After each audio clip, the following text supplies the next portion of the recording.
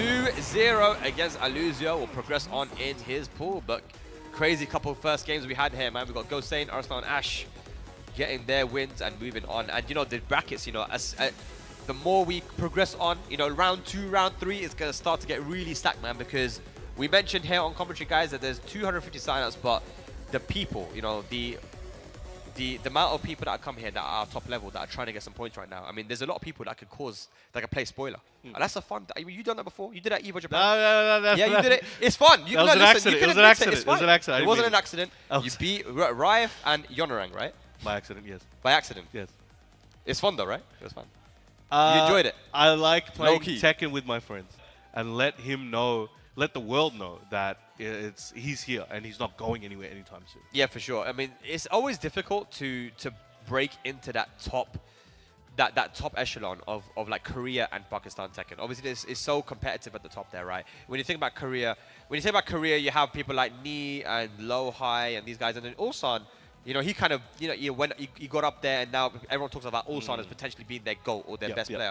Frazeen is in that similar position, I feel like, you know, where Arslan and Atif are just like doing so many, like they're just killing everyone, right, doing their thing. And now Frazeen, he was always there, but now he's like there. You know what I'm saying? Like what Gosain said, you know, they knew, but now they know. And this, the situation where he's taken down Arslan and things like that, right? So at C Major, you know, that was one. I think that was the first time outside of Pakistan that Arslan got reset on and defeated. Right, in that one tournament, and that was crazy. That was historical. And now Fazeen's taken that momentum and he's just running with it. Absolutely, man. Well, here we go. Frazeen versus Ningen. We've got Asuka versus Victor. And Victor is a character I feel like that can cause a little bit of problems for Asuka just because he's a character that utilizes weapons. So because of that, the Sabakis and the parries, and kind of those defensive tools are not going to be as useful against Victor. And there's a 7 golden letters to start off. Frazeen, he does a really good job in picking which matchups he should go to Victor. But I've seen him mainly go for the Lydia in most matchups, right? Yeah, I think for most it works, but as you mentioned, right, the weapons really come into play, add so much mental stack onto characters like Asuka. But I think also maybe right now, Victor might just be one of his pool characters as well, where it's just, all right, going through pools, unless I come up against someone I know is going to be a problem in the future, I'm just going to keep the Lydia on ice and fresh and ready for when it comes to the That's it. Oh my goodness, man. Frazeen playing at a really fast pace at the moment. It was crazy as well with Frazeen. One thing that we saw from him was when he started in Season 1, he was one of the few people that was just consistently beating me. They met each other quite a few times, and he beat me like a lot of times. So even from the beginning of Tekken 8, he kind of put everybody on notice that, no, I'm still here. I'm not just a guy that was carried by Akuma. You know, look at that punish there on the whiff back 3 as well. Frazeen's super ready for this matchup. And that's what I love to see so much, where people go write somebody off, say, oh, well, they're using a top tier, or they're using this or that, and they come back and it's like, I'm just going to use like 5 other characters and still beat people with them. Yeah. All right, man. Frazeen, 3 rounds straight, no round brown there. Beautiful stuff with the Victor against the Asuka of Ningen. What is he going to do now? We've got a character switch, or we stick it with the Asuka? And, you know, he actually made a tweet earlier as well. You said, I don't know why people are hating on me, man. Like, you know, I'm just doing my thing. I'm out here playing. It's like, you know what? All those guys are going to become your fans soon, you know? Maybe there's someone that's salty that he beat Arslan, or he beat Arthur, or he beat some of their favorite players. Do you know what? End of the day, they're all going to be a fan soon, bro. Just keep playing. Keep winning. Alrighty, here we go. Second game. Oh my, don't do it, don't do it, oh bro, he's having too much fun. He's having way too much fun. That's not allowed, that's not allowed. You can't do that, that's rude. Oh, that's gonna hurt. Alright, is there gonna be another perfect? No, one more hit. Nice, another 7 golden letters there, man. Frazeen enjoying himself a bit too much. Oh, big counter hit. Oh, okay. Kicks him away. Alright, starting up. There we go, yeah, let him know, bruv. Let's go, Ningen, let's go.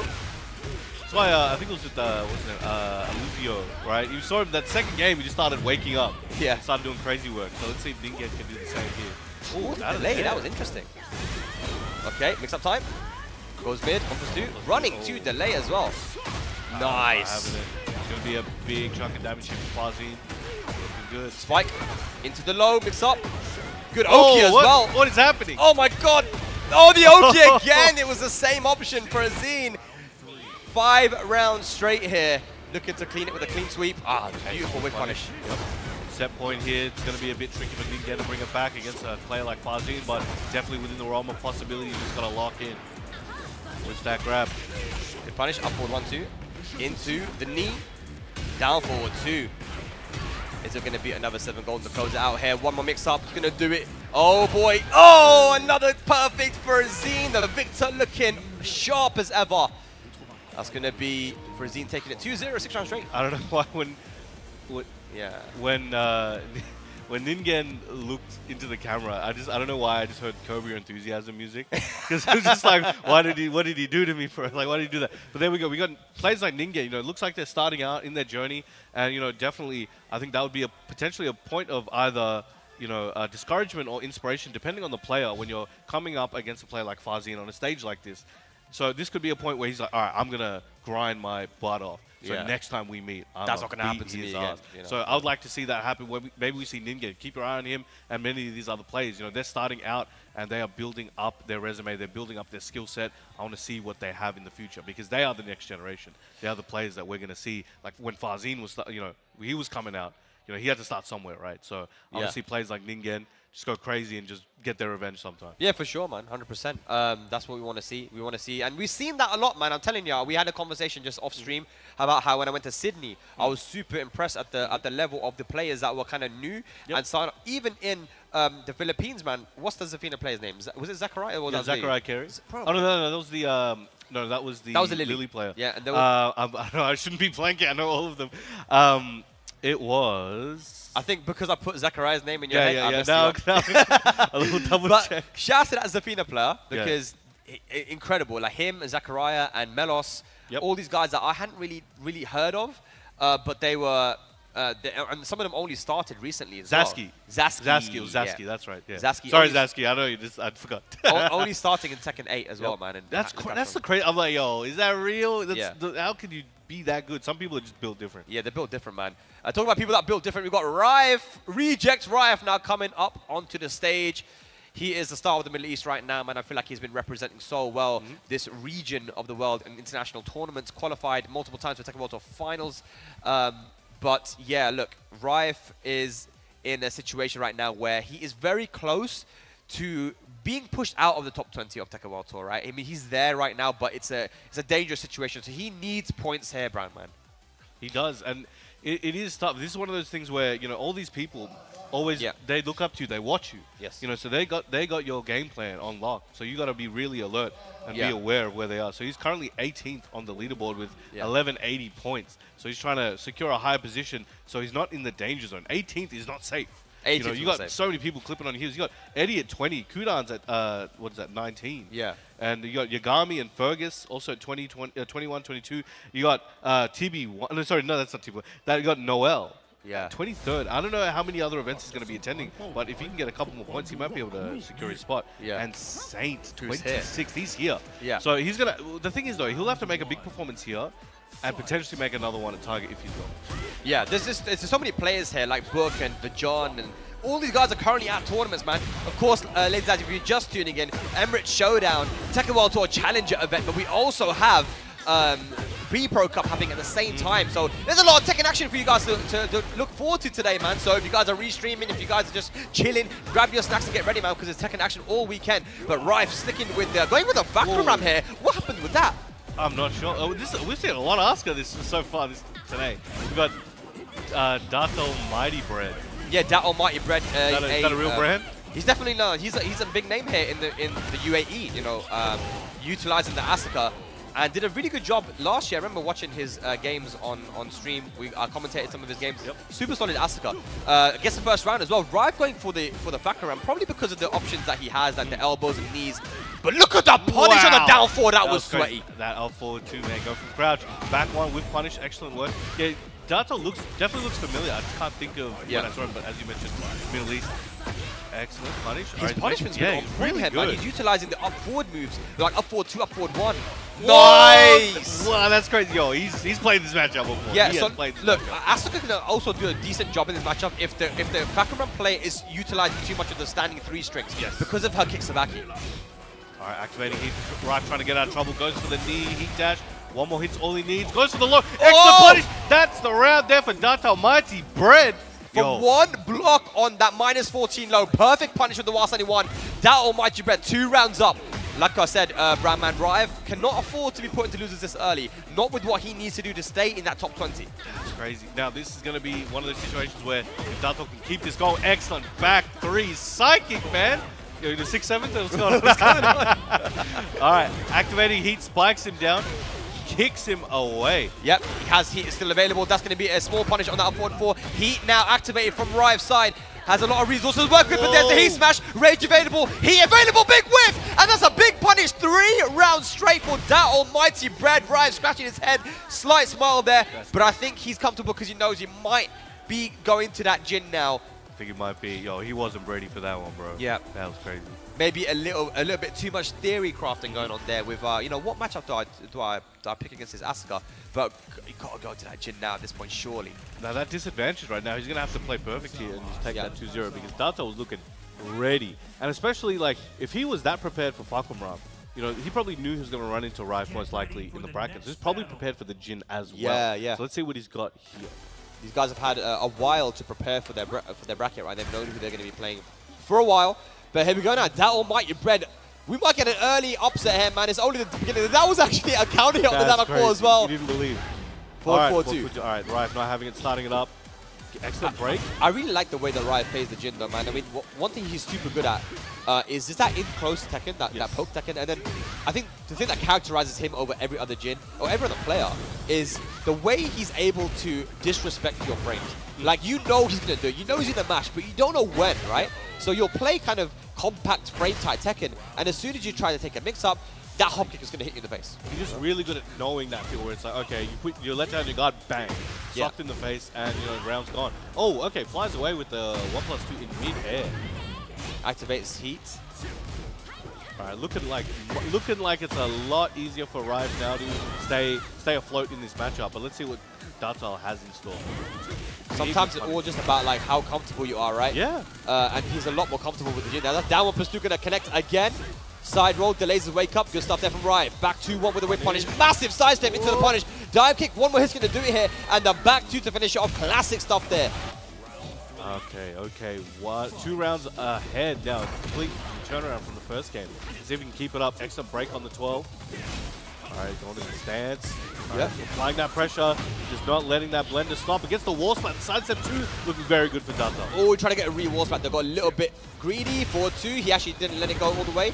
Good spike. What's the mix-up? 4-2. Still has heat. It's going to be hard for Riot, but he has heat of his own. One wall spike could turn everything around. Ooh, oh my God! Putsabaki from there. I love it. All right, that almighty Bread on the board. That's crazy, yo. He's taking this set one slice at a time, man. Yeah. Crazy work. All right, now a bit more defensive. He's looking for those openings. Flying kick goes to those plus frames. Everyone homing. A lot of lateral movement happening. Not a lateral move, and that's why we're seeing that almighty Bread now go for more homing moves. But also, I'm loving the way that Rive's using those knees. He knows he doesn't want to get hit by any parries or sabakis anymore. So just uses those knees and elbows. Running 1+2 though, and on. Running at it. All right, activating heat. Rive wants to close this one out. Heat dash from the Savage Sword starter. A Savage Sword ender there as well. Down 4, good block there from Datal. Oh my goodness. goodness. Goes to Super Mario. Nice. The classic. The classic. All right, 1 apiece. Yeah, you got to wonder now in this situation, like, why did Rive go for the Falcon Ram? You know, is he not confident in the Jin? Is it something you think that Asuka does really well against Jin? Perhaps, but either way, he's looking good now. He's got all the momentum. Right, we're going to the dojo. Final game in the dojo. Let's get and Down Mario Bread did a really good job in kind of stealing momentum from Rive with the power crushes and you know certain big interactions like back 3. But you know, Rive, you've got to be able to beat him in that close range game, man. And again, the second round that we saw where down back 4 hit counter at the start. And then just goes for down 1+2. Yeah. Oh, nice walk. Again, that's sidestep right, man. Sidewalk right there versus Asuka. One of the best tools you can have. Yeah. That's some legacy skills. Dashing up. Goes for the heat dash. Excellent combo. Good nice punish. Oh, look at that. Hefty damage. He knows his punishment, man. Oh, here we go. Charging it up. 1-3. Oh, he sidestepped. Oh, and he canceled as well. Wasn't ready for that. 1-4-2, Demon 4. Oh, man. Massive drop there from Rive. I'm not sure what he tried to do there, but the heat smash was inevitably going to come, and it came and hit him. So that's going to be the first round to that more Mighty Bread. Good punish with the back 2-1. Taking the lead once again in the set. Excellent walk to the right. Again, more right walk here from Riot. Good work, but nice duck on the flying kick. Natal figuring a few things out here. Yeah, he didn't get the Wild Rising 3, but he got the standing 3 instead. Still small punish. Rife now with a massive combo here to the wall. Spike. Alright, good situation here for Riot. A lot of white health here for Natal. Recovering quite a lot of it. Yeah. Time. Whoa! Oh! Okay. Went for the 4-3-3. Sidestep 2. Plus frames. Goes mid again. Oh! What a punish. The reactions from Rive. Threading the needle there. Sidestep into the 2-4. Gets the wall splat into Rage Art. And that's going to be an even set right now. Ladies and lads, one game apiece, one round apiece. That situation was just a little bit different. You know, Natal would have got that flip, and it would have been a different story. Yeah. Super close right now. Nice. Look at the sidestep duck. That's crazy. What a nerd. Alright, check with that down 4-3. 1-1 counting. Fighting back, trying to disrespect a little bit more. But Riot just able to just get out of the way and not be there in the perfect time. Yeah. Oh, Nice, there we were talking about it, right? Yep. He knows exactly when to press that hop kick. He hasn't been doing it all set, but back 2-1 into the hop kick. That almighty bread now facing to get into that loser bracket, unless he can bring it back 2 rounds. It's definitely doable, but Riot just trying to close it out now, making it as difficult as possible. Gets the counter on the cans. Oh boy! Charge up. It's looking like he's in trouble. Riot could just go to a final round. Oh, excellent. He was ready this time. Gets the big win hook fist to launch. Taking it to the wall. Can he close this one out? Let's see what he's got for breakfast. Drops a combo though. That could have been way worse for Rive. Up forward 1-2. Big whip! Oh! Should get a wall. No, not quite. My bad. Gets off angle there. 91 Gusto. Still has 91 Gusto. Sidestep again. Rage available. Anybody's game. Natal needs to make something crazy happen. Rive. Oh! The sidestep 4 counter hit. No, he got the combo. 2 break. Anybody's game. We're gonna see back 2-1 from Rive. Is that gonna cost him? Hang on a second. The throw. Good break. Trying to throw him in. Back 2-1. There it is. Oh, he held it into the down 4. Not quite a punish, but still not ready to block it. Natal, he had a lifeline, was not able to seize it, and rejects Rife will be moving forward. But Natal, he's someone to keep your eye on. You mentioned, he's known here before, but I hope more people know about him after this. Oh yeah, for sure, man. That was very scary for Rife, and that just goes to show the level of the tournament that we have here, ladies and lads. Emirates Showdown, we're in pool stages, and already Gosane and Rife looking like they might have been put into the loser bracket there, but Rife staying really strong. I love the adaptation he made, the amount of sidewalks that we saw, even though Asuka has really good tracking, and overall, a lot of people say she's top 3 just in terms of all the tool set that she has. But the way that we saw Riot playing that in-close poke Tekken, that small Tekken, and then sidestepping right side, walking right, so even sidestepping to duck to beat the homing option too, like, he definitely knew how to play there. And, very scary as well because he tried the background. I'm not sure why, because the Jin looking really strong, but that might be a sign for him to stick with the Jin now for the rest of this tournament, man. But that almighty bread still in this, of course, but a dangerous person to look out for. Sure. I'm curious to see how that losers run goes. There's a lot of killers down there already. So, the day's just started. We're going to see what path they choose for themselves. Yes, and we spoke about this individual who's coming straight off a very good tournament performance, right? Right here, a legend of the game, one of the best Tekken players of all time, and still kicking it, still doing his thing. Saint from South Korea now here in Abu Dhabi. And this is someone that could cause a lot of issues in that top 20 for those who are currently qualified, right? We mentioned it, right? He's 23rd position at the moment, and he has a lot of open slots. So he's not even 23rd. He's actually in. So no, he's 26th or 25th or something. 26th. 26th. Yeah, 26th position. Yeah. He's got 1,061 points, and this is really important, ladies and lads, to talk about the point situation that we have at the moment because he has an entirely free challenger slot. This could be the one. This could be the one. So you got to think about the point distribution, guys. Your top 3 challengers count towards your points. He's got 2 second places there, so that's a lot of points there already. But getting another, a win here or a second place would propel him into that top 20. If you look at his structure, there's a lot of strategy involved in kind of preparing and ensuring your best opportunity to qualify. Yeah. He has basically no tournament points for dojo. Yes. So like that's where honestly, with the amount of work he's done with the master and challenger and a little bit of master plus, if he had just gone to a couple dojos, he might not be in the situation he's in right now. And that's not a slight at him, but it's more just something to look at as a competitor, watching this or trying to compete next year. Just look at where you can maximize your points. If it's something local And you know, sometimes it's just a matter of going out of your way, where sometimes you have to spend a bit of extra cash or a bit of extra effort to go to something that may look like a small point differential, even if you win it. But you know, there's going to be, when this is all said and done, when the dust settles after Tiger, we're going to see people change position from qualifying or not, from something maybe as little as 20, 30, even 10 points, 5 points. Yeah, if you look at Yagami's, for example, he's on 21st position, but he's got a lot more points from the dojos, right? Getting four first places. But yeah, we'll have to wait and see now. He's got some work to do, but I like to see some Jack. What do you think of Jack in this season, man? I really enjoy watching Jack, and there's a lot of Jacks in Australia. I got to play your boy Dion and All Black, and it was just cool to see Jack. I just like watching him. I think Jack is mad underrated. I think really? As time goes on, because he's so different from his previous renditions, it's hard for people to really work their way around it. Same with Steve. I've said since the game came out, Steve is crazy good. But it's a matter of people need to find out how he works in this game. And there certainly are. You know, we're seeing more Steve. But right now with Jack, he's got so many good tools. His bubble gameplay, you know, it's about to pop off. But there we go. So far, taking the first round here. Saint, now one of the best players in the world. You know, he's a global winner. You know, 2013 for Tekken Tag 2. He's won Evo in Tekken 7. He was in grand finals for Tekken World Tour finals as well. So this guy's one of the greatest players of all time. But we're seeing him struggle recently with the way the game works. His style has had to adapt to the way things are at the moment, and he's slowly getting there. We see him get a win a few weeks ago as well. Yeah. So let's see what he can do here today. Big combo. So far, getting the score even up on him. And that's the thing with Jack, is that maybe it took a little bit of time for him to kind of get used to this Jack, because his early performances weren't great, but now getting used to kind of the way that you got to use Tekken 8 Jack, which is not the same at all of how to play Tekken 7 and the previous Jack, which is very poke based, very poke heavy, right? Forward 1. But now you got so many tools, standing 3, 1, 1. The Gamma Howl is probably the biggest thing, right? Having that new stance, talk about the bubble, is super important when you want this character to work. And the more people kind of refine the usage of that and figure out the best uses of that, the more we're seeing those Jacks come out, right? Yeah. And I think Saint's style isn't super bubble abusive, I guess you could say, Gamma Howl abusive, but he might need to adopt that over time. But let's see what he can figure out here. So far, looking good to take the third round. What has Saint got in store for him? Oh my god, finishing string. Nice. Just doing a lot of Wasan in 2, then actually finishing the string there with the Wasan in 2-1, gets the round. Actually, Wasan in 2-4, I saw, I'm not sure who it was, but like, I think it was Moil in Korea at the Master event.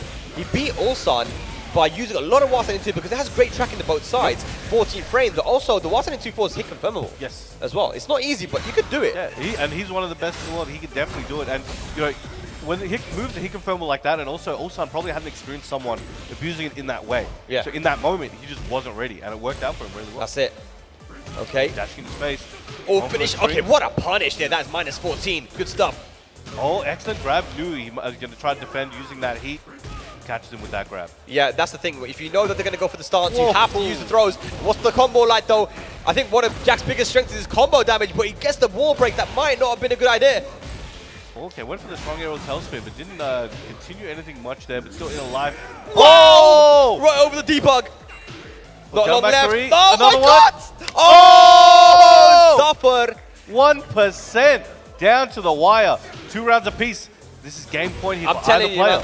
The last 5 seconds of a second round, it lost an hour. Madness, madness. Good, that shoulder. Saint doesn't want to go to 1 game deficit. He wants to close this one out. Excellent break on the 12. Definitely play more aggressive here. Side step 2 plus 9. Again. Oh, wow! Underneath went for a big Shoryuken under the power crunch. Best move of the game? Maybe. Maybe. Claudio player won't say that though. Of course not, man. Oh, how good! Out range! Excellent. Okay. Goes for the 1+2 there. Yeah. Oh my god, what a duck, but small punish only. Why is he so nice with it? Excellent duck. All right, there we go. Should be able to get one more hit in. There it is. Full crouch down, back 1 to close it out. Down to a nail biter on that one. Dude, this guy suffered. He's very strong, man. But again, the punishment was just lacking there a little bit. You know, the duck on that big Gamma Howl too. But, you know, it's a high. You got the duck and all he did jabs. If he actually gone for a Wasan in 2 there or a hop kick, that would have been a very different round and game. But Saint survives it for sure. And this is someone, like you said, he needs it. He's on 1,061 points. He needs to get 2nd place or more. You know, so he's got his work cut out from here, Roundman. Okay, yeah, and like you mentioned, when he didn't get those ducks, it made a big difference. It's those micro decisions that separate, the best of the best from the people just below them. One duck, one micro decision, one step could mean the difference between second place and world champion. Oh, goes for the Gatling punch there. Was that for the big blue upper though? Nobody hung. Yeah. Okay, threatening the Gamma out as well. Goes for the homing move. Checking with the down forward one. All right, good defense here from Saint so far. Yeah. And lay the pressure on. Fighting back, Saint just chipping away one hit at a time. And it's starting to add up. Everything, he knows. Yeah, just poking away, man. Playing the old school kind of Jack. Standing 2, down back 1. Good break. Has heat available. Gonna dash up into the heat burst. Alright, heat dash there. Yeah. One more hits, all Saint needs, and the down forward one, making it really difficult for Savar there. Frustrating him, just one hit after the other. High, low, mid. It just doesn't matter. He's gonna try to hit it with everything. Hit or block, but you're gonna have to deal with it. And his down forward 2 time has been incredible as well. Kind of reminds me of the way that Dion plays as well, right? Just throw out that down forward 2 on great timing once he has a read on you. Good Oki as well with the wild side in 2. And we got plus frames. This is not where you want to be against Jack. But nice throw to switch the positions. All right, back 1 gets the wall slap, back 2 to get that tail spin. Yeah. Excellent combo. Oh, charges it up. This is going to hurt. Gets the splat off axis, but still juicy damage activating that heat. Yep, still makes it work. Uh-oh, sidestep into the heat smash. Not going to be dead, though. How can Saint make his way back from this? But he can't. Back 3. Going to close it out. What a turnaround. And those side axis, off axis, those awkward angles of the wall really help Safar there. Having those one hit tornado moves is really important in those situations, right? So use the back 2 and manage to adapt the combo there very nicely. All right, trying to build up some wide health here. Safar, oh, excellent, another 1+2. Yeah, down jab into the throat. It was a counter hit, no break. Now Saint doing a good job at spacing out his distance here, but Safar ending up whipping quite a bit, but excellent.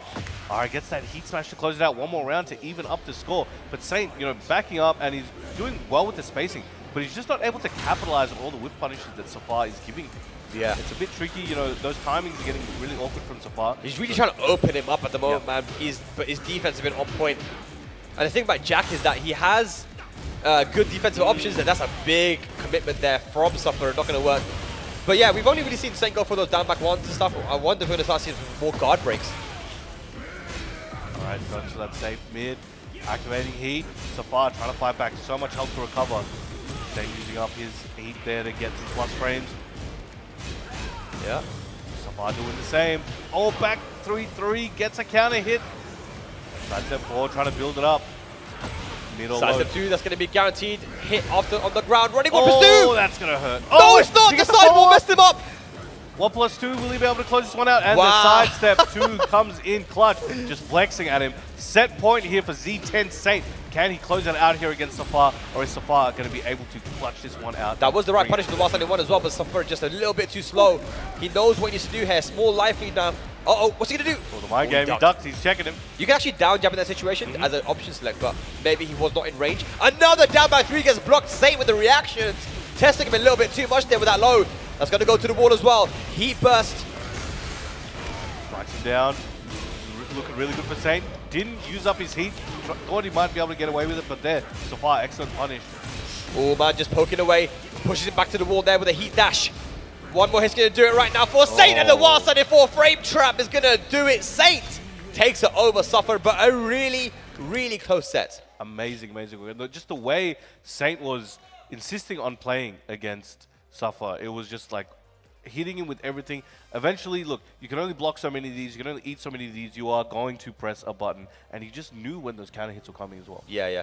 For sure, man. I think the one thing that you can say that Suffer actually ended up losing to, it was just the down back 3s. I think it's a low that he didn't really need to use in the end there, but maybe he started panicking a little bit or wanted to try and play it on keep out. But with those 2 blocks, he did it two times, it was blocked twice, it was launched. And with Jack, now his combo versatility is insane. Yeah, his combos are so cool. I got to see, with some of the Australian Jacks, just how crazy the combos can actually be. And there's not a lot of Jacks in the world, to be honest. You think about it, Cashy Snake, Moil, and then you got Sane and the Australians, right? But seeing the kind of combos these guys come up with in Season 2 is insane. So one launch can really be the end of you, especially when you're at the wall, when you're and Jack has you at the wall. Ever since the older days, Jack's always been a very strong character at that wall. Yes. And he continues to be. And those buffs that he gets, it just makes it more dangerous. It's just a matter of finding the formula that's going to work moving forward. And they're still cracking that code, so let's see what they can come up with in the next year or so. But I like to see that old. So most players aren't playing the way Saint is regarding, you know, that Jack application. So the way he was playing, just really that old school down back one while standing 4, while standing 2. Yeah. You know, checking with the like hard reading down forward 2. You know, down forward 1, just checking with those safe, relatively safe options. And it's just a matter of frustrating your opponent, so they just give you everything you need. Yeah, absolutely, man. Agreed. We got Farzeen coming back onto the stage, trying to cement his position in that top 4. Yes, sir. If you guys are not familiar with the rules this year, Tekken World Tour rules dictate that in the finals, if you're in top 4, you bypass the group stages, which is really big because, you know, we see how many times have we seen that the players that are in the top 4 will actually get eliminated in the group stages, you know, of Tekken World Tour finals. It happens so often, man. It's happened many, many times. So they get to actually get a massive benefit now. So, you know, and right now we have Artif as well. Artif is in that 5th position. He's here in Abu Dhabi. He's looking to push himself into that top 4. So Farzeen needs to get some points here just to kind of be safe at the moment with that top 4 placement. But here we go. Victor versus Claudio. All right, let's get it going. Kuro versus Farzeen.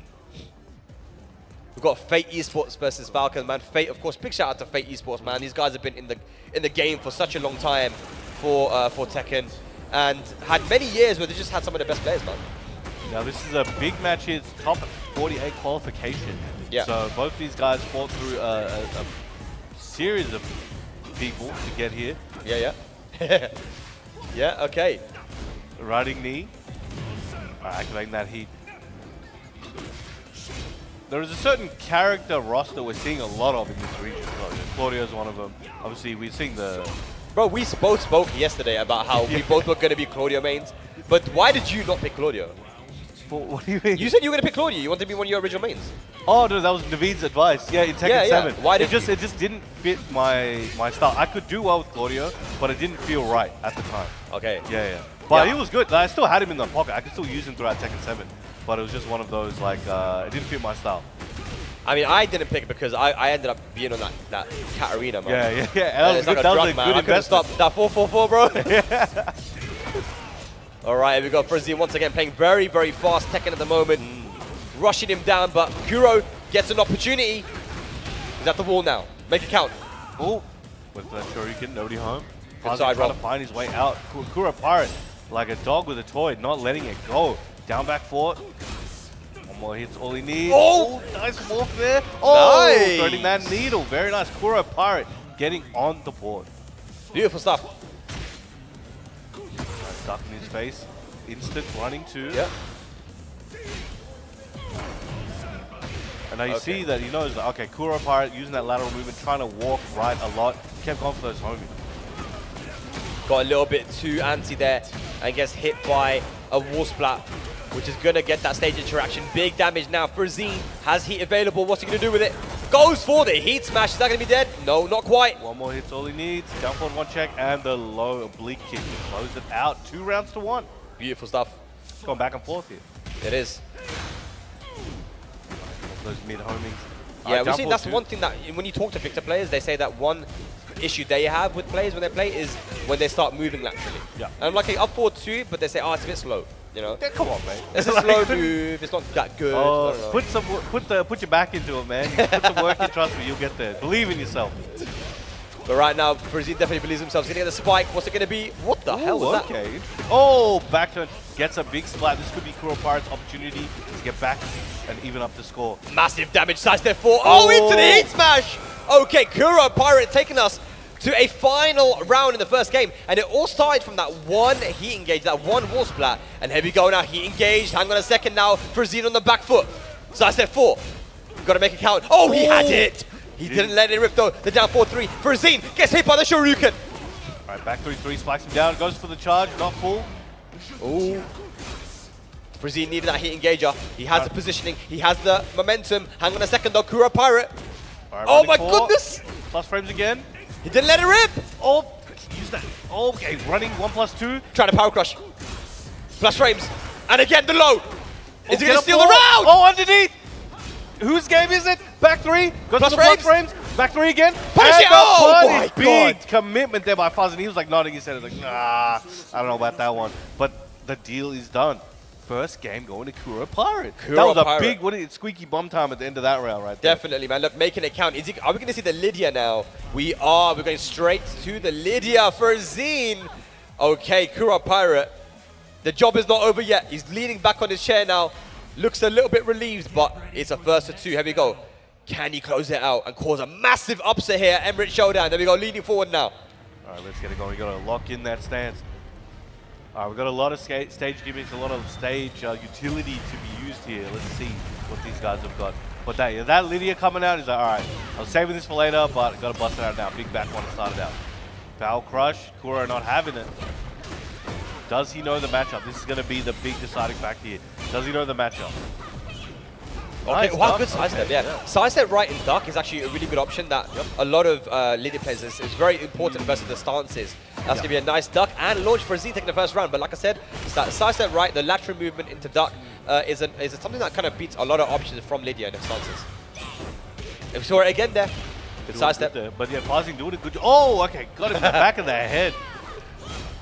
This is where Frazee starts spamming those homing moves, right? When he sees people are sidestepping, we saw that at takedown as well. There it is. That's guaranteed too. So much reward as well from it as well. Unless you duck it, you know. Yeah. It's safe, and then you get that on hit. Oh, okay.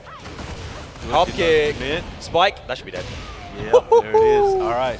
2 rounds ahead. Got the full 3 stack as well. Damn, he ran up and did another one, bro. Yeah. He's asserting his dominance. No, he's just angry. Yeah. Look at this. Nice down forward two. A little bit too angry right now for Zine. Overextending Kuro. Are we going to break the floor?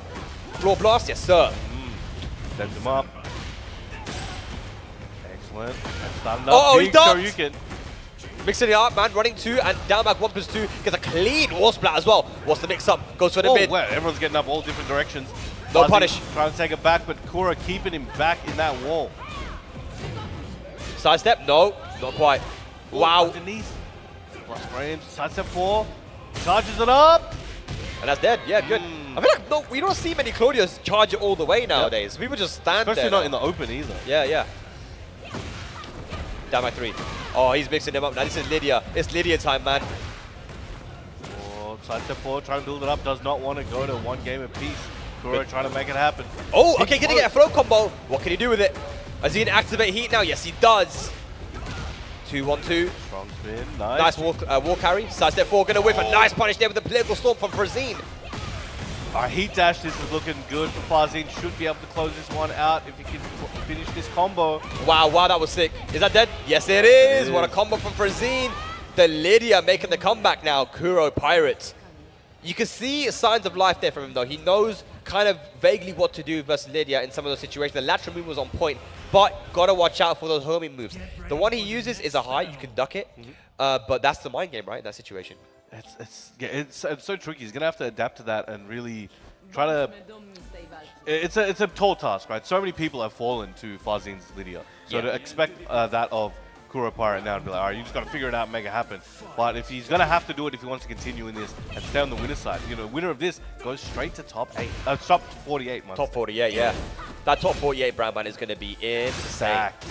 All right, plus frames in the back 3. All right, they're trying to play that close-up game. I'm waiting for Fazine to bust out those dances, though. Oh, the back one, no, the back one. Goes straight for the low. Good sidestep, but we're not seeing a massive punish, though. That's the thing, Brown Man, right? Oh, out of the air. Oh, no, lands in time. Down that one leg just landed on the floor. Oh, my goodness. Hang on a second. Can he kill her, though? I don't think so. Oh, nice. Big call out. Yeah, one toe hits the ground, you're good. All right. First round to Kuro Pirate, though. Strikes first blood here in the last game. Trying to go for the hop kick, but gets stuffed out by Frazine. Gonna go for a tornado. Can he get the wall? Yes, he can. We're not gonna activate heat just yet. Gonna keep it for a rainy day. That's gonna be guaranteed stuff now from Frazine. Massive life lead. Looking to even it out. Crazy good situation. Fazine just letting it all fly. He knows. Keeps up the pressure. Kuro is not gonna be able to breathe. He's trying to fight back at the moment. Oh. Excellent step into the heat activation. Yeah, he's been sidestepping so beautifully, but again, the punishment hasn't been great. And again, another disrespectful hop kick there from Frazine. Not afraid at all of Kuro Pirate after that sidestep 4, but here we go. All even now. Running 2. Oh my god, that was 2 hits. That's crazy. And he's got that heat on lock. Back to the wall. Good place to be. Lets it all rip. One big mix-up, all he needs. Not looking good for our hero right now. For a Z, the power crush! 7 golden letters. Here we go now. Kuro Pirate to cause a massive upset. Nearly there. One more round, all he needs, but Farzine fighting for his life. Not going to let it happen so easily. Yeah. Bringing out the back threes into stance, holds it there, stopping Kuro from doing anything he wants to do. Goes underneath. Yeah. Activating heat, trying to keep him in place. Forward 3, once again trying to lock him down, but Farzine not having it. Definitely. Oh, here we go, mix-up time now. And all the resources are gone, but he does have 3 stacks left. Kuro Pirate stuck with his back to the wall. One more hit's going to close it out now. Oh, there's the jab interrupt. Ladies and gents, final round. Who is going to take it?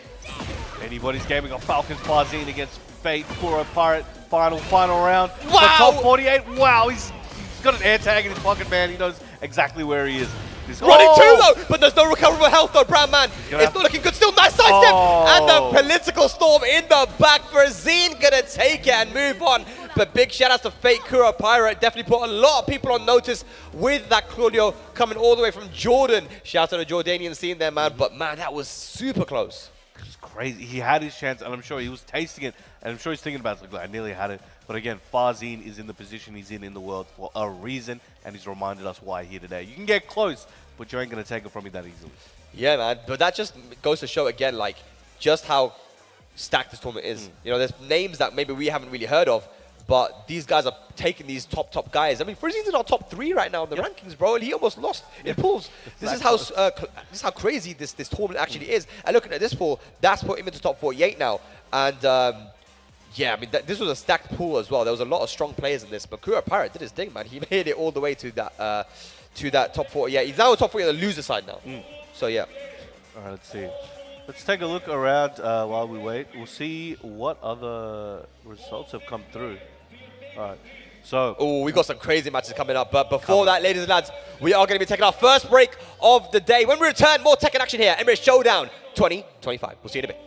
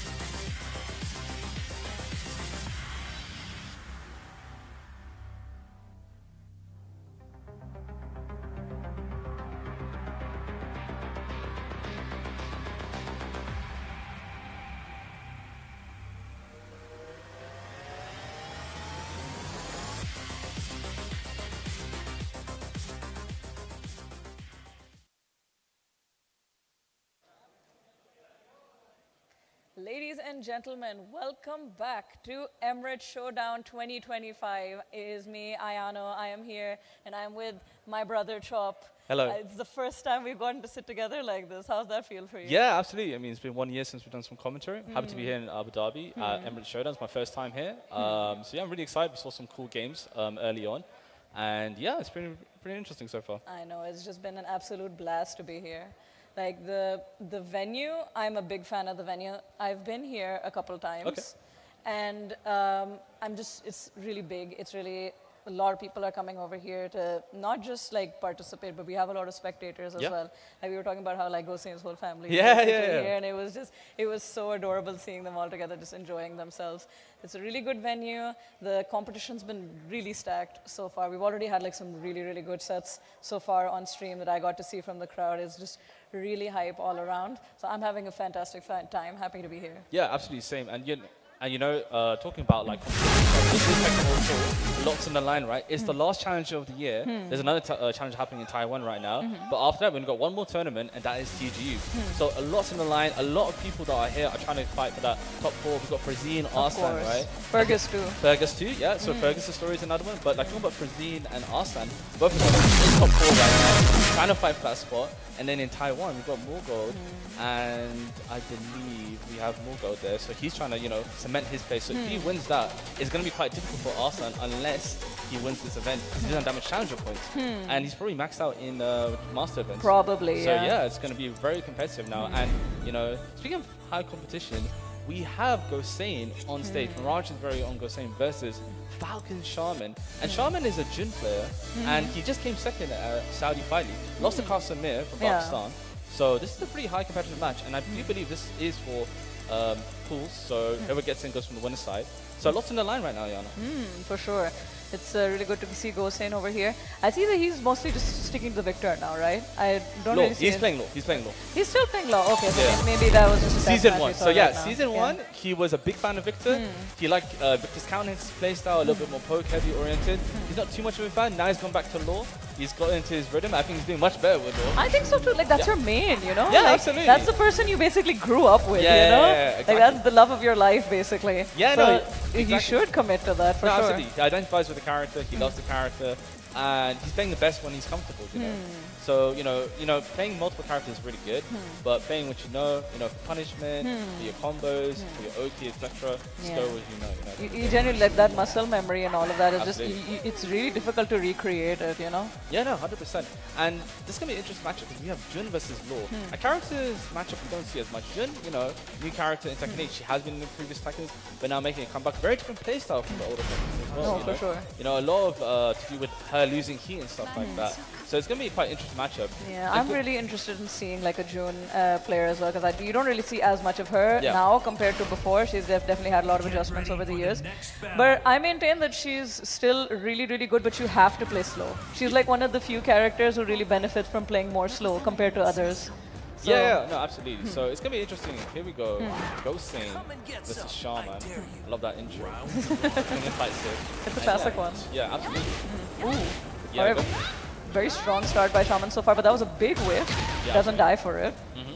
So now he's going to go for whilst. Nice stance. Ooh.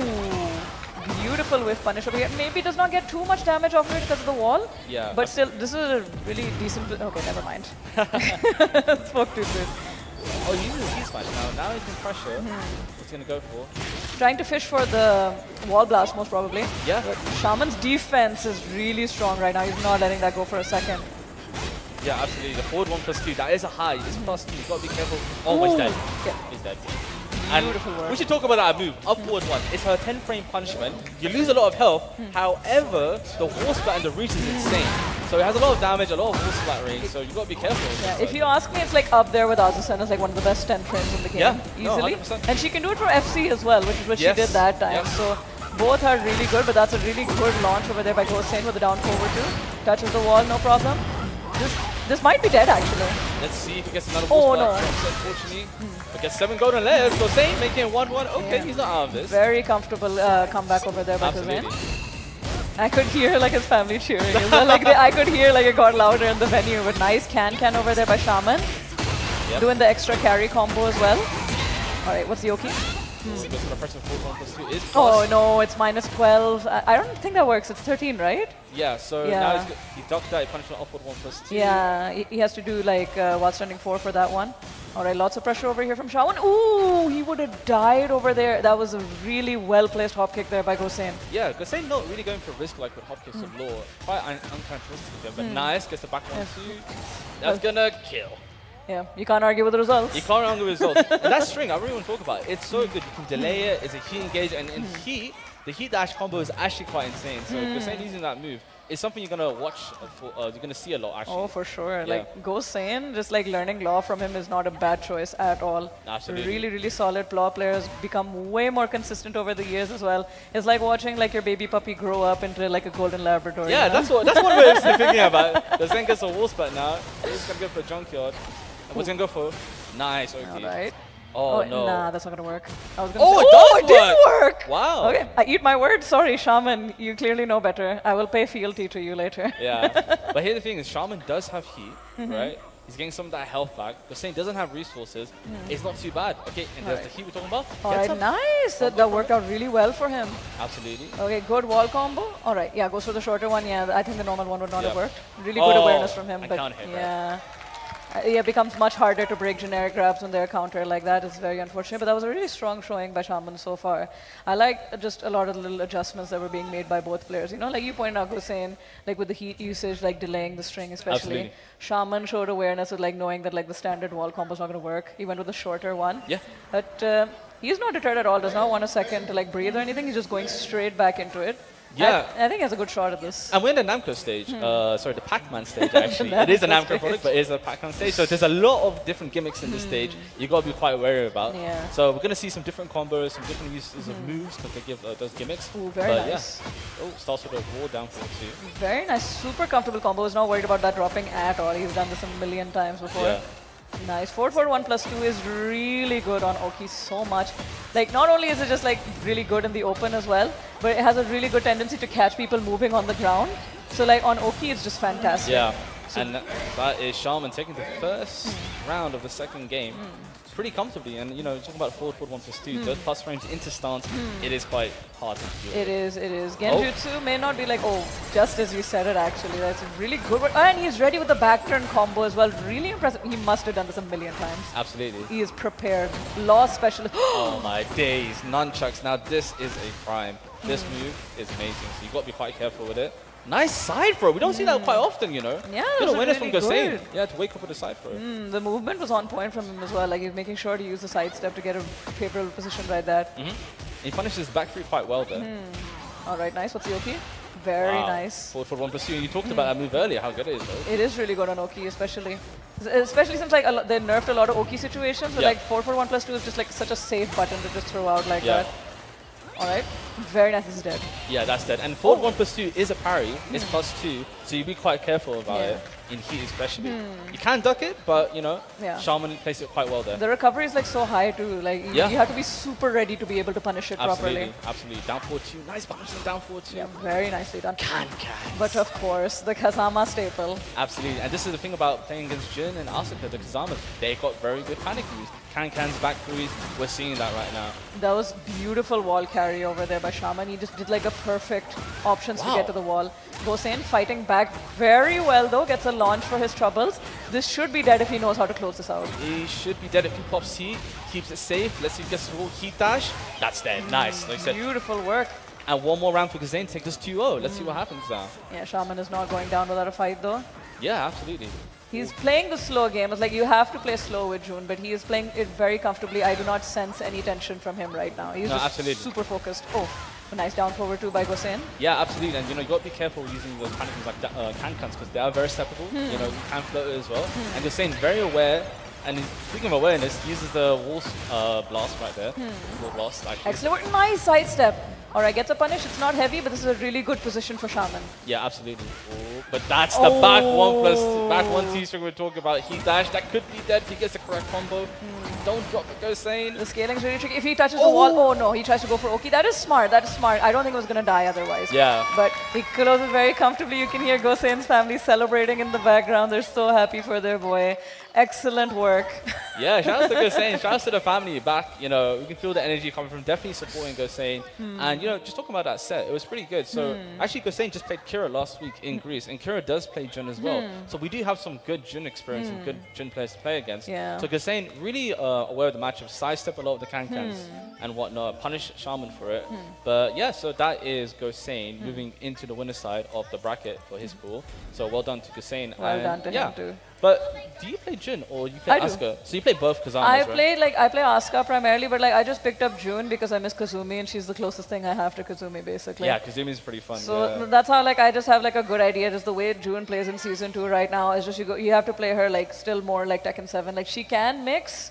She can, but it's much more awkward to like apply like her really hard mixes. Yeah. You know, like the Izumo low is like you need to force yourself into the stance, you know, and a lot of those entrances are like duckable or they're not safe or something like that, right?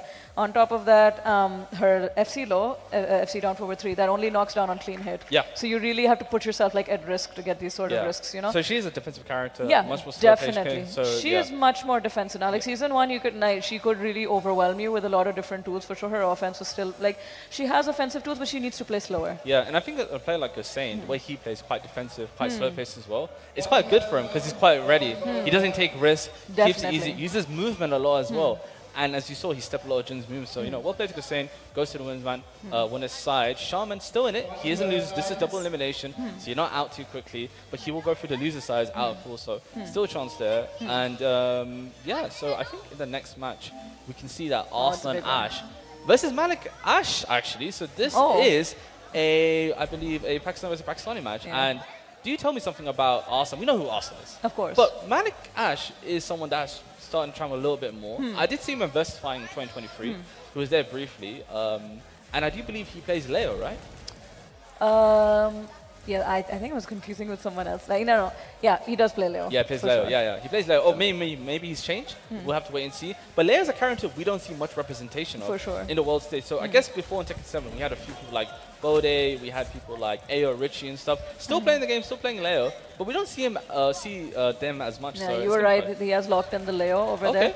I was going to say, like, Leo's definitely like what they call like an underrated character. You know, your favorite character's favorite character. Yeah. But I think a character that is everyone understands pretty good is Anna, which Arslan's now selected, and he's been playing Anna a little bit more. You know, sometimes he switches between Anna and Nina. So I think that's one of Arslan's strengths is him switching between the Williams sisters. Honestly, like if you can play both Williams, you're just kind of set for life at this point. Why not? Yeah, especially very well at a high level. That's another thing. You know, he's one of the best Ninas in the world, and he's one of the best Annas in the world. So it's pretty good if you're Arslan Ash.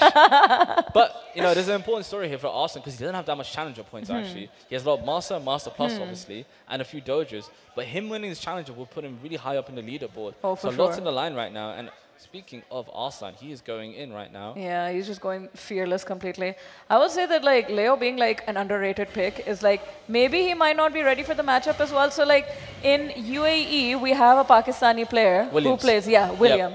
So like I had known him for like basically since the beginning of Tekken 8 because he was playing a lot of local tournaments. So I already knew that he was actually a beast. He was like consistently like getting like top 2, top 1 in our tournaments. Yeah. So only recently he's gotten like way more of like a local, international attention, right? Yeah. So as far as I know, he's the only one I know who's Pakistani and like puts a lot of time into Leo. And then there's Malik Ash as well, obviously. So that might work in their favor, but this is a really strong start for Arsalan right now. No, absolutely. We just have to wait and see Malik Ash if he's ready. Hopefully he trains a lot with the Pakistanis, you know, with a lot of different boot camps and stuff like that. So he's probably used to seeing Anna at this point, you know. I mean, aren't we all used to seeing Anna at this point? But Leo versus Anna, it's a matchup, again, we don't see that often. So I'm kind of curious. Goes for the Heat Smash. Doesn't get a wall spot, unfortunately. Pop seat. Very nicely done. Okay. Pressure? Yeah, he is in a bit of a hot seat right now. This should kill if he does the right combo. Yep. Oh! He misses the spike. You oh my god. You Yep. do not want to leave Arsalan alive, and he did not. That is exactly how you do it. Great job by Malik Ash. Absolutely. We almost commentators curse that, so we've got to be a bit careful when we talk about combos and stuff. I've seen it happen too much, and Anna, one of her strengths is that 2-jab. It count hits, gives her a guaranteed key engager, so you'd be quite wary about that. And this pressure by Arslan is going in. It's basically like a really strong G-Clef. Yeah, absolutely. All right, I was going to say, Leo, the kind of character Genuinely, they have like a little bit of everything, you know? I don't think it's a character that's lacking. I think it's just that the player base just kind of lacks applying it for the most part. Yeah, but you know, even if you're lacking and stuff like that, you got to play against Arsenal and Ash, and Yeah. that whip punishment with the heat smash. know. And that heat smash is pretty good. It is quite fast. It's 13 frames. Oh, You need to watch wow. out. The 2-jab count here we were talking Yeah, about earlier. very well done. Yeah. I guess it's like something, one of the few things Anna carries over from 7, like her rage art was like 13 frames. You could Exactly, use that yeah, like yeah, yeah. punishment too. Exactly. So that's really nicely done by Arslan over here. But like Malik Ash, both of them are in heat now, but he's doing excellent work with this conversion right now. Goes for the Oki. Oh, actually, he's going to go for the heat dash now. The wall pressure. Nice, doesn't get a wall splat. Oh, Alright, no! no! Again, the drop from Malik Yeah, Ash. the sidewall is saving Arsalan so hard right now. Absolutely. He's capitalizing on it perfectly. Oh, Ooh, no. big counter hit. Eee, this is gonna hurt. Yeah, he's getting a good conversion from that. There's no way he gets another wall. He That would will. be insane. He Oh, will. He it's almost. wall Just to shy. wall. Still that pressure. Malik's got, Oh, excellent duck by Malik Ash. Just keep it safe. Just keep it safe. I was gonna say do the rage art. Okay, That's fine. okay. That's all fine. he needs. 2-2 for both players in the first game. Excellent done. All right, I would have kept it so safe. I'd be like, I'm getting it rage art. Don't even risk it. Absolutely. Ooh. It's counted by Arslan. Big kick to the mid trip is gonna take him to the wall. No problem whatsoever. Bam. That does a lot of damage. What's the Oki? Ooh, goes in with stance. Side step. Tries to step. Unfortunately, doesn't step. All right, both characters in heat right now. Ooh, this is so unfortunate. That was a really good read by Arsalan. Yep. All right. Malik Ash in the hot seat right now. Spends his heat just to stay alive.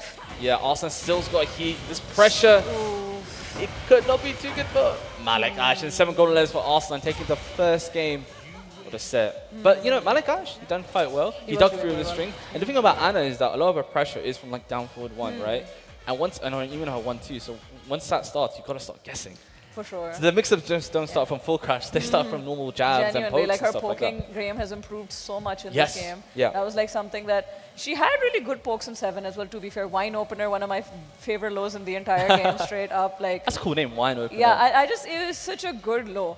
So like, and her down forward 1 strings were good then too. Yeah. But they've just gotten like so much added layer. Like she's got like new moves from like crouch dash as well, you know. So she Yeah. can go into that from like down forward 1 as well. So really like the poking really helped push this character over the level. On top of like a lot of the new moves being really good. Absolutely. I think she just really fits this game.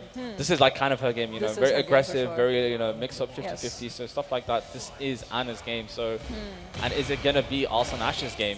That's going to have to find out, you know, We'll have to lots see. in line. Definitely Arsalan is coming from the champion seat over here. Oh Malik my Ash. days! Oh my god, he was ready for that. I love that. He baits with the lay OP into the one standing. Yeah, so move. he does, Arslan had a really good sidestep walk, but unfortunately he whiffed, and Malik Ash was ready for that situation. That was really good. And speaking of sidestepping, there it is. That's what Arslan was trying to go for originally. Anything you can do, I can do better. Absolutely. All right, this is, oh my god, he's just suffocating him right now. This is such a bad position for Malik Ash. And the key smash, 13 frames, comes out fast. You got to be careful.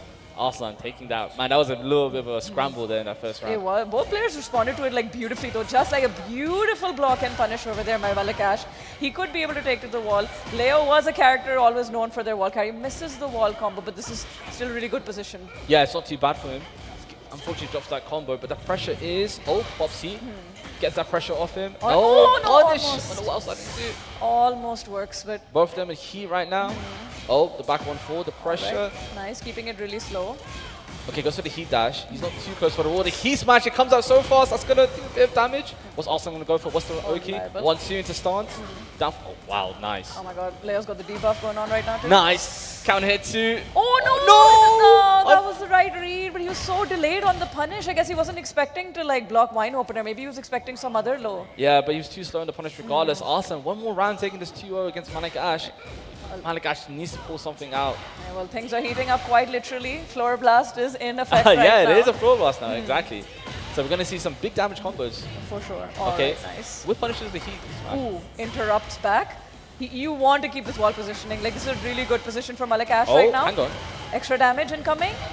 Oh, wow. Yeah. He didn't need it. He didn't need it. He didn't need it. He doesn't need He gimmicks. didn't need it, but it's still really scary because it's still in play, and Arsalan could potentially steal it from him if he doesn't try to Exactly. steal it. That's why sometimes it's best to just use resources Yeah, fast that's as you why can. I do as well. At Yeah. this point, like I don't even care about being optimal. It's just stealing resources from the opponent goes like such a long way in this game. Absolutely, absolutely. And both players now, they both popped heat.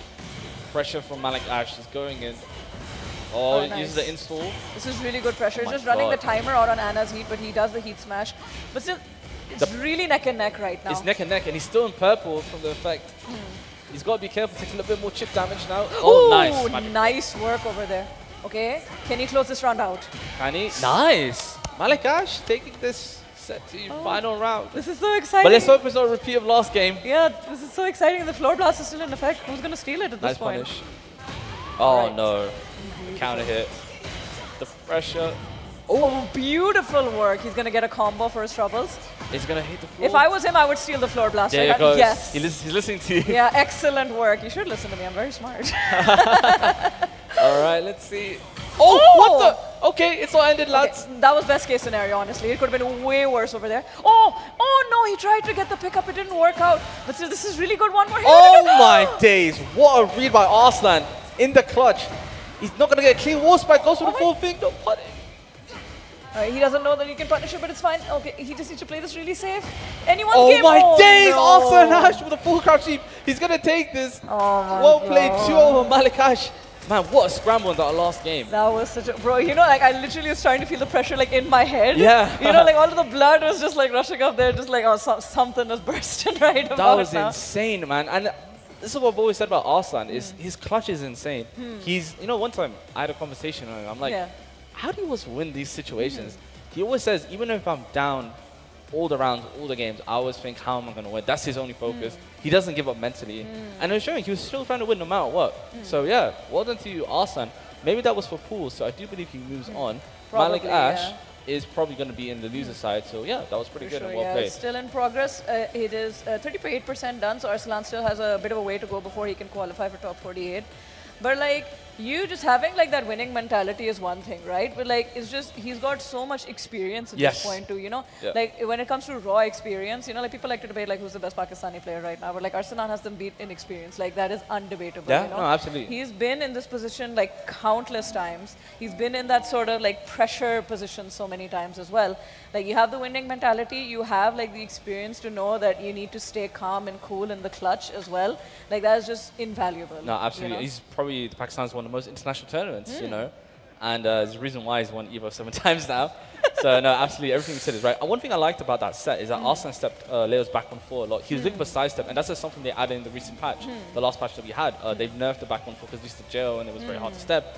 But now, you know, Arslan really ready for the match. And that's the thing, right? We were talking about it earlier that we don't see Leo that often. So the fact that he's ready for those movement options and stuff like that, and even interrupting with a heat smash, I mean, it just shows, you know, why he's one of the best players in the world. Arguably maybe the best. I know this much, like Arslan just makes the effort to just like learn matchups that he otherwise does not. Yeah. I know like he and Renzo Ken, for example, are really good friends now, and he always takes the opportunity to learn Hwarang from Renzo Ken. Oh, wow. Because I don't know like that many like Pakistani like Hwarang Hwarangs, players, yeah. right? Not So many. every time I see them together, they're just belting it out, you know? Like Oh, he's wow. getting that Hwarang matchup from as much as possible. And Renzo Ken's one of the best players in UAE, like hands down. Wow, that's Like pretty interesting. he's up there with like William, he's up there with like a bunch of other players that So we have actually over tell here. us something about you know, the UAE scene, you know, like who are some people, some of them here, and like who are some players that we should watch out for and look for in bracket? So we have a lot of like really good players over here. Like half of them are like Pakistanis, like half of them are like GCC, some are like from India. And so the tops that I mostly see is like Sultan Renzo Ken, he's up there. William does really good. There's Delta, there's Itachi, there's from Abu Dhabi as well. There was Mighty Bread, who played on Bread, stream yeah, already. we just He saw is him right now. genuinely one of the best Yeah. players in our scene as well. It's just very unfortunate he had to go against Raif, who is on stream right now. Yeah. Perfect segue. Perfect Take it away, segue to Riot Tom. versus Funny Valentine. Funny Valentine, that is an interesting name. He is playing the Li Xiao now, so you got to be careful. And Riot taking this actually 7 golden layers potentially. Yes, yeah, 7 golden layers. I think it's smart of Raif to just commit to the Jin at this point, honestly. I did see a little bit of the Fakkom Ramen. That was not a bad decision, but like, come on, this is your main. I mean, to be fair, like we were talking about comfort and stuff like that. Yeah. But you know, we saw the Fakaram with Morgold recently winning in Korea, so it's not too wrong to experiment early. For Riot, he's coming off a 3rd place in Street Fight, what's called Saudi Fight League. Yeah. So it's gonna be interesting. He's punished by Funny Valentine. He seems very on point today. Like what I saw from like his match with Bread, he is playing on point for sure. Yep. Now you gotta be careful, Riot. Ooh, Nice. overextended with the help. See, that was a very good block by Funny Valentine. Absolutely, and he's gonna break the floor now. So he's still got heat. Uses heat there, but he's gonna life now. Oh my god, goes for a wild Sunny 4-4. Rife, man. Very nice, very clean. Good job by Funny Valentine. Yeah, both 1-1 right now. I'm gonna say, like, I've been like just roaming around like pools and whatever. Like prior to this, there are like a lot of Lee players. Like I saw like so many pools with just like a bunch of Lee players. They're really coming out of the woodwork now. It's really weird because in EU we've got like all these random Lee players that came out of nowhere in Tekken 8. Like in Tekken 7 there's only like 2 really good Lee players, but now we have about like 6 to 8, and it's quite insane to see. So it's gonna be quite interesting to see. It's good. I like Lee. I like seeing like more of this character variety, and I do think that there is a lot of value to be had in playing Lee. No, absolutely, I agree. He kind of fits this game a little bit well with like his, defensive moves like back four and stuff like that. For sure. So he plays kind of like, different. So it's kind of interesting, cool to see different. Very nice punish over there, the whiffed on the 2-1. Nice punish on the pop kick. Yeah, and very nice from Rife as well. Like, but Rife's punishment is really on point. He knows exactly where to press the 2-4. He's really on point with a small punishment. Ooh, nice, gets the pickup. Yeah, that's quite difficult to pick up. Exactly. Can't drop it. And the one thing is, I've been watching so many Lee players in Tekken tournaments. They always drop combos. So if you're able to do that during a tournament, I think you're pretty good as a Lee player. I think that's like part of like the Lee player pledge. It is. It's a curse. It's a curse. Just like, you solemnly swear that you will drop 50% of your combos, but you will still go for it every single time. And you got to respect it. Same thing with Mishimas, You got to respect the player base. For sure. Like, the only way you're going to get better is by keep doing it. Even if you drop it, like, you just have to keep trying. And just like that Funny Valentine keeps trying to fish for a wall splat and get big dividends on that. Oh my god. Oh, what a rage art. It's going to do a lot of damage since he is low health. Yeah, I think it's going to come down to a scramble, basically. Just whoever can get their foot on the other one faster. Yeah, absolutely. Oh, Rife's going to have a slight life lead. Yes, he does. And they're both... Oh, nice 2-4. Very nice. Rife taking it the first game of the set. That was really good awareness over there by Rife, because usually like the average person is just like waiting for like the third hit, Yeah. Like they're waiting for the third hit or the 2-2-2 so that they can duck it and punish it. But he anticipated that it wasn't going to come, because that would have been very risky to go. It would have been like so telegraphed, so he was ready for the punish as well. And Lee versus Jin is quite an interesting matchup, right? Because with Jin, he has a lot of good pokes, so does Lee. But also, like, Jin can play in the mid-range, and Lee has so much, keep out with down 4-2, hopping you back 4 and stuff like that. 4-4-4, 4-4-3, etc. So it's going to be quite interesting how Rife plays this matchup. Is he going to play up close? Is he going to play kind of mid-range? And this is what I'm trying to talk about. You've got to be careful when approaching Lee. I would say Lee is a character who's very good at defending his space, for sure. Exactly, yeah. But Jin is also a really good character at just like invading spaces as well. Yes, he gets him with Electro, he gets him in 4-4-2, wave dash, etc. So he is a very decent like back and forth. It basically just comes down to who can play like their game better. Yeah. Their game plan rather. Oh, misses the spike. Yeah, unfortunately drops it. And Rife gets the heat dash, goes for a small mini combo, hell sweep. Alright, really good momentum from Rife right now. Okay, Funny Valentine staying in it though. Nice punish. Yes, nice duck and punish. Final situation. What's going to happen? There's pressure by Funny Valentine's getting by the wall. Oh my days, down for 2 wins. That was so scary. Oh no, he's dead. Oh no, he drops that curse. The Lee player curse. But he still ends the round, so I gotta be careful. I warned you, I gotta warn myself now. It's alright. Like, this is unavoidable at this point. Like Lee players, they know what they're getting into when they pick this character. Absolutely. But these pickups by Funny Valentine have been quite amazing so far. He's been quite consistent with it. Definitely. I respect that he keeps trying. Oh, is that gonna hit the wall? Yes, it will. For sure. He does get a wall blast from that. He will try his best to carry to the wall, but I was just going to say that like Lee players, I respect that like so many things have gone wrong, but he still, and he triggers it again. Just like that, for every wrong thing that happens, he still keeps trying to do what he did before. And it's working out so well for him right now. Well, karma's a thing and it's working in his favor right now, so well done to Funny Valentine. Ooh, big parry. Yeah, and this is the one thing about Jin that he still has, right, from Tekken 7 even, is his parry. So good against the running moves that Lee players like to go with a lot. It's still one of the best parries in the game because a lot of the different changes they made to generic parries does not apply to Jin's. Absolutely. Oh, that was a big counter hit though from Funny Valentine. I don't think he's going to touch the wall. He's going to pop heat. Okay. I still don't think it's going to work, but he goes for the Oki. Very smart decision over there. Oh my god, nice. All right. Oh, one last hit ought to do it for Funny Valentine. That was a big wave, but he got outranged. Yeah, before you go to extension with down forward 1, that is punishable. You got to be careful. Nice break. Oh, hang on. Right pop C. Right. No. Disrespectful for Funny Valentine going for the wild side. You have to do that. Like, so much of like a really good play in this game is that you need to disrespect heat burst. I know, like in the beginning, like we didn't want to irrespect heat burst because, like, okay, they're going into the heat, but it's only +2s, and or sometimes +1 actually on block. It's like. So many players are just so hell-bent when they're popping that heat burst. It's mostly like, I want to start my offense. That is prime time to disrespect. Yeah, you can do so much over there, actually. You don't just have to sit and take it. No, absolutely. And both both these players now 1-1 in the set. A lot's in the line actually, because remember, Rive doesn't have that much. He needs to place really high in challenges right now, because he's 1-1 challenger. Yeah. He's came 9th in the 1, so he needs to get a minimum of top 8 to get some points from this challenger. Oh, for sure. So lots in the line right now. Definitely. Sure that's like lighting a fire under him right Yeah, now. he's got to go in. Like, He's got to do something. He has like so much more at stake over here. But Funny Valentine, there's no stake for him. He just here to have fun. He's here to play. He's here to play spoiler. Exactly, he's here to play spoiler. Absolutely. And there's pressure by Funny Valentine hit, man. Oh my god, gets a doing hit. fantastic though. This is gonna. Oh my god. No matter how this goes, like he gave Rife a run for his money. He is giving Rife a run for his money. He is gonna take this away. He should be able to go with his head held high for sure. Amazing comeback in that first round. He was quite low, but he's doing his thing, you know. He's doing fantastic. I think he's just doing so composed. Like absolutely composed, like no issue whatsoever. All right, but Rife is in heat now. Playing disrespectful with the armor move. Gotta be careful. That armor move is safe as well. It is, yeah. Yeah. Oh my misinput. god. You could have died for that. All right, nice. Playing a really simple, nice float over there by Rife. Converts off of it basically almost perfectly. Yeah, goes for the back 2-1. Still got keys. All right, Nice. Oh, that was a good trade. Works out perfectly for him. Oh no. Maybe because it was like, never mind. It works out perfectly for Rife over here.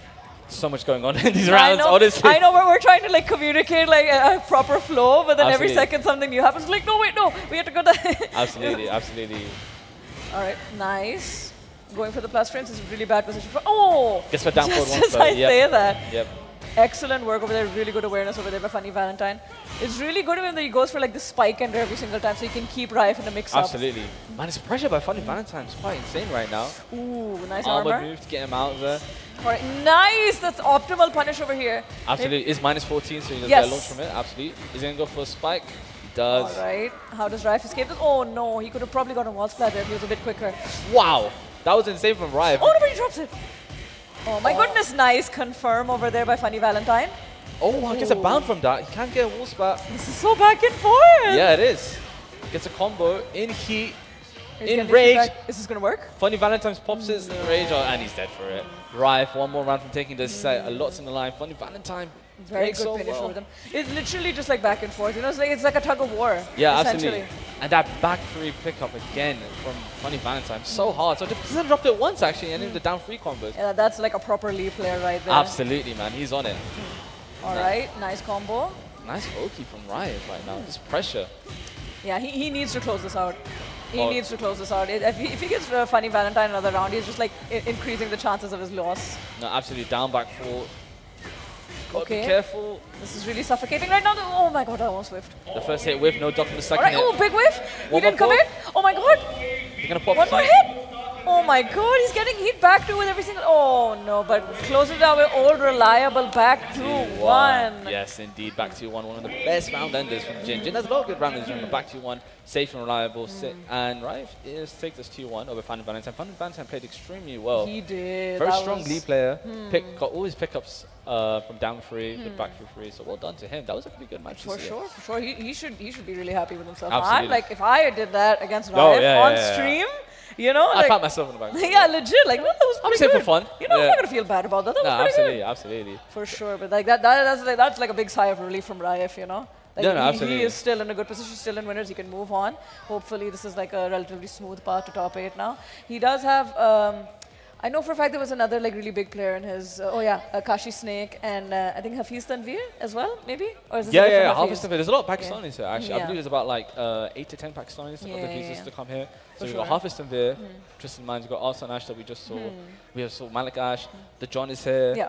Artif is here, and we saw Farzine as well. Yes. So I'm quite For excited sure. to see those guys. and stuff. Kasimir is here as well. Yes, Qasim Mir, he actually came. He was doing a little tour in Europe.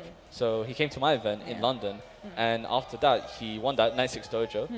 You know, and just casually comes and wins it. And then after that, he went to France, placed top 8 in Galaxian. And then he went to Greece and came second against Farzine. So he's been on a bit of a world tour right now. We got the Tekken encyclopedia over here. It's very reliable, Chief. You can ask him any of the stats. He'll have the answer ready. I live and breathe this game, unfortunately.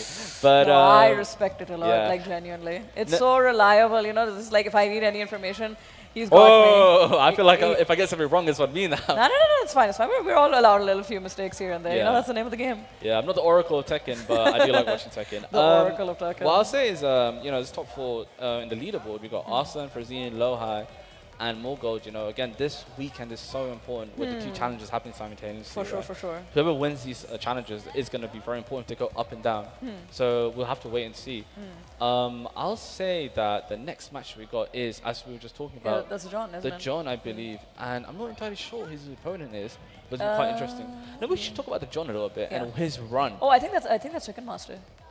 Yes, it is Tekken Master. Yeah. Okay, Yeah, I was talking to him earlier. He said he was going to fight the John. So he's like Tekken Master. He just said to me like, I want to destroy him. Like I want to annihilate him. Like he is out for blood today. He wants to get this win as badly as possible. So we should do a bit of a breakdown of like these 2 players. So for example, the John, he started his Tekken World Tour run a little bit late. So he started with Ivory Coast, unfortunately taking over Gosain, and that gave him a lot of points, right? So he went to Korea. He didn't place as well. And now he's been winning a few dojos in Pakistan. So this challenger is very important because he doesn't have much challenger points. It's the last challenger that he can attend. He can get as many points because then it's all going to come to TGU that he won last year. Yeah. So there's a lot on the line. It's a lot. It's really crazy. He's like, I believe, in the below the top 20. Yeah, so he has a very good chance. And Tekken Master, again, a very interesting player, right? He is from Bahrain, I believe. Yes. He plays Clive and Eddie. He switches between depending on the matchup. He does have a little Lydia as well, like last I checked as well. Like, I don't know if he plays her as much. He really likes anymore, that DLC, huh? Yeah. But like the Eddie definitely like that's his main character for sure. And he said so himself that like he doesn't really hope to like qualify for anything right now. So this isn't really like a high stakes tournament for him. He said that basically he's just here to get as much experience as possible because he knows that there are like a lot of good players here. Yeah. And then hopefully play a little spoiler as well. No, absolutely. I love those vibes. But you know, another thing is he came second last year. Yeah, he did. So lost this to is Kakoma. this is a bit of a run back as well. Kakoma's not here this time. Yeah, he's which in I was Taiwan. genuinely surprised. Like Kakoma so far has won every single Emerald Showdown. So like Kakoma was Really? actually Wow. Kakoma won like the first Emerald Showdown. That was Grand Finals versus Raif. And then the second one was Grand Finals versus Tekken Master. Yeah. So like he was a reigning champion, but he's not here. So He must love this event. yeah. So now Raif and Tekken Master though are both here. So Yeah. they're both going to try to aim for that top spot for sure. No, absolutely. And now here we go, the John versus Tekken Master, King versus Clive. And now 1+2, man. That move is amazing. It is insane to me that like there's still a character with like a safe 13 frame heat engager in this game. Oh my god. Whoa, he's in back turn right now. Okay. Is he close to a perfect? Pretty close. One more It hit. is. There we 7 go. golden layers for Tekken Master, taking that first round. Clive, interesting character. That's one way to put it. He's probably the most unorthodox character. And when I say that is that he's got very good long range. He uses weapons. Yeah. He has a very decent stance, decent pokes. But like he doesn't feel like a traditional Tekken character. He, you know? he really doesn't, yeah. So I feel like the way they've implemented him in this game is really fun and unique. Like when I play him, I'm like, wow, he's actually kind of cool and interesting. Yeah, He's for nothing sure. like Noctis from the previous Yeah, I game. was gonna say that like Noctis still had a lot of like fundamental like Tekken things about him, you know? Like he had like a really good whip punishment. Sure, he had like the full screen sword. Yeah. But a lot of it did still come down to like down forward one, back two, you know, fishing Yes, with pokes and yes, stuff like absolutely. that. With Clive, it's just like it feels way more explosive. Like Yeah. Noctis had to play much more safe than Clive does. Absolutely. Goes for the full string, get punished. The John, but this is the John. You gotta Yeah. be careful. For sure. Think about the John as well, you know, is like he is a really explosive player as well. He doesn't care about taking risks. He is going to take those risks. We love to see that. We love to see that. But Tekken Master doesn't care about those risks because he's going in, taking those 2 rounds of the first set, making it quite casual for him. It is, it is. It makes me wonder if there are like any people in Pakistan who actually like play Clive seriously. So Arslan was playing a lot of Clive in the end of season 1 because he came down to London and Yeah. he done like a bunch of 70 sets with like 70 different wow. players. Yeah, it was insane. Oh my god. It was insane. He just came down casually. Oh, that was a big whiff. He wasn't ready with the punish though. Yep. Goes in to the stance. That's gonna hit the Oh no, this is going to do so much damage. Yes, he might get the wall if he's close enough. He will, he will. Oh, is. he does, but it's gonna wall split, Yeah, unfortunately. the conversion was a bit awkward, but it's still a really good position for Tekken Master. Forward 1% he dash, and that's it. Man, Tekken Master, take it. Oh my days! Tekken Master, all right, mate. I told you, he literally told me, I'm here to demolish him. I am going to destroy him. All right. He is fully fired up today. Well, you know, the John does key charge sometimes himself, but I mean, that yeah. was... It's a little tit for tat. Yeah, That's let's acceptable. let's say, little tit for tat. You know, if the John takes this, I hope he key charges or teabags. So That would make for a really fun that set would be for quite me. fun, yeah, quite entertainment, you know. But yeah, he played very solid, very simple, winning with his Phoenix stance mixes and stuff like that. So, no, let's see if there's any adjustment from the John on when he's going to approach. It seemed like he was playing like really reserved in that first match. I think he needs to just like up the ante a little bit, you know? Yeah. I sense a bit of discomfort in the John right now. Yeah, nice sidestep. Oh, wow, he was ready for that situation despite being sidestepped. Oh no, the multiple hits got him. Alright, Yeah. nice punish though. And one thing about the John is one move he loves is down forward too. I wonder if we're going to see that more. Oh, giant swing.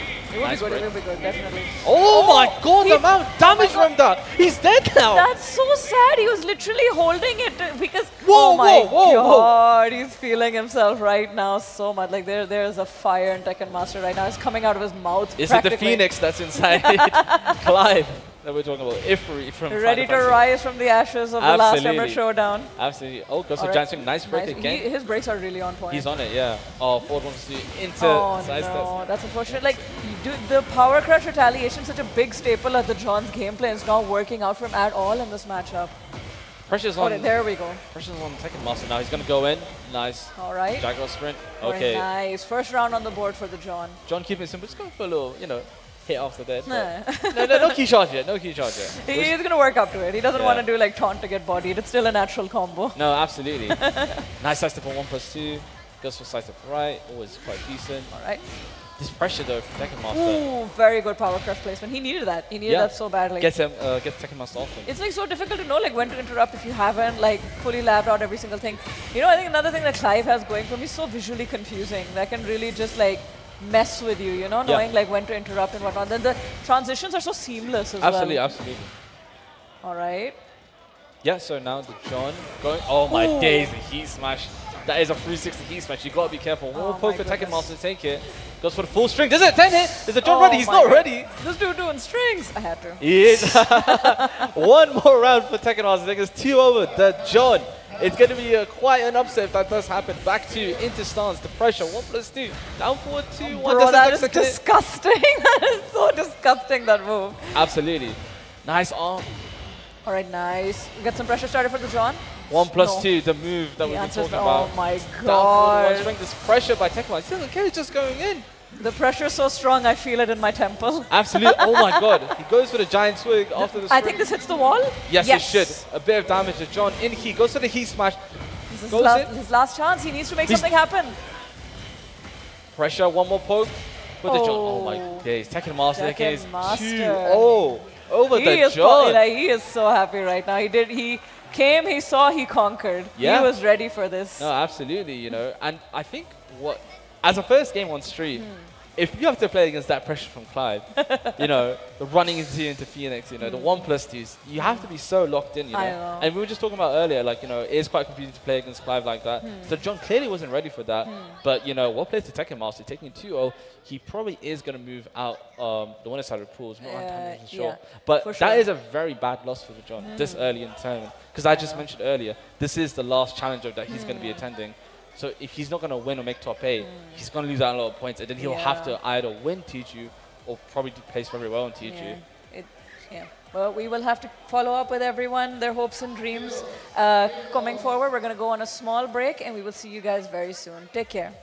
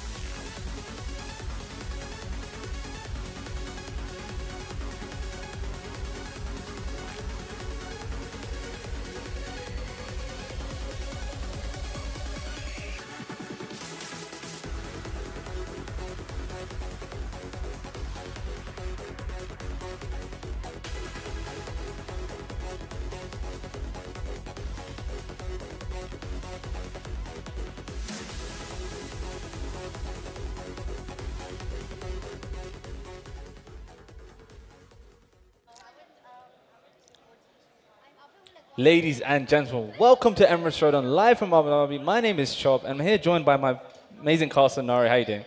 I'm good. I'm good. I'm super glad to I'm super excited to commentate these amazing tournaments.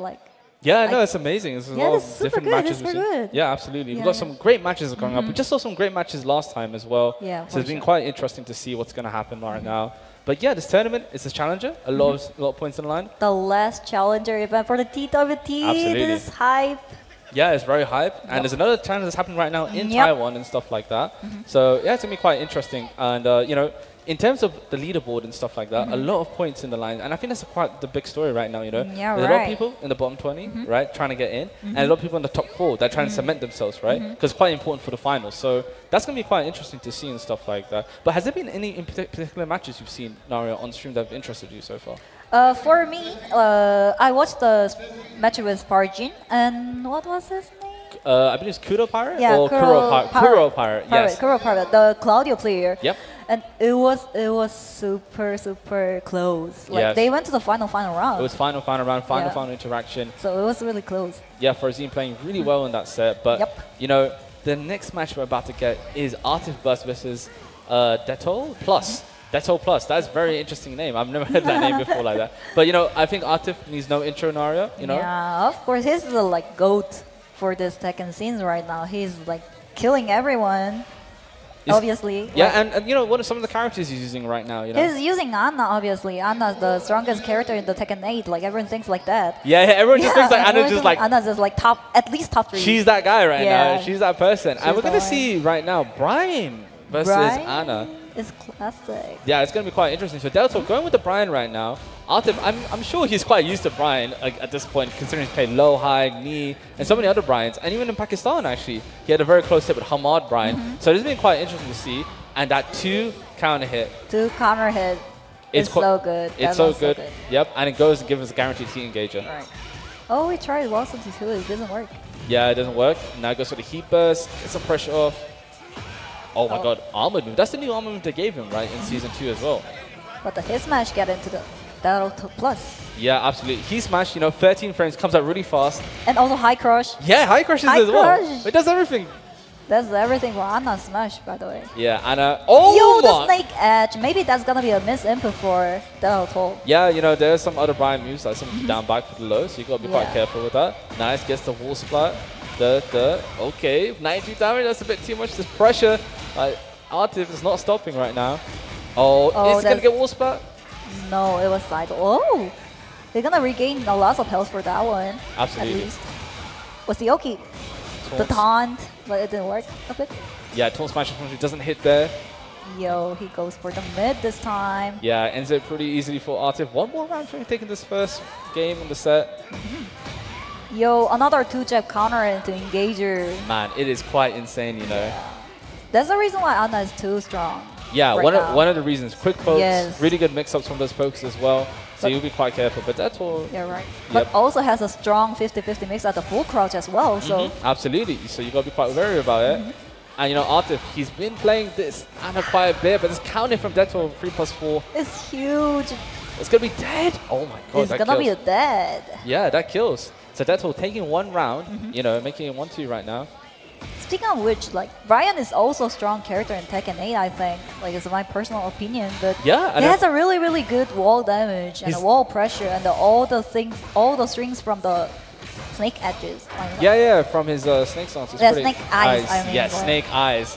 But It is quite good, and Artif taking yeah, it. I just took a round. Yeah. They took a game 1. It looks super good for Atif, I guess. Yeah, it's was really good for Artif. Yeah, it was a Abs- really good round for Yeah, game for Atif. No, absolutely. sure. And now that's what's taking it, you know, he's going to have to, be a bit more cautious about that. You know, how's he going to approach the matchup? Because, again, in Pakistan, they have Hamad Brian, a very strong Brian player. So, you know, I wonder how he's going to approach this differently. Hopefully no more misinputs with the snake edge and stuff like that. But it always happens with stream matches. You Yeah. get super It's nervous the at pressure, stream right? match. Yeah. It's We the saw so many drop pressure. combos and stuff Yeah. like that. But hopefully we don't see this drop combo free. Oh God, we my do see a drop God. combo. Never mind, we cursed it. Yeah. And Artif, he comes back. Hey. What about Hey. Sunny 2? Gets the thing. Is he gonna get the wall? How much damage is gonna be? Good chunk, 84 damage. Nice sidestep. Gets a back on Oni, unfortunately. Oh my god, gets the full hit. Has a heat dash as well if he wants to use it. Nope, drop the combo. Goes for pressure instead. Gets the wall blast and finishes with a heat smash. Artif taking it the first round of the second game. He looks super solid and he looks super aggressive. Yeah, he's these just days. chilling. Yeah. He knows what to do. He knows the game. Yeah. He knows the matchup. Absolutely. And again, like this matchup, right? Artif played it so much. So Deto has to get something out. No, tries to go for a whip punish in plus 4. Doesn't happen, unfortunately. And Deto's still in purple. He's losing a lot of health. You know, this is the problem with Anna. Lots of chip damage. Lots of chip damage. Lots of pressure Yeah. happening. Oh my god, is that gonna kill? Yo. Oh, it's with The bazooka misses. Yo, huge counter hit for the sidekick for Absolutely. Brian. Breaks the... With the wall. Turn on hit. What's the okay? Nice, goes for pressure. Yo, that high crush hit 13 frame. frame. The everything heat smash, as we like to say. Artif needs one more round to take this 2 over Death Roll Plus. And that all still tries to see for the huge counter hit with the sidekicks and the QCF2 right Yeah, now. no, absolutely. Oh my god. My god. Oh my god, look at the full What's he crouch doing? press. Artif! Look at the pressure. There's pressure, man. Just staying in crouch. What's he going to go for? Is he going for a mix-up or not? There's pressure from Deto. Nice back 1. Down 4-2 into 3. Yeah. Still, Atif got tons of resources yet. The huge trade. No, absolutely. Oh, my god. Oh, he finally used it. Yeah, the full crouch down 4-2. Absolutely. Yeah, he tried to change the timing though. Nice Oh, side nice step. Pressure, ass. Yo, the counter, that's gonna be it. Atif. 2-0 straight. Takes it quite comfortably over Deto Plus. You know, Yeah. again, as we were talking about earlier, he's quite used to that matchup. You got to be careful and stuff like that. Right. But Artif, he does take that match 2-0. That's pretty well done by him, you know. Yeah. Unfortunately, Deto had a few misinputs, dropped a few Yeah. combos, but, you know, he's not out. It's double elimination. So, you know, you go from the winners to the losers bracket, so you Of can make a course. losers run. But, yeah, it's going to be quite interesting. I think to that's the really good thing for the Tekken tournaments because like you have another chance even though you lose at the winners bracket, you still in the tournament. Yeah, absolutely, yeah. So you're always there, you know, there's always a chance. It makes it more fun, you know, to see loser runs. Because I've seen, like, a lot of people, right, they maybe not play so well in the winners. But when they go to losers, they lock in. Yeah, and they like- start doing well. So Right. yeah, it's quite cool to see. So I think for the next match, we're going to get Casimir versus Free Losh 187. That's a name, again, these names have been amazing from the players. Love to see them, right? So hard for us to pronounce, you know, makes our lives very easy here at commentary. But Casimir, you know, let's talk about him a bit, you know. Yep. Now, he's been in a bit of a European tour right now. So Oh yeah, right. yeah, so he went to double KO. Ripley. He came first. He went to Galatian Yeah. in Paris, 64-man dojo. He came top 8 in that, so he got some points. And then in Clash of the Olympians, Yeah, that- Clash of Olympians. yeah, that he one. came second. So he's Yeah. got a good chunk of points. Now it is going to be quite difficult for him to qualify for the World Tour Finals. However, if he doesn't have that much challenger points, does World Hill wins it? Who knows? We know. Who knows? Who knows? Yeah. I think like he's like super strong Japina player, and he also showed up the Anna and Azucena at the grand finals, the classic of the Olympians, I Yeah, guess. yeah. The grand final with the Farjin, and it looks super good. So I think he has a potential to go to top 20 at the leaderboard if we have a good placement for this challengers event. Also, there is another master event next week at TTU. Tiger Uppercut, Tiger yeah. Uppercut. That's It's gonna be Thailand, so we need to see. We need to see. Yeah, lots on the line right now. And you know the thing about Carson is he plays Zafina a lot. Now, I've seen Yeah, him playing Zafina a lot, so that's something quite interesting to see. What do you think about Zafina right now? Zafina, I feel like he got on lots of nerf at the previous huge balance patch, isn't it? Yeah, yeah. Yeah. So but- she got a few changes with her back one. Yeah, back plus one, two. It's no longer back one, homing and two, stuff like yeah. that. So yeah, it's been quite different. But I feel like even though it's no longer homing attack, it still kind of catches the size if they change the timing. And Yeah. I think that's the thing of the strong Japina players right now. They used back 1+2 so well with good timing and with a good sidestepping. And all those kind of like pressure after the stance and Yeah. with the close frames at the low stance lows, those kind of things, it's really, really good for Japina right now. No, 100% agree with you. Zafina, tricky character to deal with to begin with. Yeah. So especially in the first to two, where you have to be locked in and ready against so much stance mixes and string mixes and stuff.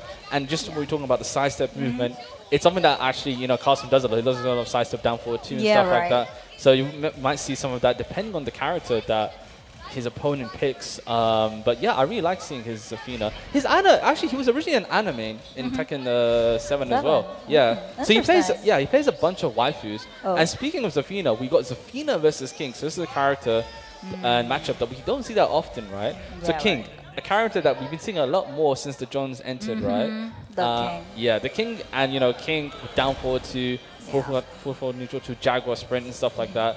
Pretty scary to play against. Pretty In a scary. burst or two, but maybe Carsten's ready for it because you know they have the John to practice with. Of So let's course, go yes. see. He knows the matchup at least. Yeah, absolutely. Nice punish on the hop knee. Nice punish as well. Absolutely. So Now both, there's the muscle armor and Tekken 8 King. That's the difference between Tekken 7. yeah, and not- absolutely. That muscle armor does help him keep him more defensive Yeah. against running moves and such. Another defensive option for King at Tekken 8. No, absolutely. Now he's got heat. Will he go for the heat smash? He does. Yes. He's going to do a bit of damage, 64 damage. Wow, goes for the armor Jaguar sprint. Carsten needs to be careful. Whoa, nice low parry. Nice low parry Is he indeed. gonna use a hit? Yes, he is. Activation. Yeah, best option right there. Get as much damage as you can. 50 damage. Oh my god, 57. Sorry, I was trolling you guys. Goes for the heat dash. Yeah. It's almost close to even. Carsten with his pressure. One more poke. Goes for the range art. And it Yo, hits. it hit it. Freelosh 187 is going to take this round. It is a very hard name to pronounce. So it's called Freelosh. Free loss. Freelosh. Free Yeah. rush. Free losh. Free losh. Free Sorry losh. for the mispronunciation. No, it's by all the good. It's way. all good. Taking the first round of the first game. Carsten. It was quite close, of course. But well done to him. Nice. Gets a combo from that. And as you can see, he's not going in for wall carry. He's just going to go for enders because there's no point of going wall carry. So this stage is quite huge, right? This is the huge stage. It's an open stage, so it's gonna be really hard to go to wall Yeah, with absolutely. those characters at least. Absolutely. Okay, Combo. nah. Is it gonna activate the heat? Yes, it does. Read his mind. What's the Oki? Man, I've never seen that ender before. I can't lie. It's the first time I'm seeing it. Quite interesting. Nice heat versus alleviate the pressure. But Like- interrupt with while standing forward. Absolutely. Carsten Mir making this 1-1 right now.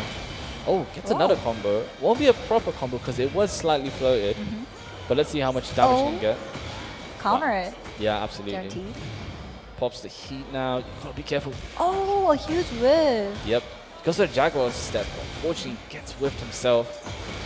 Casimir goes for the heat dash. Can he get the wall? Is it possible? It is possible. Yo, look at that. That was a perfect combo to the wall. Perfect combo and perfect for the round. 7 Yeah. golden letters for Casimir, taking a 2-1 over Freezelosh right now.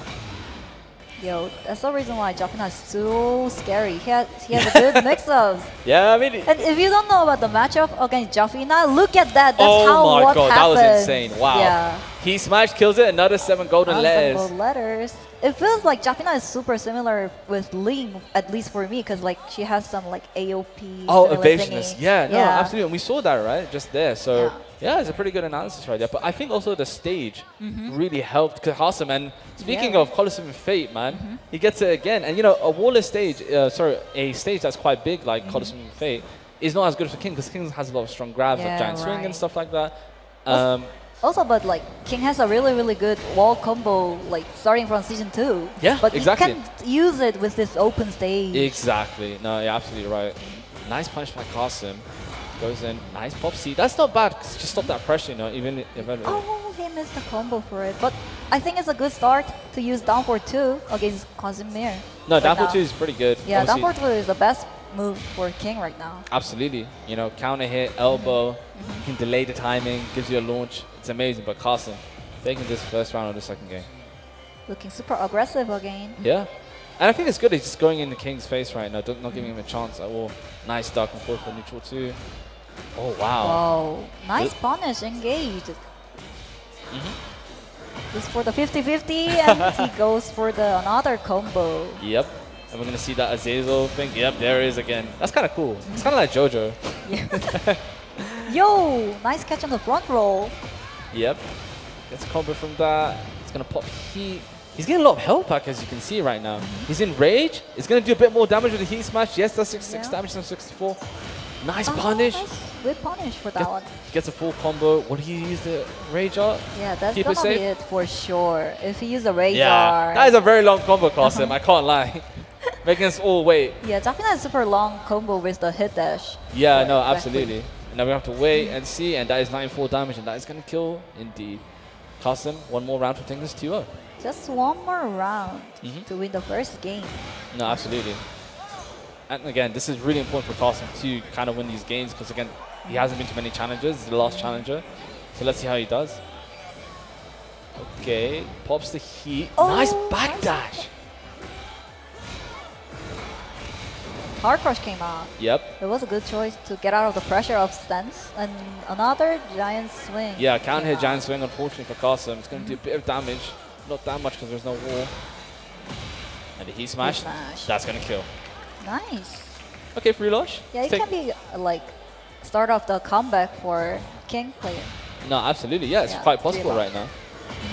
But we have to wait. Carson with a 1+2 counter hit. Oh, he missed the combo. Yeah, I dropped the combo unfortunately there. It's not ended though. Was Free just going to approach it? Oh my god. Nice side step into launch. Yeah. And we were talking about it earlier with Zafina, right? Her side step is really good, and it's Yeah. something Carsten's been doing all across Europe. Side step down for 2. That was quite an interesting spring kick. Fortunately, whiffs. Carsten going in. One more interaction. Hit dash. Oh, nice Razor. It's not going to kill him. It's not going to kill him, but Yeah. he's going to get some health back. Carsten doesn't have any resources. And King does have some resources, Yeah, so right. he can go in for another mix, you know. And if he guesses right, you know, it can recharge as well. So let's see what happens right now. Okay, Hit dash. he dashed. Nice grab. Fortunately broken. No interruption on the string. Then that's it. And Casimir goes for the homing attack to win the game too. Yeah. 2-0. Absolutely. Played it really well. Yeah. Got quite lucky, I'd say, with the random, getting Colosseum and Fate. But, you know, he played it very well, very solid. And, you know, as we were talking about earlier about Zafina, goes in with the stances mix up. It's quite difficult to deal with. Yeah. And also the evasion, you know, we saw some of that, how that was evaded and stuff. So, you know, well played to Casimir. He's going to move on. His free loss is going to be a losers. You know, it's not ended right now. He's still in it. So we'll just have to wait and see what happens next. Cool. But, yeah, that was pretty interesting. Yep. I feel like against Jafina, you must know the matchup. And you must know how it works. You must know what 50-50 is coming out at the stance. And that's going to be help to play against Jafina. But if you don't know about her, it's a nightmare. Yeah. It's very my interesting. problem. Yeah, I mean, I don't know same, about same. So I Jafina. play some Yeah. people's Zafina. I play Spag Zafina, and I still don't know Yeah. what's going on. I've been playing Zafina for like 3 to 4 years. I still don't know what's going on. Oh. Despite me labbing it, because there's a new interaction that you always got to remember. And you know what's something interesting is that in Tekken 7, I remember Arslan talking about Zafina and why he used Zafina. He said Zafina was a really good pulls character actually to use. Because again, the knowledge checks, you know, Yeah, right. depression, stuff like that. So, you know, it's really good that Carson has Zafina and other characters as well. Because as you know, as we mentioned, he plays Zafina and as Asina. So, you know, that variety of waifus really keeps them options really good for certain matchups, you know. Because Zafina is really good, but she doesn't have the best matchups with everyone and Yeah, stuff right. like that. So Agreed. it's good to have, you know, multiple characters and stuff. Yeah, always have a many options for the tournament, and it's gonna help someday at least. No, absolutely. So actually, how many characters do you play? So I know you play Victor. We all know that, right? You're the Victor, right? Because you don't have your Noctis. I play Victor. I played Noctis at Tekken 7, but right now for the tournament, I'm the only Victor player. I mean, like I only played the Victor. Oh, okay, Obviously. you only play yeah, Victor. but, Has there been other characters you've been exploring in Tekken 8 so far?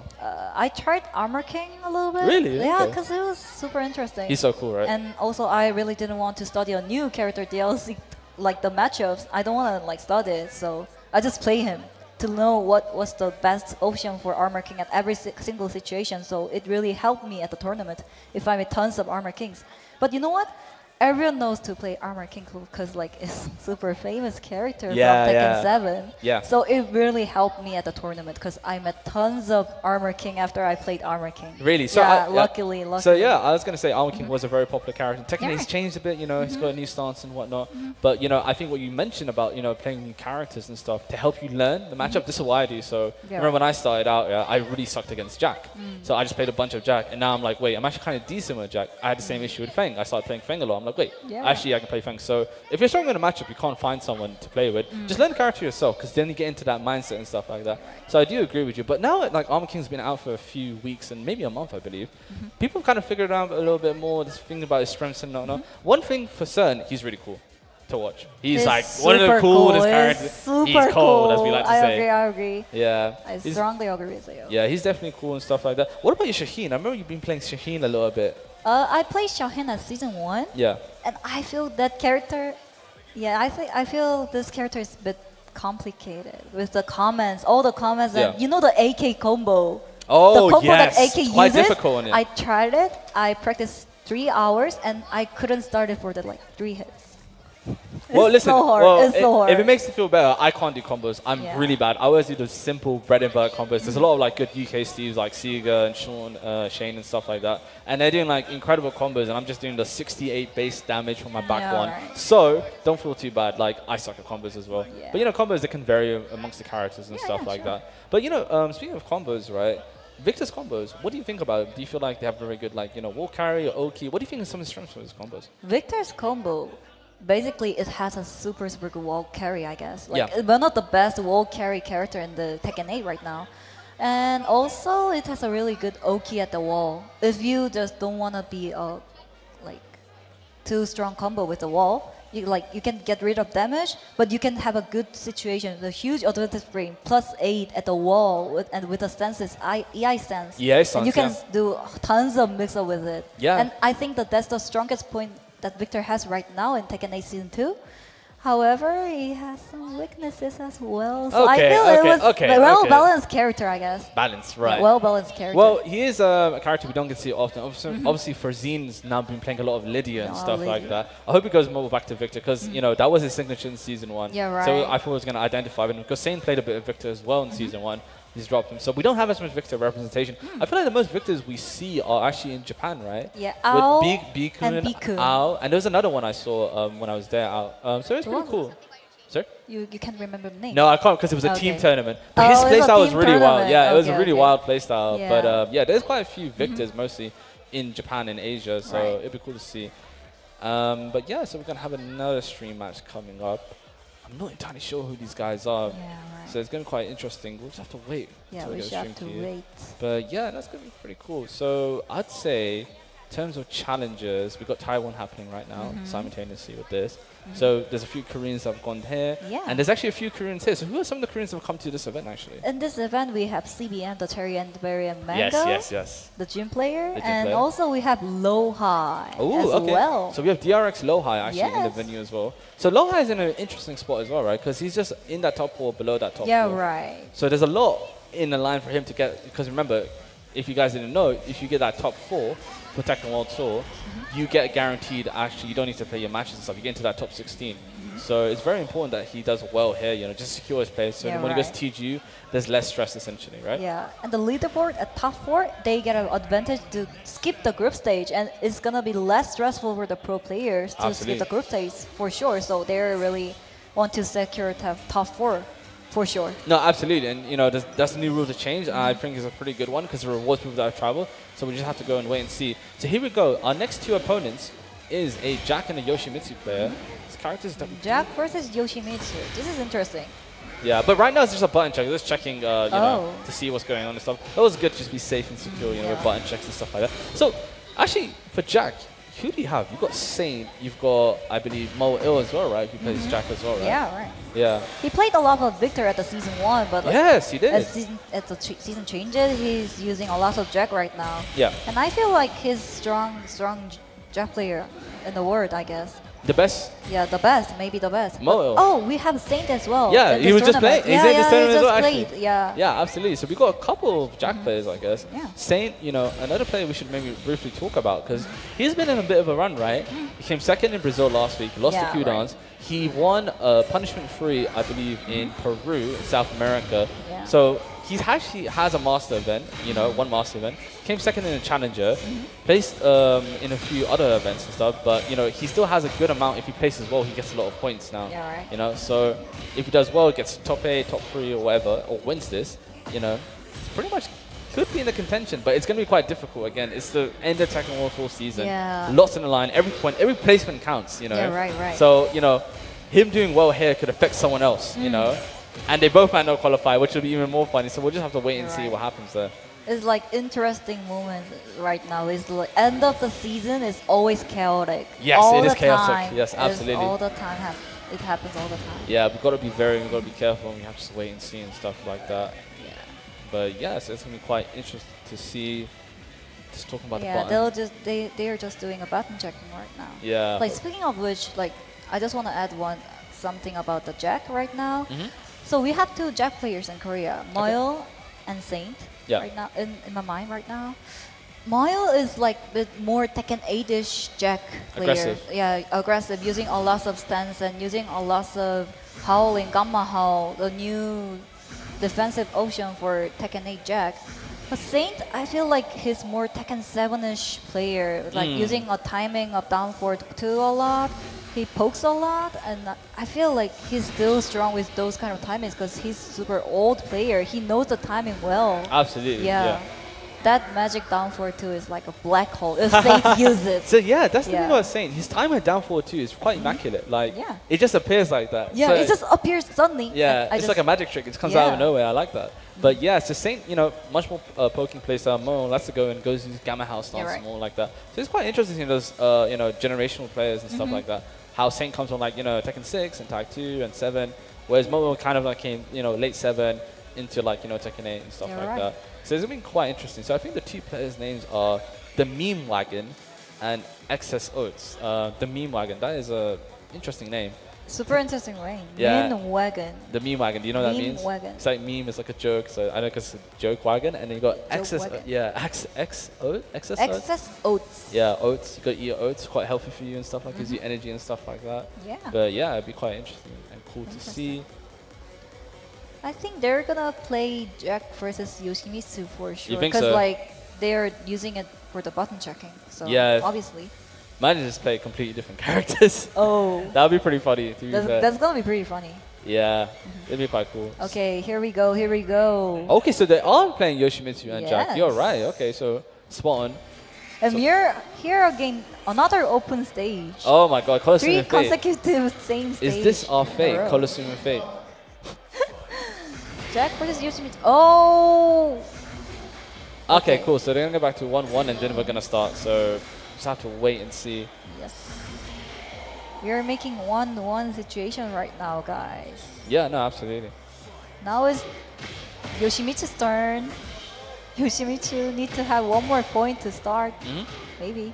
Yeah, so there's, you know, both players, I do believe they may have played a set, but now to retry. So now they're 1-1. Hopefully we're gonna start soon. Yeah, here we go. Here we Round go. 3. Yep.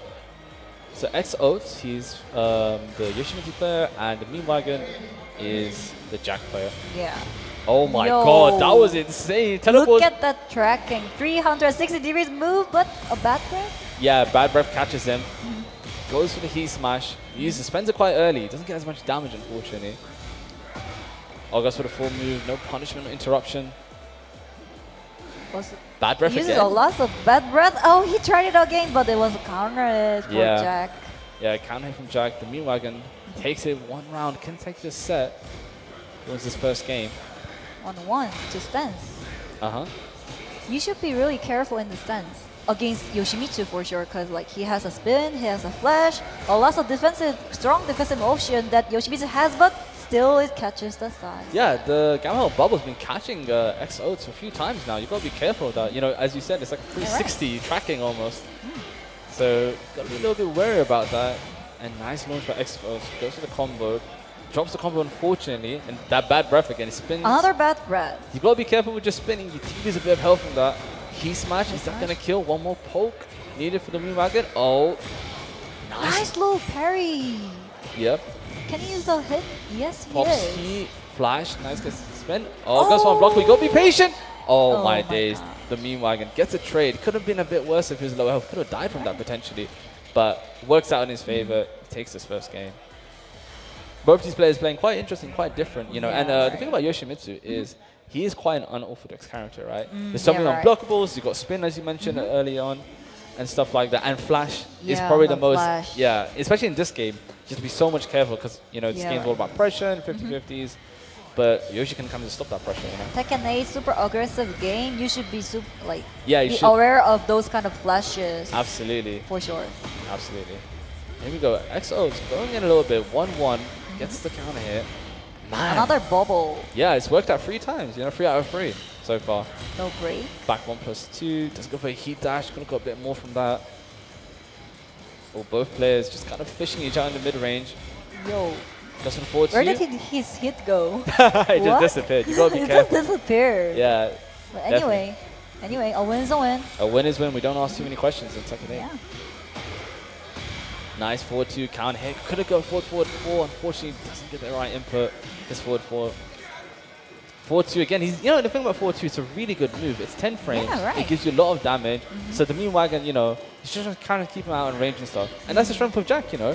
You play in the mid range. Don't let your opponent go in. You poke them, run away. Play very turtle. It's one of the things you can do now with Jack. Yeah, that's how Jack players works in Tekken 8 right now. Yeah, absolutely. Goes for the third string. Yeah. Punish. Oh, nice punish. 1-1. Counter it. And that's dead. So one more round needed from the mean wagon to take this. Yeah, set. same point. Another bad breath came. A lot of bad breaths, but haven't been landing. Whoa. Oh, goes to the grab. Nice grab. Wait, goes. It's guaranteed, I guess. Yep. No punish on that, unfortunately. Jack just running away from backdash and another homing attack. Okay, no duck in the door knocker. Whoa, unblockable spin and the low. He That string is super annoying. Yeah. I always duck after, like, since I saw that string, I duck it and I always blame myself, why should I duck it? I should use a hop kick instead. Yeah, no, that's a pretty good option. To be fair. If you got the read, go for the risk, I was going to say. And nice. Gets it back 2-2 on the mean wagon. Oh, I thought this can be a combo for that one. Oh, it doesn't. Oh, breaks the grab actually. Nice one. Oh, a one single hit. Flash! Wow. Oh my gosh. Again, the mean wagon. It's always come to these situations where the mean wagon and X-Oats, they're like in the final situation and they both trade, but it's worked out in the mean wagon's favor. Takes a 2-0 over X-Oats. Yeah. Congratulations to him. You know, Jack vs. Yoshimi, that was really different matchup because, you know, when we saw with the other matches, they were much more close up, you know, playing with the pokes, playing with the mix up. But between those two, you know, they're playing a very far range, you know, both of them. So, you know, well done. That was good spacing. Absolutely good spacing. And it works in the mean wagon's favor because characters like Jack are really big long limbs. They keep you out, so you got to be careful. So what my advice against Jack is, you know, a lot of movement from the left and keeping in his face, you know, because you can continue that pressure and Jack quite suffers out of this situation. Cool, cool. I agree with you. And the next match that we have is, oh, this is gonna be super hype. Yeah, the two players that are getting up on stage. How can they have in the same pool? Like, this is insane. This is gonna be super, super fun. No, absolutely. So the next match we have on stream is gonna be Artibot versus Fates Khan. So let's go. You know, teammates in you know, Gamers 8. You know, they were in Team Pakistan. You know, and for the people that may not know Khan, right? He is a Pakistani player. He was originally a Geese player in Tekken, Tekken 7, and he also played Marduk. But now, what characters is he playing now, Nari, in this game? Khan, I think he recently played a lot of Leroy.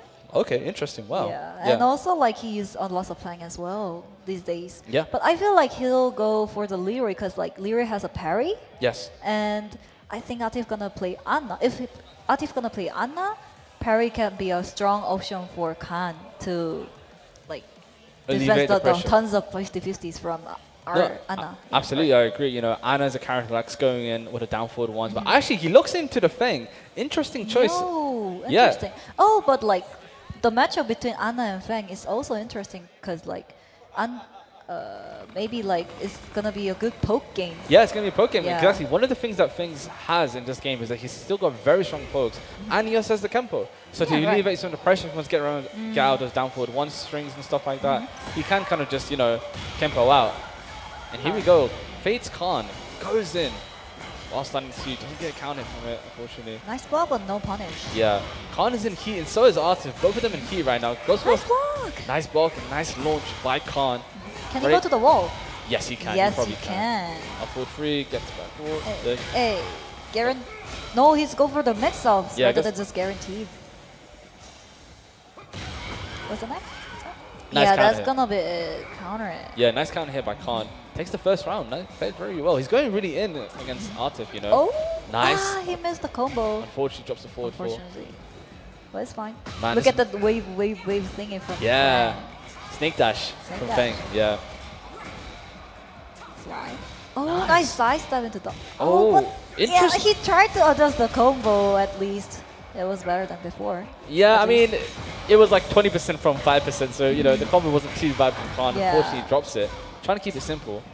But now Artif's on his face. It's by the wall. You've got to be careful with nice no parry. Look at the wall pressure. Yep, from absolutely. Anna. It's super scary, but like that was a good low parry for Khan. Yeah, nice option. So in up forward 3, you do get guaranteed down forward 3. He gets the sidewall combo. Really nicely optimized by Khan. He's been playing Feng a lot, we can see. One more poke for him. Whoa! That was insane. Yeah, just doesn't care about the time. Goes for a poke right. sweep. And that's one of the scary things about Anna is that even if she's in pressure, she's still going to mix you up. Yeah, right. And he goes for a good option to rage up because look how much damage that is because it's unscaled. One more poke.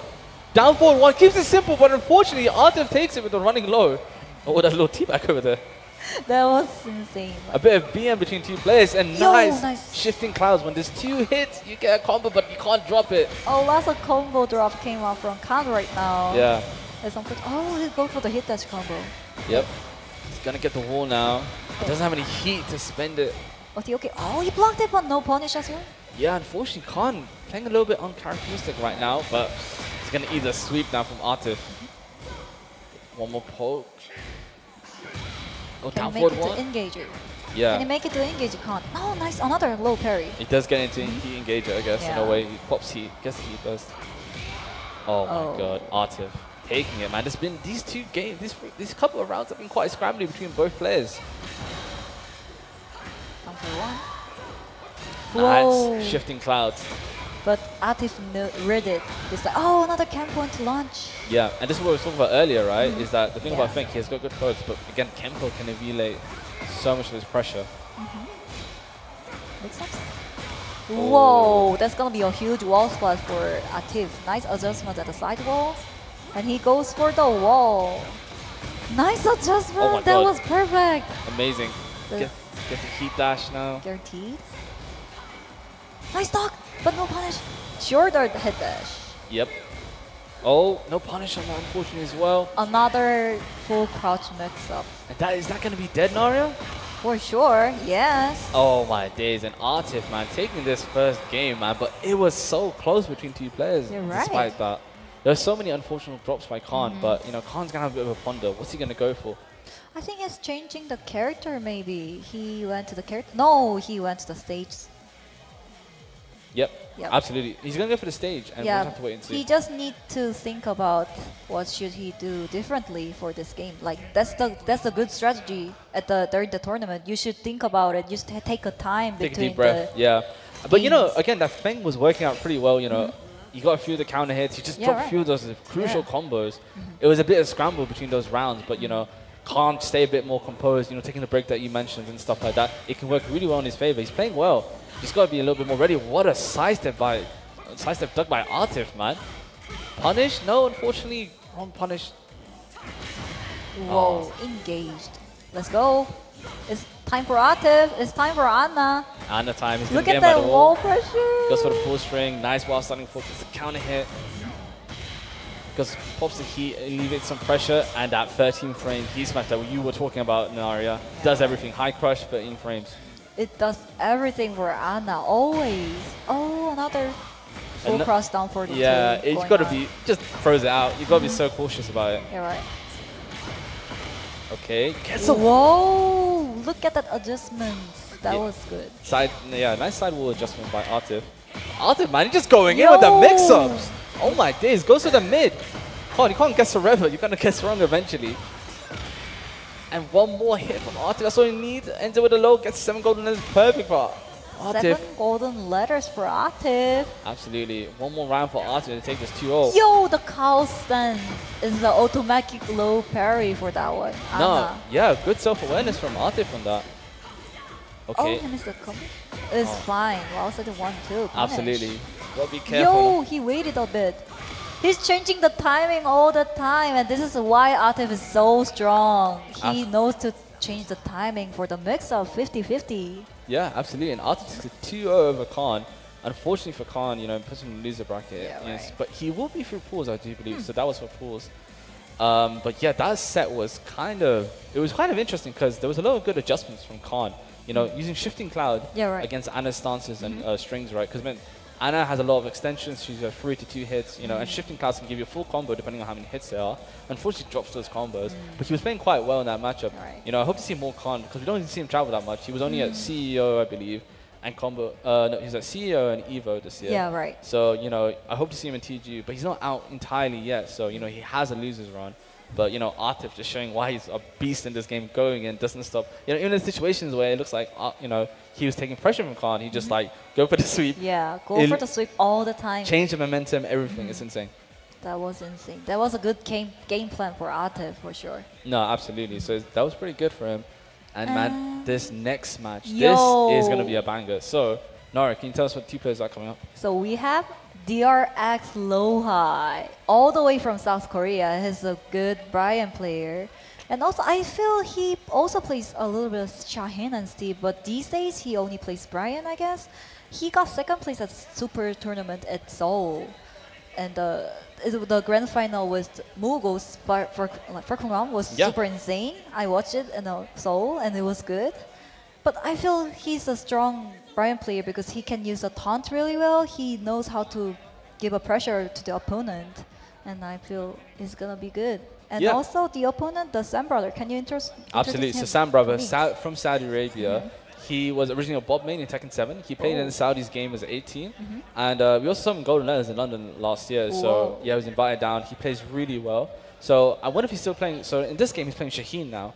So I'm still wondering if he's playing Shaheen. He hasn't traveled as much this year.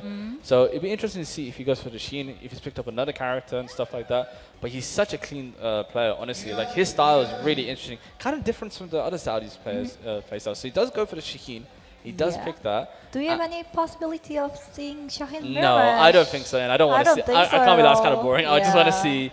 You just want to see. Yeah, I want to see Brian. I mean, okay. Yeah. Whatever people say, Brian is such a cool character. Like you can't lie, right? Yeah, the taunt he's setups, so the cool. damage, the moves, etc. The taunt, taunt jet upper. If I see one more taunt jet upper during the commentary, I'm gonna shout out loud. You're gonna scream? I think we're all gonna scream. I'll be there with you, so don't worry. Yeah. But here we go, Sam brother versus Lohai. Again, Lohai is in that top 5, top 4 position, I believe, in Tekken World Tour. So again, it's really important he does well in this challenger event. And the Sam brother, coming from Saudi Arabia, you know, just on 2 hours away. He's here with a few other Saudi players, Akil and Rives. It's going to be quite interesting to see both these players. Man, it's going to be a banger. Goes for the slide. It's a good start for Sam brother. Yeah, nice punish on the string by Lohai. Yo, he went. Another taunt came out. He tried to go for a taunt jet up over there. Poke games going on to each other. Yeah, oh my god. Tries to go for a jet upper punish, doesn't get it. And both these players playing quite slow, quite simple, quite, you know, simple with pokes and stuff like that. A lot of poke going on. Absolutely. And a huge card that came out. This is how Lohai plays the Brian. He pokes a lot, but suddenly he's looking for a huge counter against the opponent. Yep, and he it's gets super scary. Taunt. Not this time. You got to be careful. Heat smash, is that going to kill? No, it doesn't. It's killed because of airborne. Yes, it was airborne. That's why I didn't kill. So well played by Lohai, taking that first round over Sambro. Both these players, man, playing very clean, very simple Tekken, not keeping it too excessive. And those counters you were talking about with forward 3, something you got to be careful from Brian. Damage, 94 damage. Looking for the mid. Oh my god. What? Misinput by Lohai, but Sambro is still on the floor.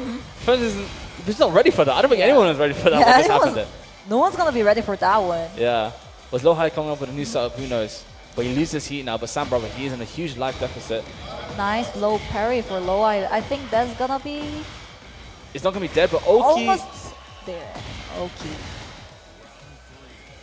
Lohai taking this 2 rounds up Sam brother, man. Bit of a scramble going on there. But Lohai is still ready as ever. Lohai's now looking for QCF too, I guess. Like, look at the spacing. Nice punish. He's looking for, look at the good spacing with Brian. Yeah. Yo, nice side step. Yeah, especially when the count hits forward 3, gets it. Is he going to get the wall? Oh, drops it. Goes to the deep burst, but unfortunately drops that as well. No duck on the second hit of that. Lohai. But Sambro is in a good position in the wall anyway, but he ducks 1-2.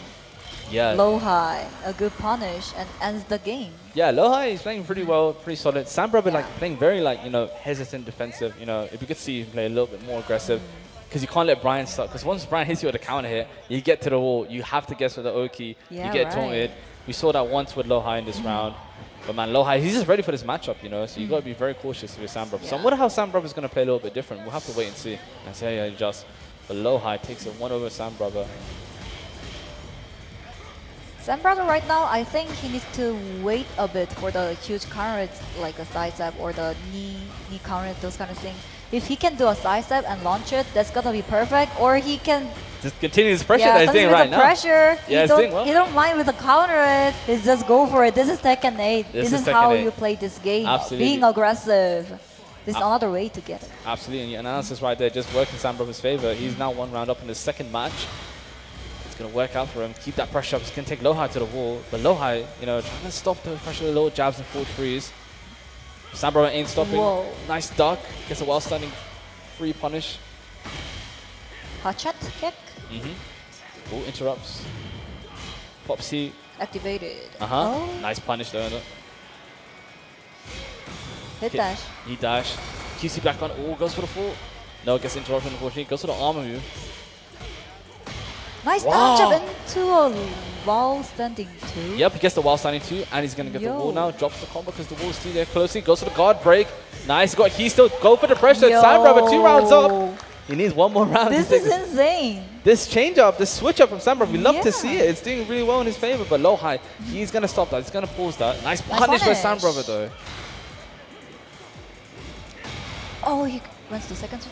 Oh yeah, that is plus 10 afterwards, so you got to be careful. So he can get a taunt if he's lucky enough. Yeah, Sam Brother is doing a lot of crotch mix-ups right now. Crotch 50-50s with the hawk kick and the slide. And I feel is working to low high at least right now. Nice punish. Yeah, nice punch from low high. He's in Nice dog into second string. Yeah, 4-1. You can duck the second here with that. Right. Sam Brother goes for it. Oh, drop the yeah. combo. It's Nice. it's fine. Keep it simple, you know. Yeah, keep it simple. Keep it simple with the pokes. Down 3. Low high. He wants to take this. He has to take it. He has to win 2 more rounds though, unfortunately. Another slide came out. That's it. Another slide came Well, out. it's Slide I think City around here. there's It's so Slide many City. slides in here. The Sam Brother, he's not stopping up this pressure. We love to see it. Yo, Wow. nice dog into lunge. While standing 1 duck, he's ducking some of the pokes. You've got to be careful. He's going to get the wall now. Pop Yes, C. Keeps obviously. it clean. Ooh. What's the OK? Hot shot. Ooh, Oh! look at that. Dash into his face. But That was insane. anyway. The movement by low high, but unfortunately does get launched right now. Sam Brother goes for the heat dash. Dash. Yo, The don't hit. heat- Smash. Just Yep. crush the low. Oh, that's gonna be it for sure. 1 more round for low high. Nice whip punish for low high at the moment. Absolutely. Needs His just, concentration. absolutely. So good. He needs 1 more round. Oh, Yo, orbital, but orbital. it doesn't work out in his favor. Yeah, because it's an airborne anyway. Nice Yep. punish.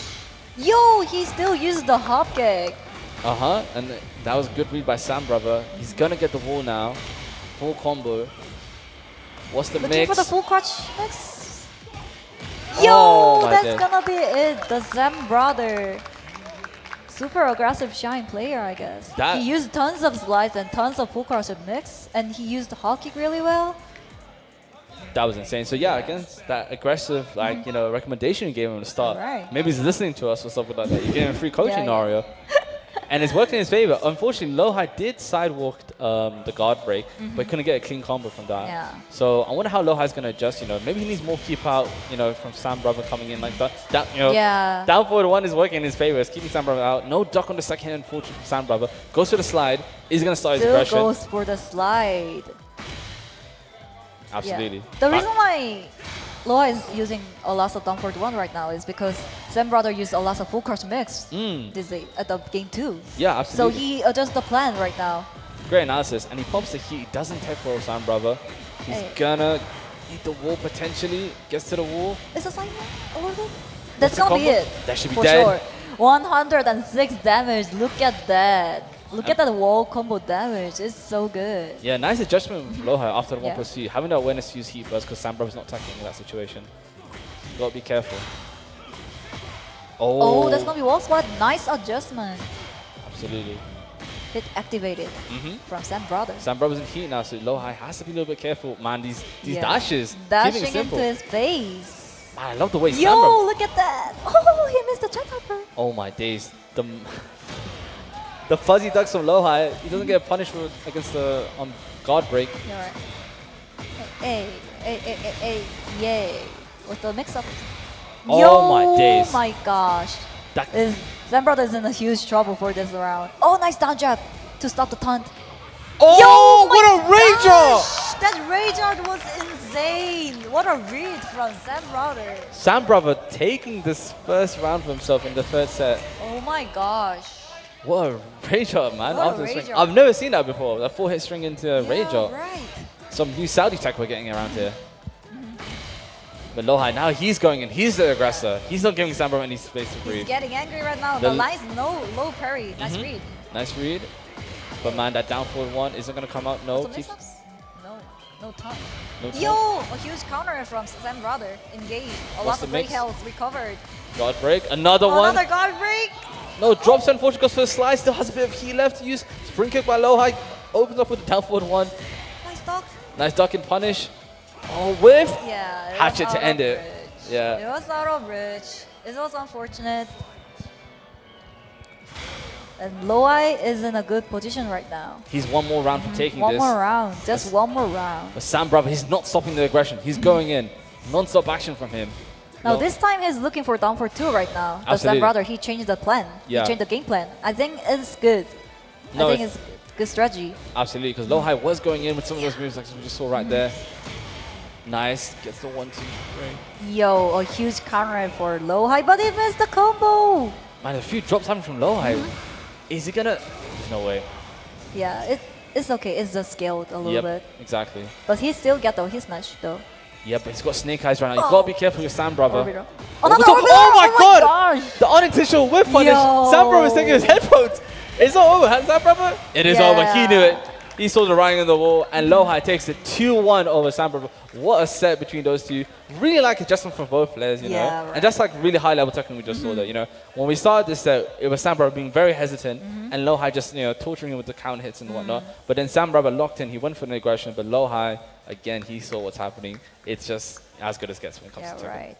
So if I can pick only one string that represents Lohai for Brian, I'm gonna pick for the orbital. Cause like that string, Lohai uses so well. A good timing and a good round, like good strategy to use it. Orbital from Lohai is like It never misses. unblockable. It never misses. It never Unblockable, misses. yeah, it It never never misses. Unblockable. I like Yeah, that. It's an unblockable. unblockable. And even in Yeah. that situation, we saw it, right? He went for the heat burst, but unfortunately, Lohai he's placed his orbital so well that he Yeah, actually right. got whip punish from it. So well played to Lohai. Again, this is very important for him for Tekken World Tour Yeah. points and stuff like that. So yeah, that was pretty cool to see. So now we've got Casimir versus QOG. QOG. I don't know if that's how you pronounce it. I hope it is. Hope someone corrects me on that. Probably not COG, but like QOG Yeah, sounds a little QOG bit. is gonna be. I'm not sure who she is. I don't want to say she's from Saudi because I do think there is a player from there. But I could be wrong. You know, it's my first time seeing her. But Casimir is someone we just saw recently as well. But yeah, Zafina maybe. He's going for Azucena. He's going for Anna. Who knows? Yeah, but I think he'll try Jafina first because like the knowledge check in a pool match is good. Always works. It always works. So like he'll gonna try for Jafina, and then if she knows the matchup and if Casimir struggles a little bit, he'll gonna change the character for sure. No, absolutely. Yeah. But yeah, I'm kind of excited. I always love seeing new players, you know, come up to the stage and play. You know, it's a good way to gain exposure and it's a good way to learn as well. You know. So actually, a funny story. So when I first went to offline, I remember my first stream match. It was against this Ganryu player. Oh. And he beat me so badly. And it was like my first match in the offline tournament, and I lost so badly. I was so embarrassed. Oh But that my motivated me gosh. to become stronger and stuff like that. But you know, it's the first time I got exposed to the scene and stuff like that. So you know, those first time stream matches are always kind of interesting and fun. Yeah. Have you ever been on stream for the first time? And when was that? To be honest, I forgot it. You forgot it? Yeah, okay. I forgot But it, you've been on 'cause- stream a few times. Yeah, I've been on stream match for a few times. Like maybe the latest one was C major Yeah? with Chikrin. Like I luckily got yes. a first set against Chikrin's Clive, but I got smashed by his Lily. Yeah, his Lily Yeah, I was got quite just impressive. smashed, and that was super scary. But But, it I was- feel the stream match is super good for you for the mental health, like to care about the mental and to think about the strategy by yourself. Those kind of things are super good to practice. And I think we're looking for Azucena Yeah, we're gonna versus see- Alisa. Yeah, so I think that's going to be Casimir on the Azucena and QOG on the lesser. She's part of Dragon, so I do think she's a Saudi player. I'm aware of her. I've seen her on Twitter before. So it's cool to see her now going for the lesser. Pops heat, you know, stops on that pressure, goes for the hop kick, gets Nice punished. punish. Yep, nice punish. There's a chainsaw, and this is where the fun begins. That pressure. Ooh, nice punish by Carson though. What's the next one? Oh, it's just Swift. Okay, one more poke. You gotta be careful. Yo! She's going in. Can you make... Can she make a comeback? Unfortunately, No. the while running 3-2. And the one thing you gotta be careful is that actually in Pakistan they have a lot of Alissas. They have Isharab, yeah. they have Dawood, so Dawood. high level Alissas, you know. So Qasim is gonna be ready for this matchup. So it'll be interesting what KOG does. Goes into hit. Goes for the pressure. Looking good. Crushing mirror with Azucena, I guess, right now. Yo, that's gonna be wall split. That's gonna be it. Yeah, these wild running 3-2s have been working in Qasim's favor.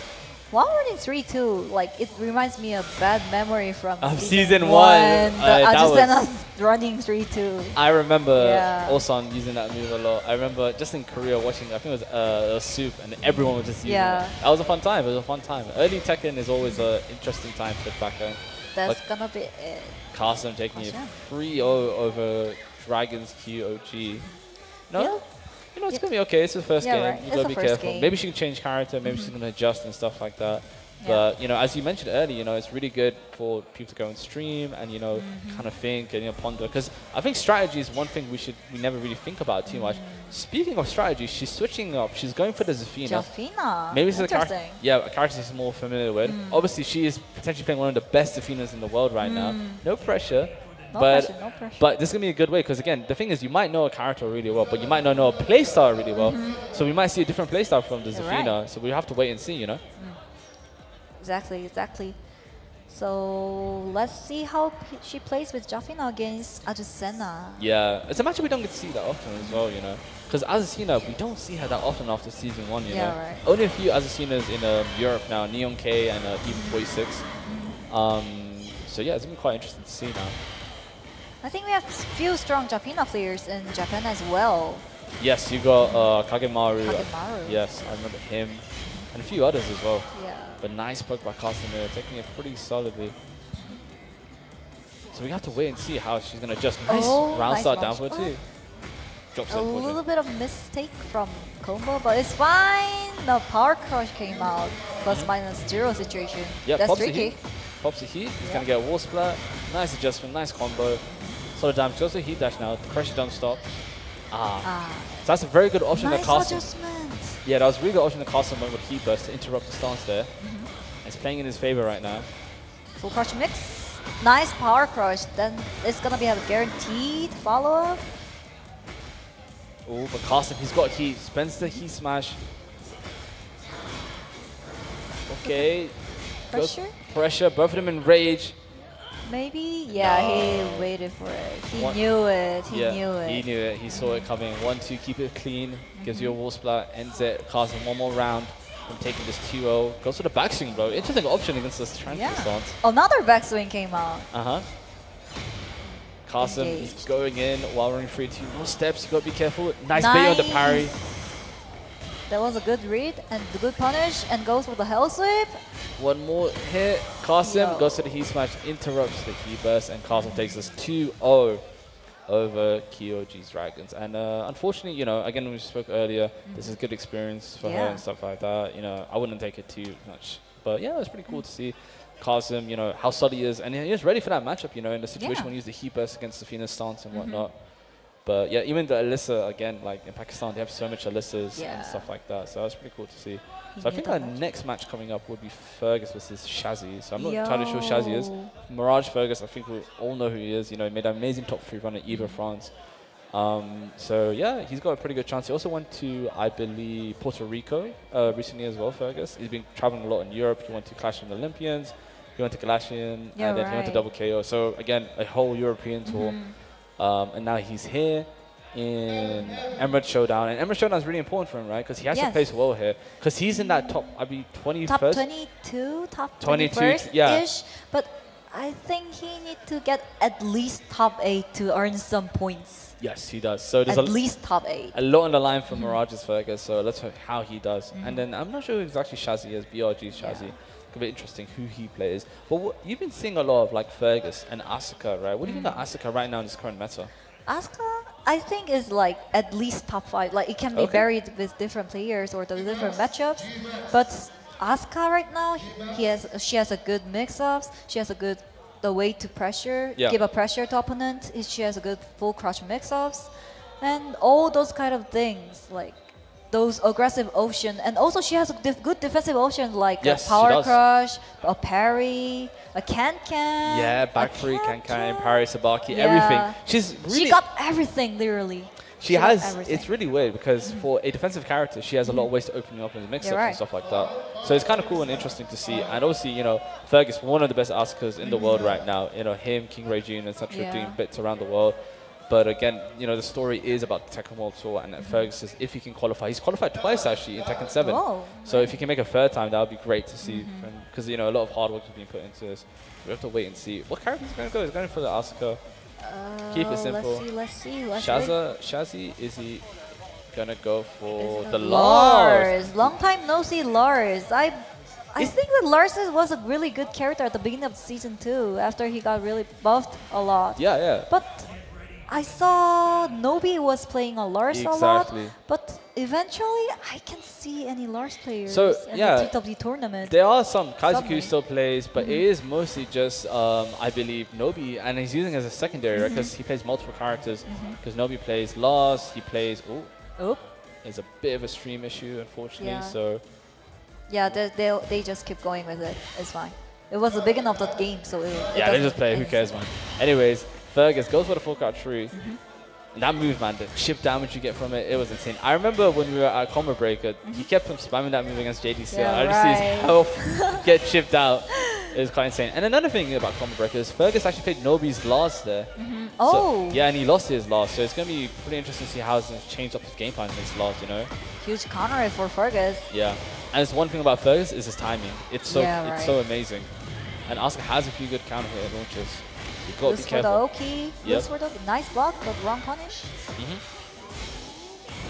Oh. Asuka still has an install you've got to be careful about. Nice. Shazzy's going in. Oh, huge punish. Oh, that one. The reason why Asuka is so strong, the full crush and mix are so scary. Absolutely. That charge move. Nice punish. Nice punish on the G-Clef. Install. Yeah, when the install starts, the fun begins. Because now you're gonna guess around like the mid-range. Oh, but the huge counter for down back four. Yeah, Oh, Shaggy. gets a launch from it. That wall combo as well from Lars, a new thing the game in Season 2. Incredible amount of damage that comes from that. I feel like Lars' original wall combo was still strong. It though. was, yeah, absolutely. it was. But But like, they're like, he hey, got one more good wall combo why for not? it. Just for the fun of it. Yeah. You know? Oh, tries to punish the whiff down forward. Unfortunately, Shazzy doesn't get it. Nice punish. Goes for the spin. Oh, Mind the gap for that string. Mind it has the- a huge range. yeah, absolutely. Has a Yeah. huge range, huge delay. Got to be careful about it. Oh, Huge range after block. man, look, he's getting Yeah. look, heat spin. Yo, look at the pressure at the wall. Still has heat. Goes to decisive 2. No punishes. Minus punish. 13. Yo. Fergus goes to decisive 2 again. Goes to the grab. Nice block by Shazzy. Goes with Oh. G-Clef again. That might be No, dead. the no launch. Yeah, for he does. that one. He doesn't get the wrong. He doesn't get the Yeah. right punish, which is too slow, and kills him though. Fergus, one more round for taking this. That was super dangerous moment for Fergus because like that might be launch for sure No, at the absolutely. moment. But he missed the Lars missed the punish. Yeah, absolutely. Nice sidestep by Fergus. Gets a guaranteed hit now. Still going in with that pressure. Pressure. Nice armor move to alleviate that pressure from Fergus. Goes for low this time, but another wall split. It changed to side. Oh my god, 1+2. Gets the launch. Can he kill her though? Gets a heat dash. Yeah, That that's is gonna be it. nice. Fergus taking it 3 rounds to 1 against Shazzy. Shazzy having a bit of a ponder there, so oh my days, just got mixed and cooked right there. But let's see what he does.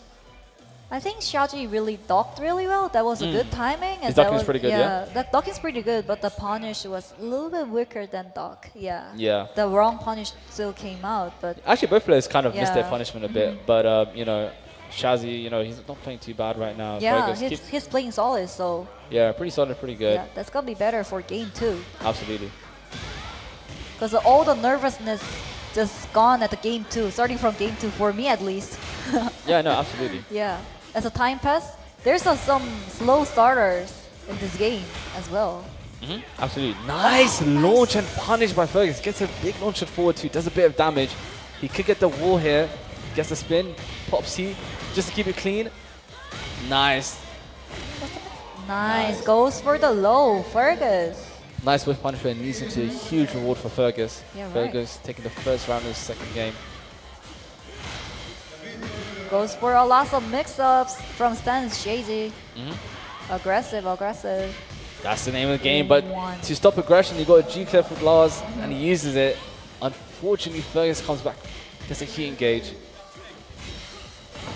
Yo, look at that. That orbital worked out. Orbital's been working out pretty well this whole run, right?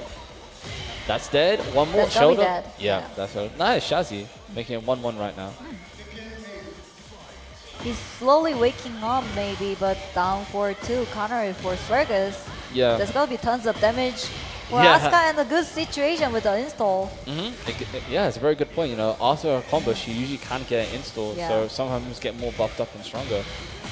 But Shazzy, pop seat now, uses heat dash. Man, is he gonna go? Oh, unfortunately, drops the combo. Yeah. Use the second string. Side step Nice two. punish this time. He didn't miss it. Like, literally, he's a slow starter. Now he's waking up. A punish getting better. Like Absolutely. game 1. There's a guaranteed pickup from that, Fergus. Is he gonna get the wall though? He does get the wall. Goes for a regular combo. Conserves his heat. Goes for the pressure. Look at the pressure at the Oh my wall. days, it's pressure. And that's gonna be close to death. One more poke. Perfect. 7 golden for Fergus. One more round from taking this. Shazzy needs this round to make the set even. Game point for Fergus. Down for 2. Nice adjustment. That was airborne, so Not as much damage. Minus pressure by Fergus. Shazzy by the corner. Goes for a wall yo, jump. the wall jump. We don't see that quite often. Yeah, I never saw the Lars Yeah. wall jump before. Yeah, actually, I've never seen it as well. It's the first time, but Fergus taking it. 7 golden letters. Getting a bunch of round of applauses.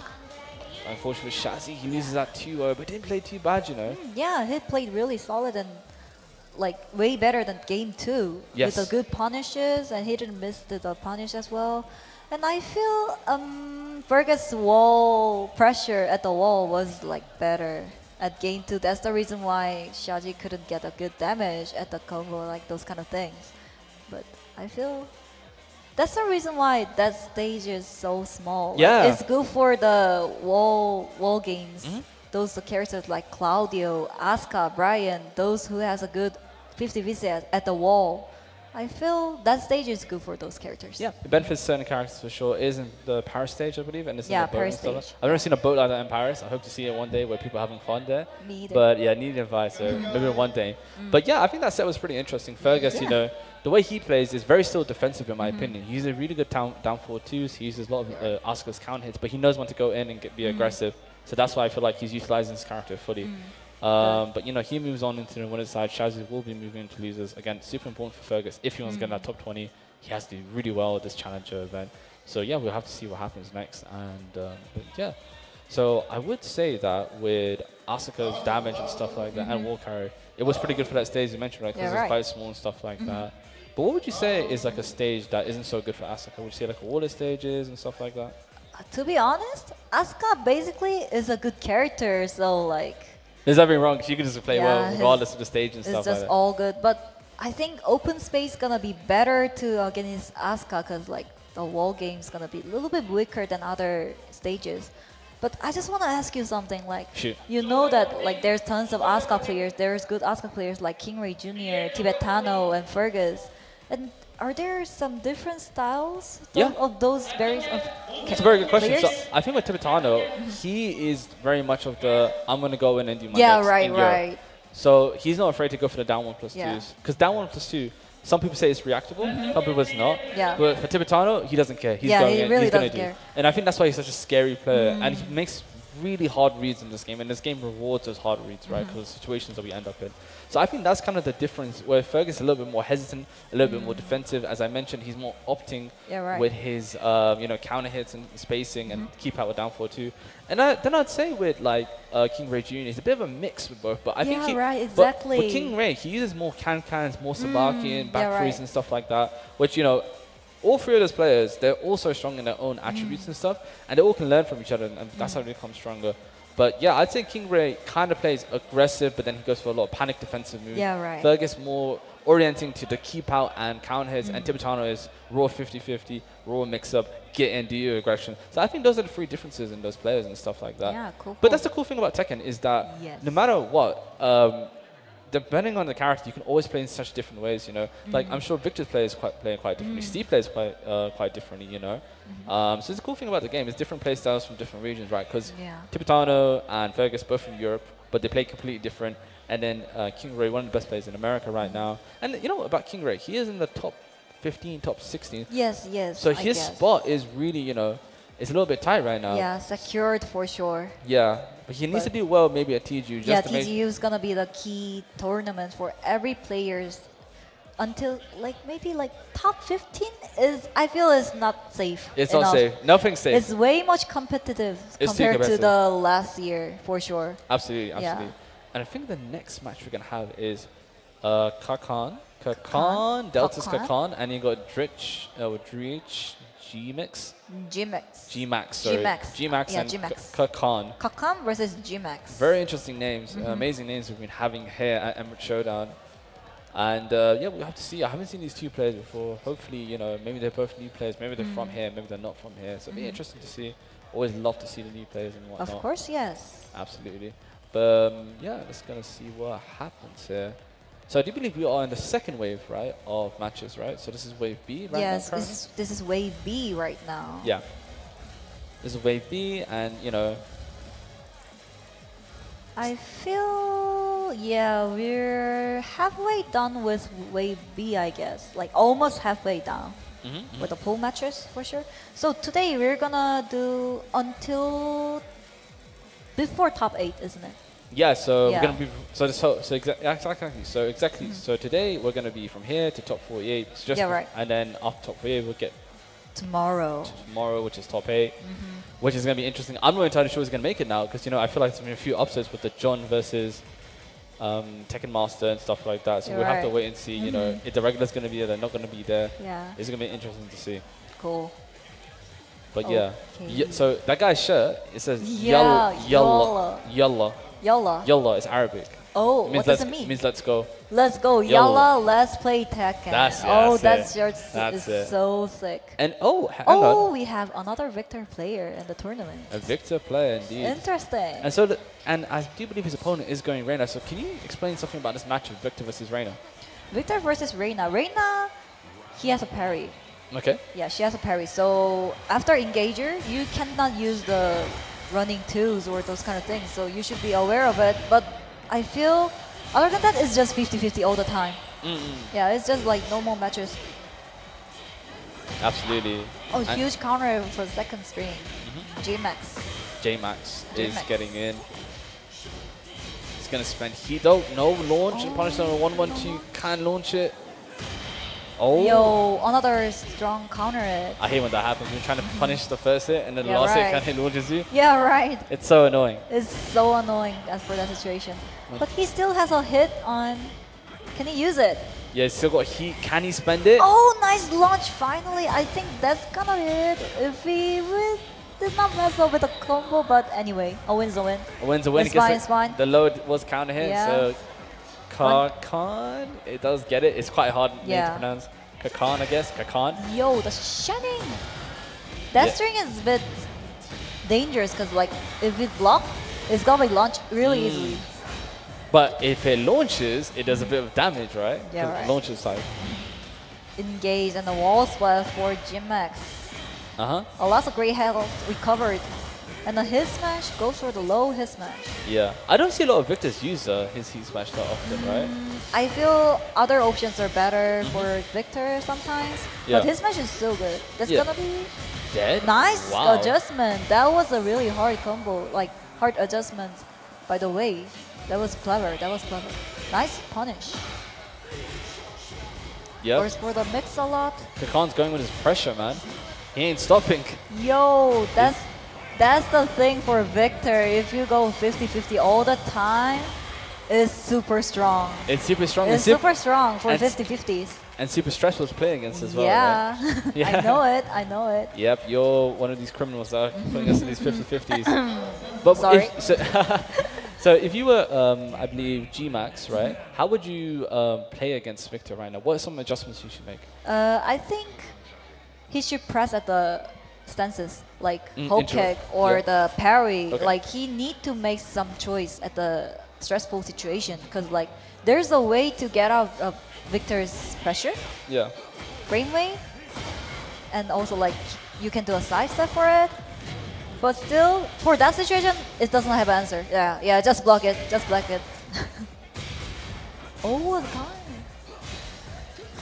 Look at that pressure, nice punish. Yeah, this pressure is quite insane right now. But Kakan, he has heat. He's gonna spend it now. Oh, Whoa. doesn't get wall splat. Nice punish still. Yo, goes for the power crush, back 1+2. Yeah, that was a move we saw so much in season 1. Remember how broken it was? Well, But Naria, like, you're not admitting it. at least it got nerfed a lot. Okay, but it's still a good round ender. Would you agree to that? But it's a bit slow. Oh my god, the It's downplay from bit Naria. slow. From But Mirage like, yeah, I know, Naria. like that string is super good. That string is a good defensive option for Victor. Yeah, it's a good defensive now. Yeah, I'd yeah, agree. yeah. Oh, it was out of reach, but classic 1-3. I love that string It always so much. works. It always works because you never see it or expect it. Always works. It always works. That Yeah. string is like perfect string for the end the game. Absolutely. Always. You down Victor players. Nice counter counter hit. it. Let's see the combo. And he's in Paris right now. It's his home stage. Home advantage. Home advantage indeed. Nice combo. Goes for stands down for 1. Oh, look at that the parry. But anyway, that's a second string. It goes for the counter. Unfortunate situation, by the way. Yeah. Kakan taking a 2 over JJ Max. Unfortunately, JJ Max will be in the losers, but Kakan played pretty well. Really good, you know, pressure and stuff like that. But again, as you said earlier, a little bit more interruption from JJ Max would have helped him against dealing with that pressure and stuff like that. But yeah, it's pretty cool to see. Reina's a character we don't see that much often, and there's only like I'd say a few, you know, Reina players that are traveling and competing right now. So some Reina players like Yagami, Yagami and who else? Maybe I think only Yagami these days. But because like that character is so hard. Like that character's good, but you need to practice a lot for that character. Like she has electrics and she has double pose. Like she has tons of game plans. But anyway, it's a Mishima. She is a Mishima. It has a like possibility of misinput all time. So yeah, you need to practice her a lot. No, absolutely. But I think one thing about her is that she's really good. There's Yoj as well and stuff like that. So yeah, I think with Reina, there's so many good characters. But yeah, so I think some of these sets and matches we've seen have been really good, you know. Very important for Tekken World Tour Finals. But we are going to go on a short break, ladies and gentlemen. We'll be right back, so stay tuned and, you know, see you in a bit. Stay tuned.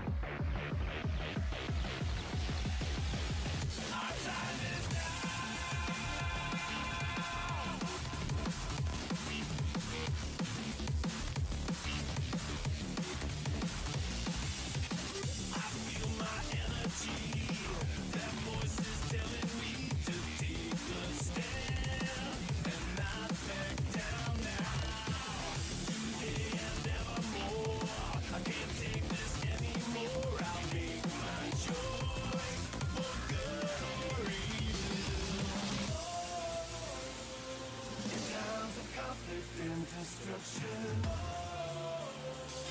Our destiny is my connection now. A feeling in my soul. It's beyond the reach of most mere mortals. Take a stand. So remember, no surrender. My defining moment. I will stand up, overcome my past. This is different to the end. If it takes forever, no surrender. Now or never, my last stand.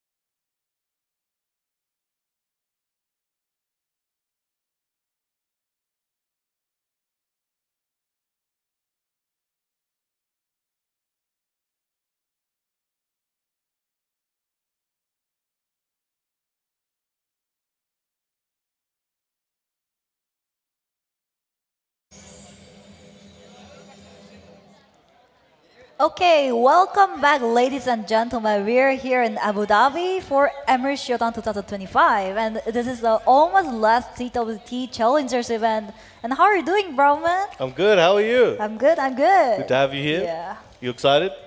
a little bit nervous, to be honest. Nah, that's all right, man. Still nervous. Still nervous. Nah, you'll be all Yeah, good. right. It's a crazy event. You know, we get to see some amazing talent from all over the right. world, and especially big representation from Middle East. So the countries around here, they're showing why they've got secret powers that the region doesn't, the world doesn't know about. So Yeah, right. we're going to find out more about these players. We've got a few matches coming up, and you know, we've got some Korean players that came in as well. You know, we have Lohai came in, CBM as well, invested here as a coach. So we got some hometown heroes of yours. Yeah, and we had Saint at the pool Oh, yes, A and as Saint. well. How did I forget yeah. about Saint? Yeah, he's actually going to play Mirage Fergus later. Oh, really? So the winner of That's that, I kinda believe, has to interesting. verse Yeah. Arslan. Whoa. Yeah, so it's going to get crazy. It's gonna be get crazy as time pass, and I think we have 2 players on the stream. We have Janja, I believe. His name was Janja. Zanza And versus Geppetto. Geppetto AE. Let's go. The Liddy versus Hwarang, maybe? Did I saw it correctly? Oh, yes, Hwarang, Liddy versus okay. Hwarang. All right, let's get it going. Now we're in the Evil Arena. It's a lot of explosions. Liddy's got a good side step options against Hwarang, I guess. Yes. So but- that's gonna be good tool to get out of pressure from Hwarang. Yeah, and I think these days, though, Zanza will be able to take advantage of, you know, they've buffed the tracking a lot for Hwarang. So Yeah. still, even though the step's really good, Geppetto's going to have to be careful Yeah, just right. not to get caught. And also, speaking of which, Hwarang got a new string that catches the side step, the low thingy. Yes. The new low string. So anyway, It's pretty good. Yeah, That's it's pretty good. It's like homing, so Yeah. you got to be careful. Not too much. Like, you know, it's more of a check. It's not like, oh, Yeah. if you get hit, you get launched or something. It's just, you know, just to be careful. Hey, I know you're stepping. I'm going to stop you once in a while and, you know, keep it slow. But all right, back to the wall. This is tricky position for Geppetto. lots of whisk going on. Oh, the high crush. Look at that. Oh, it changed the side as well. Yep, switching sides. Engage. Let's go, Liddy. Oh, that sends him away. Geppetto on the verge of potentially taking this round with Zanza using the push kick, trying to come in. Nice side step. This is what I meant. Like, she has a good side step option all the time and easily got whiffed from hit burst. Yeah, it was really good movement there from Geppetto. Yeah. But now still continuing the lead, got the heat, trying to push him to the wall. Definitely wants that explosion. Yep, for Tried sure. to get a whiff punish. But unfortunately, he got all uses of hit burst right now. No hit gauge anymore for Liddy. But Zanza Nice still has dog full. and Oh, punish okay. for low high. All right, very Looking for the nice. wall combo. Okay. Nice, nice adjustment on the side wall. Whoa, what was that? That was super good. That's gonna be it. Yes, very nice. Geppetto, big first game, 3 rounds straight. Didn't really give Zanza too much opportunity to try and bring it back. It was Yeah, just right. anytime he started, you know, as you mentioned, the sidestep or little things like that, and really cool combo there at the end as well. Cool, cool. And she uses a lot of good wall gimmicks at the previous stage. And we're heading to Ortiz farm. Ortiz Farm. All right, big alpacas everywhere. Let's go alpacas. I love alpacas so much, by the way. They're pretty They're cute. so cute. I definitely want to try eat one day though. What? Yeah, just like alpaca donburi or something. I don't know. We'll try it. We'll try No. it. But if someone can hook me up, let me know. But I got depressed. no. I got depressed. Whoa, nice side step into launch. Look at that. But he need to adjust the combo at least. Oh, that hit It on was the the ground. backward. Oh, everything's hitting Zanza right now. No opportunities here. Geppetto just making it very difficult. Gets the overhead launcher with the counter. Should be able to close the round out. For sure. 1-0. A strong Liddy player. Yes, sir. Nice side step into Yep. hot kick. Yeah. That was insane. He definitely knows the matchup. We'll try to break the balcony with the 1+2, but just out of Yeah. range this time. It's a little bit unfortunate sidewall situation at the moment. But he keeps the pressure at the wall and finally breaks the balcony. Let's look for the combo. Can he go to the wall? Yes, he is. Very nice. All right, set point here, 1 round away from knocking down Zanza. So what should Hwarang do for this situation? What do you think? I think it's got to be more careful on the approach where obviously Geppetto is kind of just waiting for him to start doing strings so he can walk. So it's a matter, I think, just do less strings and more like 1-2 hit moves to try and just keep tracking and stopping Geppetto. But Hwoarang has a lot of homing moves, like the jumping homing, Right. obviously the low you mentioned, a lot of mid homing as well. So there's a lot of options, but right now Geppetto's not giving him the chance. Should be closing this one out, but oh, Zanza fighting back, but couldn't 1, absorb 2. enough. Good, good. Like I think it was 6 rounds straight, isn't it? Cool, Very cool. dominant match. Very strong leader. I think he knows the matchup against Hwoarang for sure. He knows when to do a side step. He knows when to interrupt with jabs. Like those kind of things was really cool. One thing I didn't see from him that I would see from most Hwoarangs is trying to approach with like 1-2 into stance and then Yeah, right. playing the situation. But he didn't really do that. Most of the time when he would come in, it was like, forward, forward, forward, like the push kick or big buttons that, Lily was able to just get out of the way. So maybe that's something for him to look at in the next time. Cool, cool. So I think we are ready for the next stream Yep. match. The strong leading player that we previously gonna be fight against DNF CBM all the way from South Korea. Okay, double stream match. Double Interesting. stream match. All right. Now, have you heard of this CBM guy before? Have I heard of from him? Yeah, like- I was a big fan of him since I was in Tekken 7 playing Wow. Noctis. And also like he's a strong gym player, but what I think is that he plays really defensive, but also he often challenges the opponent with a hop kicks and a can, like sudden random hop kicks all the time. And I think that's the strongest point for CBM right now in Tekken 8 Season 2, Jin. I feel Jin, a character itself, is pretty strong. He has a good combos. He has good wall combos as well. Still, hit smash is still a long reach. Maybe one of the best hit smash in the Tekken 8 right now.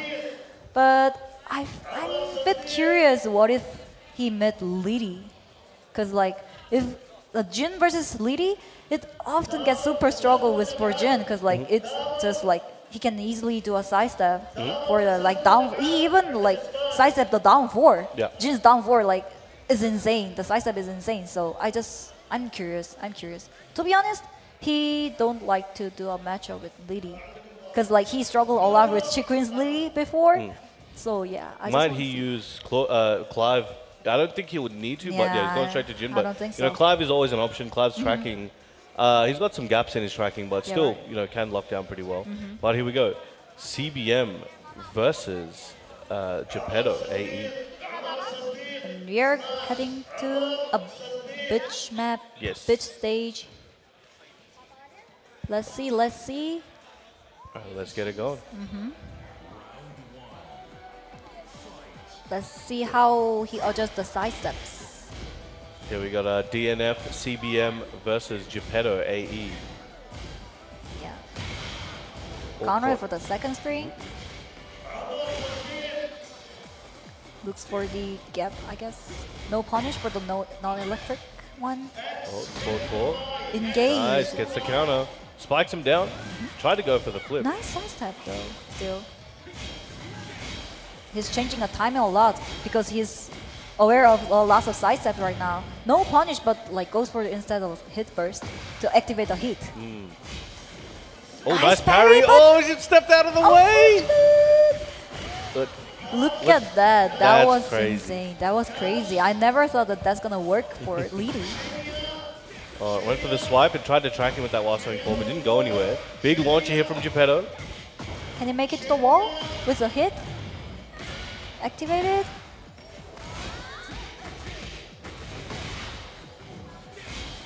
Nice, looking for that wind hook fist.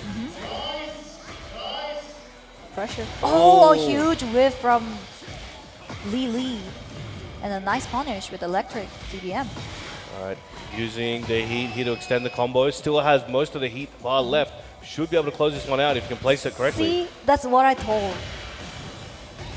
You can easily sidestep down for us Jin, but anyway, CBM got the round. Yes, sir. 1-1. All right. So you can see CBM trying to step left to Yeah, try right. and stay in the same plane as Geppetto. Sidestep electric and sidestep. Yeah, a lot of sidestep coming out. Oh, nice. Checking with the back forward 2-3. Yo, the sidestep electric, a little bit of adjustment in the combo. still he activates the hits. Oh, goes for Root of Evil. Good defense here from CBM. Using up that heat. Geppetto, though, still has theirs in their pocket. Activating it. Oh, He tries for the down jet. Now he gets the second string at the parry. CBM. excellent work so far. Geppetto needs to make some changes here to bring it back. You know, they're obviously finding decent success with the side steps, but CBM's doing a good job at counteracting that and making it hard for them. But nice duck into launch there from Geppetto. He knows the matchup. He knows how Jin works. Oh, a little bit mistake for the combo. Yo, nice side. Oh, okay. They let that rip. That could have been the round, but looking good anyway. One more hit's all they need. Overhead with the down forward 3, looking good. Geppetto evening up the score, 2 rounds each. 2-2. Oh, huge whip, but no electric from CBM. All right, Yeah, he's chopping going away. for a lot of pokes right now. Oh, huge parry. No! That was super unfortunate. That's the reason why Mishima character is so hard for tournaments. There's a possibility that you can miss input during the combo. Yes, very risky. Very risky. But still, electrics are the so good strings. All right, using Hit that dash. heat to keep it safe, yeah. Oh, he tried the electric, but the counter from slide. High crush move. That should be... Oh, okay, Oh, cancelled. They didn't he believe that it was canceled it. going to get the combo. Down jab to interrupt the pressure. Oh, got hit afterwards. Look Spicy at Rabbit, that. the double spin. Oh, It's that's gonna be there. That's gonna be it for sure. Nice wall combo. CBM is just lost by a strong lady player called Geppetto. He's not happy about that one. He can Yeah, see, like, he's all right, I got not caught by happy things. at all. He's going to have to make some big changes in the second game. We're going straight to the random select. We're Still back. goes with Jin. Yeah, I mean, Yeah. he believes. I don't think Jin was the issue. Definitely, I think it's just a few decisions to right. be made. Back at Ortiz Farm here as well. Also, those kind of like drop in a combo, like the electric didn't work. Those kind of big mistake was really bad situation for CBM. Let's see if we can bring it back here. But Geppetto starting the round off very clean. Flips him over near the wall. Big sweep. That's a lot of health gone. Big sweep again, but it was out of bridge, and CBM did a good job. A whip punish. And Goes it the wall combo. And it seems Activated. like Geppetto has a timing. He did 2 feisty rabbit spins into the low this time. Last time he did yeah. 2 feisty rabbit into the mid. So it seems like he has a pattern there. The sidewall. Oh, Whoa, he nice. goes for the mid. Usually, Jin player goes for the high, for the second string usually, but like he uses it low. Nice read for CBM. Good mix-up, yeah. Good mix-ups. Now, it looked like that first round was definitely going to Geppetto, but CBM was able to bring that back. Yeah. Let's see if we can continue that. You talk about those hop kicks. Yeah, that random hawk is and random can from CBM. That's make the game really tricky. Can you go to the wall? Yes. Nice carry. Ah, a little bit far Oh, away. snap kick, counter hit. Up to not use the heaters. Oh, Huge counter it. big forward 4. Nice punish. Whoa, look at wall. the side step. I was going Yeah, to that's go gonna be downstairs. good. Yeah. We're going to the downstairs. That was the perfect punish for CBM. Can he finish it? I don't think so. Yo, I'm so sorry. Jin You owe him an has apology. Jin has a good wall combo and wall carry all the Yes, time. For sure. But CBM Yo. knows those combos very well. Nice. Down forward 4. Keeping up that opportunity. Going for that momentum. But Geppetto fighting back. Just catching CBM with everything. Oh! Whoa! The side changed it accidentally. Nice dog and an electric punish.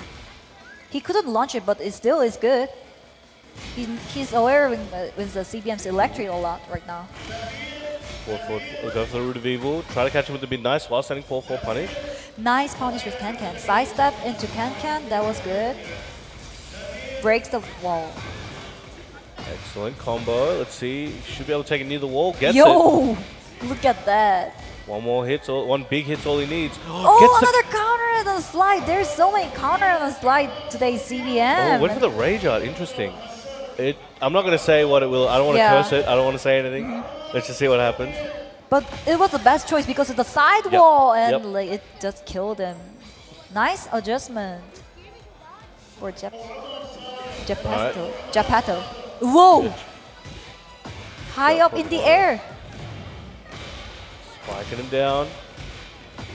Flipping him over like a Krabby Patty. Oh, okay, let it rip. Okay, this could be his opportunity. Look at this Yo! feisty rabbit gameplay.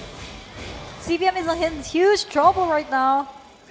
Side that belly punch to get out the pressure. Nice back 1-2 for punish, but the wall is too far away. Right, CBM looking for his opportunity. He wants that wall explosion. Didn't get it this time. Used up his heat, but it still has decent health right now. He could take a few risks here, but not too much. Another slide, but no punish. No way punish. It was too late, I guess. Oh, nice trying to catch him there. Nice Fuzzy. block. Delay string there. Extra forward, forward, 4. Oh, good break. Very clutch. Anybody's game. 7 seconds left, Naria. What's going to happen? 4. Nice back to 1. Yeah, that's the way to catch Lidi's side step. The back to 1 catches a little bit of side step left eye. I'm sure about it. But like the opponent's Lidi, there's always the exception. Yeah. We should be care about it. But basically, it catches the side step a little bit. A back to 1 for Jin. Good choice. Yeah, Good that was choice. Safe choice. Safe choice. That was definitely an interesting second game as well. You know, it looked like Geppetto was going to be able to take it. You know, his second game for himself, but CBM was able to close it out. Let's see what he can do for game 3. Let's go for the throw. Yeah, Nice. finally he ducks the slide and launch it. Finally. Because I think he got more than 3 counter from slides. Yeah, it's not unusual thing. Oh, that was that's the crazy. wall He did swap. sidestep fuzzy duck into an optimal punish for the angle. That was crazy. This guy's pretty good, man. High level Tekken here. High level Tekken. Nice punish. Oh, gotta Activated. get caught back turn. There you go. Nice Yo, wall. nice side step into launch. No, but the wall, I mean like the combo Caught him off pressing. axis. Or caught him But not still. blocking, really. All right, round 2. This game is so fast. This game is so fast, to be honest. Who's gonna break the floor first? That's gonna be it. All right, so you can see CBM trying to close the gap, but Geppetto doing a good job at playing defense and keep out. Nice step there, gets a punish, starting his momentum for himself. Backflips. Another slide counter. Good conversion on with the side step or the adjustment. Spikes him down, wants to use that heat for sure. Whoa! The trade snuffed out CBM's heat there, but got a hit in. Nice thought. All right. Combo, what's the O-key? What's the O-key? Whoa! Oh. The rage art came up, but he blocked good cancel it. into the punish. The crowd's loving The it. cancel was so good. He reared the CBM's rage art. But as That's you insane. But as you saw as well, Geppetto, again, 2 feisty rabbits into option, right? He's now done mid, low, mid. Yeah. So let's see what he's got next. Oh, back forward 2, checking, statue kick. Nice So- spacing from both of players right now. Nice dog, but no launch. Now CBM's trying to stagger his timing to just avoid, getting Correct. caught by the steps. But obviously it may cost him. CBM though gets this nice combo, should be able to close it out. That's gonna be it. CBM is still in the game, but he's still in the trouble at least. Yep, still set point here for Geppetto. Gonna Right. need to make something happen. Definitely can, but if Geppetto can close out this round, it's gonna be over. So what CBM is doing right now is just trying to make some space between Lidi and Jin, and he's trying to do a whip punish with electrics a lot, like that. Hey, what's the O key next? Oh, nice Goes for the down low. 2-2, 7 golden letters for CBM. All right, this is final round, set point. Either way, this is gonna end here and now. Who's it gonna be? Final round, and they still didn't break the floor. Now they're saving it, maybe. Maybe. I'll go Homing. for the homing option. They've really slowed down compared to other rounds. They're both scared. They're both like, I don't want to risk too much. Yo. Excellent step and whiff punish there from CBM. Activated. Hey, what's the O key? Oh, looking good. The Feist Rabbit single spin into the mid. He still haven't activated that heat. Doesn't want to die with it. Look at the pressure. CBM. Plus frames all the time. Nice side step. That's gonna be it for CBM if he keeps the combo simple. Nice. 3-2. What a comeback from CBM. Looking good. Looking good. But I think like Geppetto's Lidi was super strong. Yes. He knows the matchup. He knows how to do a side step during the chain strings. He launched a lot. He made some good decision with a low slide thingy, and his 50-50 was super scary. And his defensive option was also good. Look at that block on the rage art. I really didn't expect that. Like everyone said, like it's gonna be something, but like he blocked it, canceled the stance, and it was so good. GG's, GG's. GG indeed. Now, let's see, who have we got up next? We got Zay versus Renzoken. Renzoken. Oh, he's, oh man, I forgot who he plays. I've definitely seen him before. Who is he playing? We'll have to check. I don't want to get it wrong. We can check. But I've definitely, that's a familiar name for myself. Cool. So he's popping up there. There he is, Renzoken. His team name is UAE. So Yeah, I guess so. yeah, I guess he came from UAE for sure. Yeah, look at that shirt he's got. Yo. Very sparkly. Very sparkly. We'll show you guys the stage in a minute. All right, but yeah. So we've got, again, two players from this region going to battle it out and show you, some of the talent from here. Yeah, right. See what they got. Oh, we got some footage happening as well. But yeah, how are you finding the tournament so far? Any particular players that surprised you or that you were impressed by?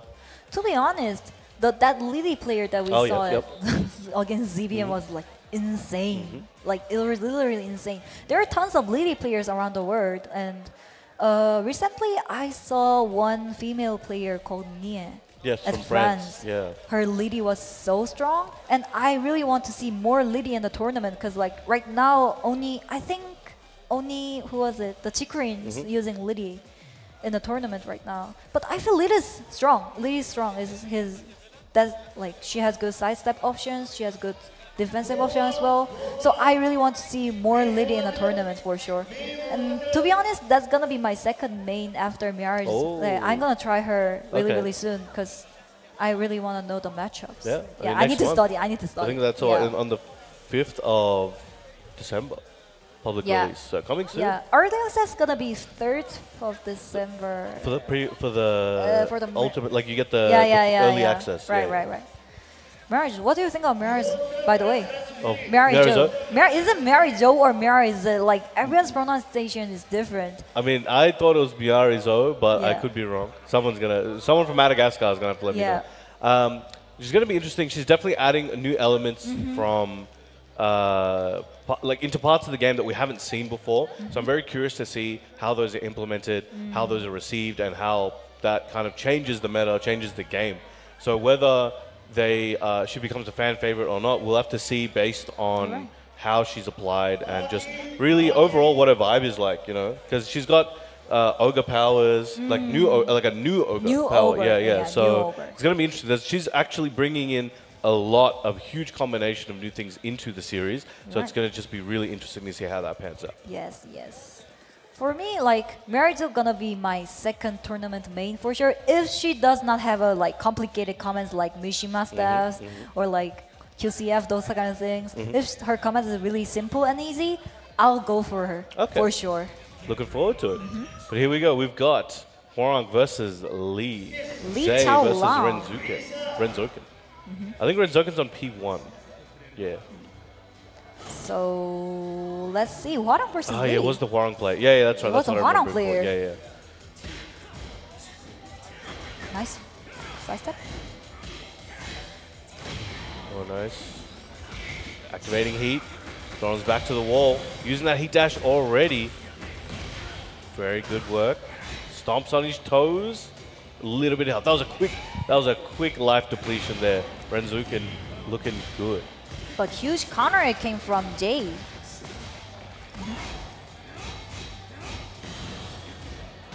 Oh, nice punish on the up two. Oh, trying to go for that down three, but Renzoken not having it. Renzoken. I'm gonna check. Yeah. Both of these players looking super aggressive, I think. There are lots of counters going on. Order gets to that nice heat punish. engage. That was perfect punish for the engager. And I feel Lee with heat on is super strong at the moment. Yep. Crazy. Those new strings that they get from Season 2 are both good, both super good. Nice. And then goes for the low hit smash.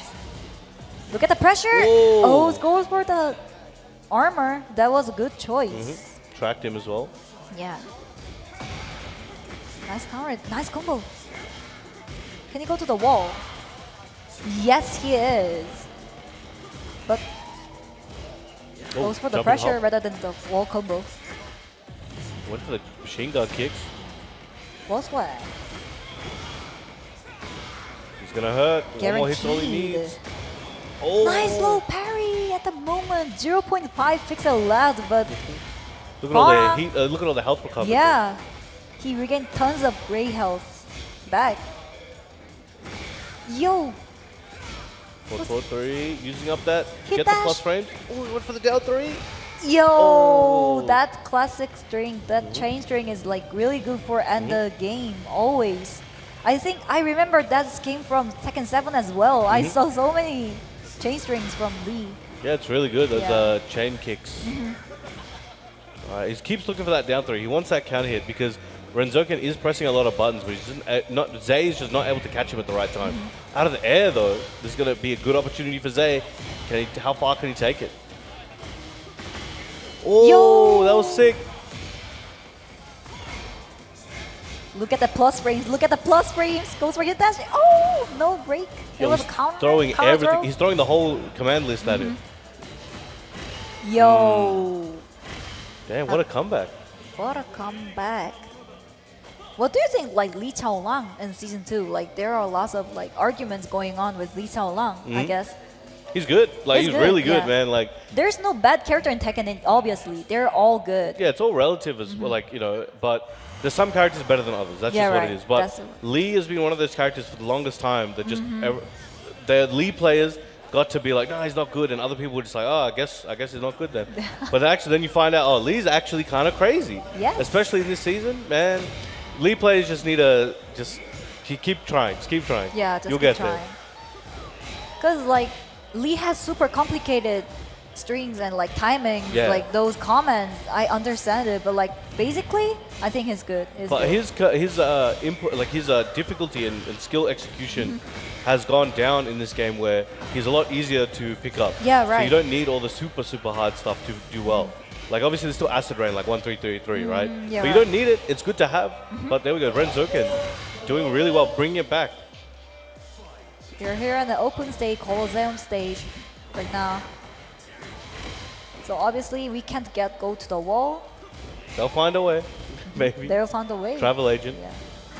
You know, Victor can carry all the way to the wall Yep. at the beginning. He's got good carry. Yeah. His wall carry is so good. All right, Activated. looking good. Zay looking primed to take this round, but you got to keep it going. All right, look out for the Looking flappy for the kick. counter it. Oh, gets the heat dash. This is going to hurt. Gets a high splat as well. Yo, goes for the mid this time. All right, so Renzoken looking good. Yo, look at that.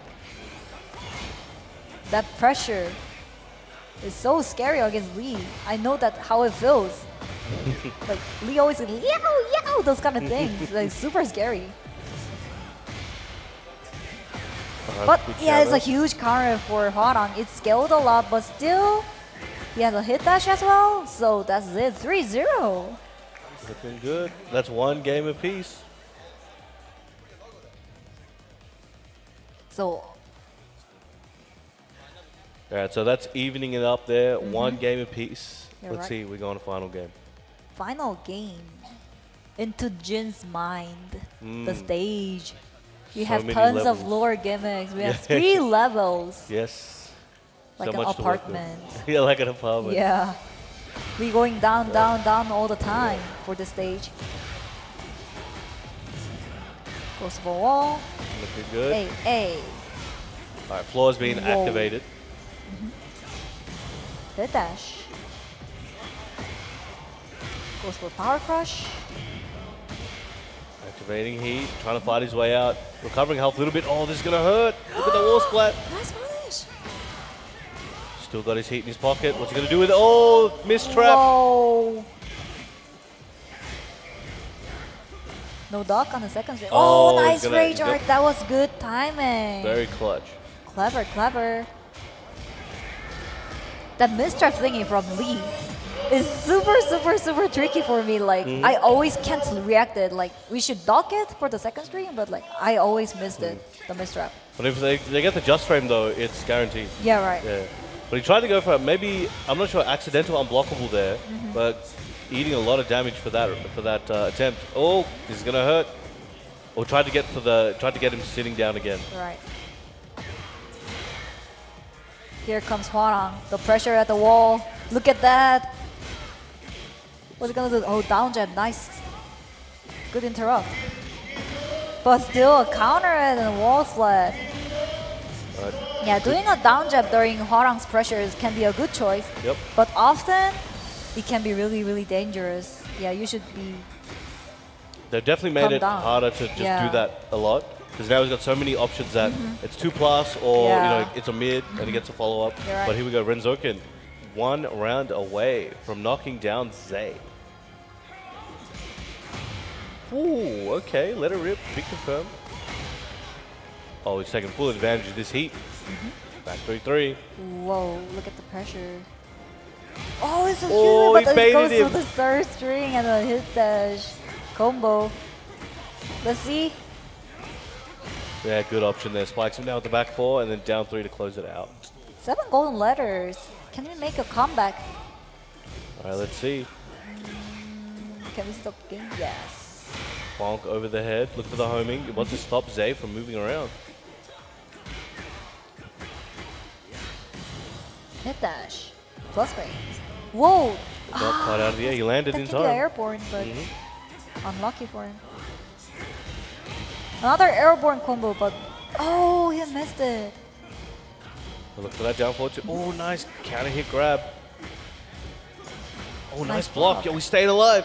Could he bring this one back? And the side swing blow from Renzoka to close it out there, knocking Zay down in a very close set. It was really, really close.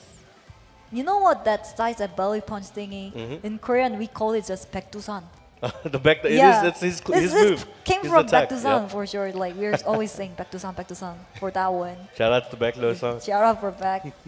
I never seen back before because like I started this game at the last year of Tekken 7, like very last season. So I don't know how it was, the back was, but I feel it's enough with Hwarang. I don't want one more Hwarang in the game. Well, because they gave so many of Beck's moves to Yeah, Hwarang. right. But in like Tekken Tag 2 and like Tekken 6, when Beck was in rage, the damage would be crazy because every poke would be so much damage because of that rage. Yeah, especially on counter hit. Oh my god! Sometimes like 2-3 hits with rage and counter hit. Yeah. You've lost like 80% health. 80%. Yeah, like, it was like 50, at least. Yeah, like depending on the hits, it's like. Whoa, And he's just doing that's strings, so strong. even if you're blocking most things, you get hit by the low sometimes and then block the mid. Yeah. You still lost like 10% health, 15% health. But hopefully you guys have been enjoying that. We've got some more Bekto-san lore coming up for you guys soon. Catch you soon. Take a break, grab a drink, grab a snack. We'll be right here. Stay tuned.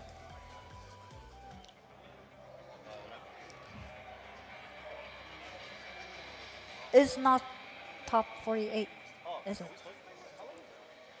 Really? Okay, cool. Is it top 48? Yo, it's top 48. I'm done. I think, yeah, because we're behind the damn, schedule. we didn't get to work much. Yuppie. GG. I think, yeah, it was better. It was better than That's good, that's good. We'll keep working on it, don't worry.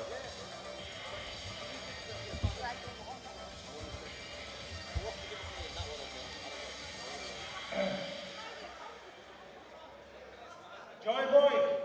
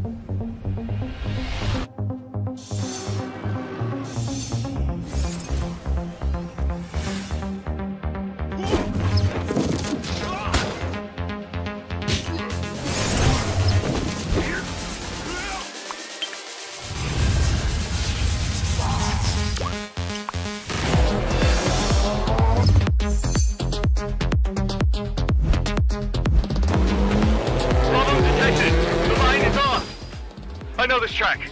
Let me drive it my way.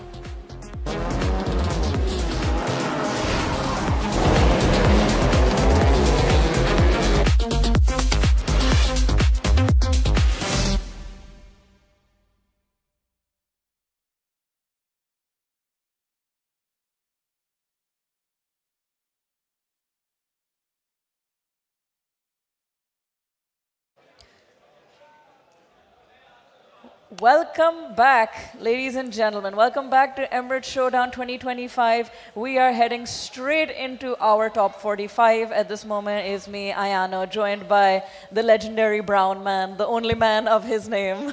How you doing? Yes, I am the only man of my name, but not the only man of that variety in this venue. Definitely not. Oh, we got like plenty of brown over here. That's what I've been enjoying the most. You see, like, is like the main color over here. More or less. We have so many like stacked matches coming up for you guys right about now, and I'm excited to be commentating it alongside Brown Man. First match coming up for sure. The players have already been sitting ready and prepared. Is going to be Fergus versus Saint. That's going to be crazy. I believe the winner of this, I think, has to go on to versus Arslan, most likely. Like if he wins his current match, so that's going to be crazy. Yeah. But yeah, we talked about, you know, earlier in the tournament we had both of these guys on stream. You know, Z10 Saint, you know, had a very close set, ended up bringing it forward, and then same with Fergus as well. He had a decent one against a Lars player. Yes. And was able to, you know, bring it forward. And who we're meeting here, this is going to be an interesting one. I think the way both of these players have been playing recently, it's very, very good. You know, we saw Saint win a huge tournament, I think, a few weeks ago. Yeah, he did. And Fergus has just been wrecking shop for the last few months. You know, top 8 at Evo France Yeah, as he had well. such an amazing Sorry, run top at 3, Evo I France. should say. Yeah, it was, he did amazingly there. And of course, for Fergus, it's currently more of like a desperate situation because he just wants to qualify for top 20. Yes. And so if he at least manages to get like top 8 over here, top 8 more consistently at a TGU as well, that would be fantastic for him just to be able to close out on like a good note and not have to go through the LCQ. Definitely not. You know, it's not where you want to be. That LCQ next year in Sweden, Malmo, is going to be insane. Like the amount of people coming down there, you know, there's a lot at stake. You know, you want to secure your spot now. You don't want to wait till the last minute. Exactly. And we are done waiting until the last minute as well. We are heading back into this match now for Mirage Fergus versus Z10 Saint. Oh, Big scoops him up at the start of the round. No messing around. Oh, that is a great start for Fergus. Okay, full disclosure, I'm an Asuka player. I'm hard rooting for Fergus. Let's go. But I am so happy to see Saint again as well. Like, I feel like his performance has been a little bit more sporadic over the years. Like, he was like really strong presence in the beginning of Tekken 7. He just kind of petered out. So it's really nice to see him too. It's like a blast from the past, really. Yeah, and he was arguably the best player in the world for a period of time. So him and JDCR just kind of like were fighting the for Echo that spot. Fox era, man. Yeah. Because every grand final was them two. Yeah. Crazy work. Real ones, remember. Yeah, strong start for Fergus. And now Saint hits him with the no U as well. Just starts off with the down hit him with the Uno reverse, right? Yeah. Oh, it's Morgan at him. He's going to hurt. Back to the wall. Nice. Oh, gets him with the press. All right. Okay, this is a really good position for Fergus. Now he's just going to come in, guns a-blazing. Ooh, nice block. Good no block. punish. Okay, no, not quite. All right, swiping for those ankles. Nice. Full crouch down back one. Saint loves those. Yeah, keeping it very slow, just chipping away at each other's health right now. Oh, but that's huge. That's going to be big. Big combo. He got the high wall splat. 3-ring circus combo to end it. Anybody's game. Oh, flips him over. All right, one more hit. Nice. Oh my god, he's staying alive. Do it again. Do it again. Oh my god. Do it on the whip punish with the forward one. Oh my god, did you see that? Saint was literally just like baiting. He's like, come at me. He was just waiting for it to happen. Unfortunately, Fergus was a bit too short of him. Trying to make some noise here. Yeah, he is just like going in, no fear. I like seriously, zero fear in Saint right now. He's getting a lot of reward for all of his effort. Oh, but there we go. Fergus coming in now. Oh, nice. Just backdash out of range. Went underneath. This is going to be big damage for Fergus. Might even be able to break the ground if he wants to. I think, no. It wasn't going to happen. The combo was a bit too awkward. But there is plenty of opportunities. Asuka is very good at floor break stages. Yes. A lot of her tools just end up becoming launchers for free. Like up over 2, for example, 14-frame launcher on a stage like this. but it doesn't come into play right now. Saint just like going away 2 rounds apiece. Yeah, using that red bubble heat dash to close it out. Now you can see he's a bit more patient, just shimmying a little bit, waiting for Fergus to come in. Yeah, that's very smart. He has a life lead. He doesn't have to take any risks for sure. at all. He can just wait for Fergus to make a mistake. Nice planting the seeds. Fergus in trouble, stomps on him, Oh my God. using all that heat. Yeah, this is really suffocating. He's used up all his resources, but he's got a massive life lead on Fergus right now. Oh, beautiful. That wasn't a punish, but it worked out for him. All right, now Saint on the back foot once again, but good defense. All right, we got unlimited gusto for a very short amount of time. How does Fergus use it? All right, running out of that heat. All right, he's trying really hard to fish for a launch with all the plus frames. It's not working out for him. Saint is just too patient right now. Oh, very nice tracking with the knee into the big boot to the face. Saint taking game 1 here on the winner's side of top 32 versus Mirage Fergus. That was very composed win, basically. Like, he was just playing so comfortable. I didn't think he was like uncomfortable for a second. It reminds me very much of like Tekken 7 Echo Fox days. Like, that was just his thing as well. Like, he was just like an unstoppable force. All right, we're heading into Yakushima right now. Much bigger stage compared to the Pac-Man one. This is much more stable. It just comes down to pure Tekken fundamentals. Oh, nice down back, full crouch down back 1. All right, back 2. Try to go for the hug, but caught him out of the air. It was a bit too short. Oh, okay, nice. Heat engager running back in now. Fergus is really in a bad position. And gets clipped by the height smash. That'll be it. First round for Saint. All right, Fergus really needs to pull the rabbit out of his hat. Yeah, this is big lead here for Saint. And a big W if he can continue this. Right. Oh, no, ain't no way. Yes, let's go, Fergus. You're not letting him get away with that. Oh, Saint feeling it. Will he regret that? Let's see. Let's see. Yeah, Nice fuzzy. Yeah, he's run out for Fergus, but he stayed alive. It would have sucked if he got hit by that. Crouch down back 1. All right, Oh, that back 3 nice. walked right into it. Saint in a little bit of trouble, but still has a life lead even after this. Yeah, Fergus definitely has like a very big uphill fight ahead of him. Oh, Beautiful. nice low parry. Should be able to close this one out here with a Rage Art. There it is. Beautiful work there by Fergus. Tying up the rounds. But this is still, he needs to even up the score one way or another.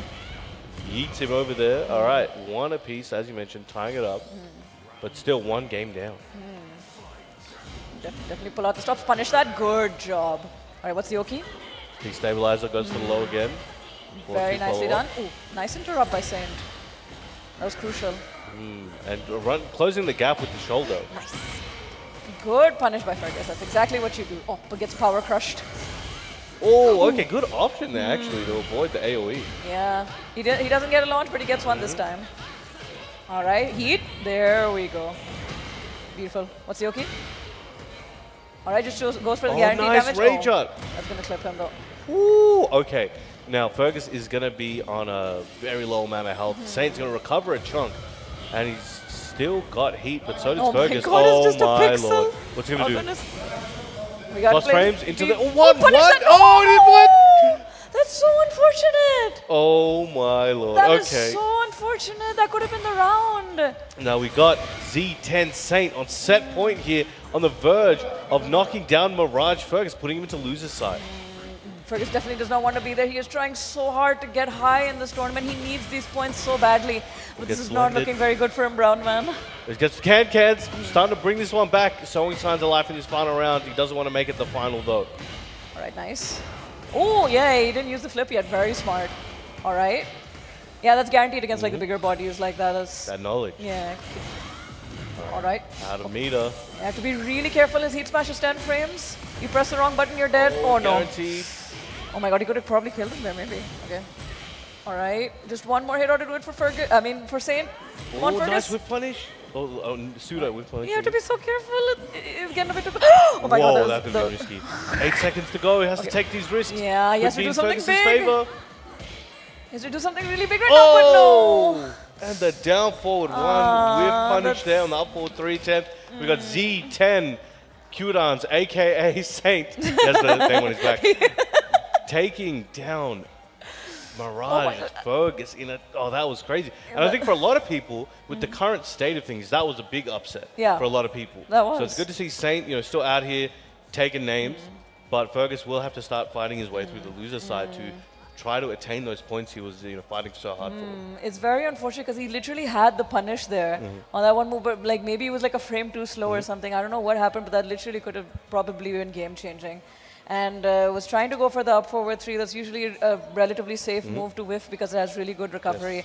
But Saint was ready, just was quick with the down spacing was forward really good one. throughout the set. There was a lot of situations where certain things whiff. He wasn't always able to capitalize on it, but he was able to make them whiff to begin with. Yeah, that was just very patient, controlled, composed gameplay from Saint. He was just playing completely at his own pace, didn't feel like he was urgent or anything. Basically, was just forcing Fergus to have to come and be urgent and try to steal the life lead somehow.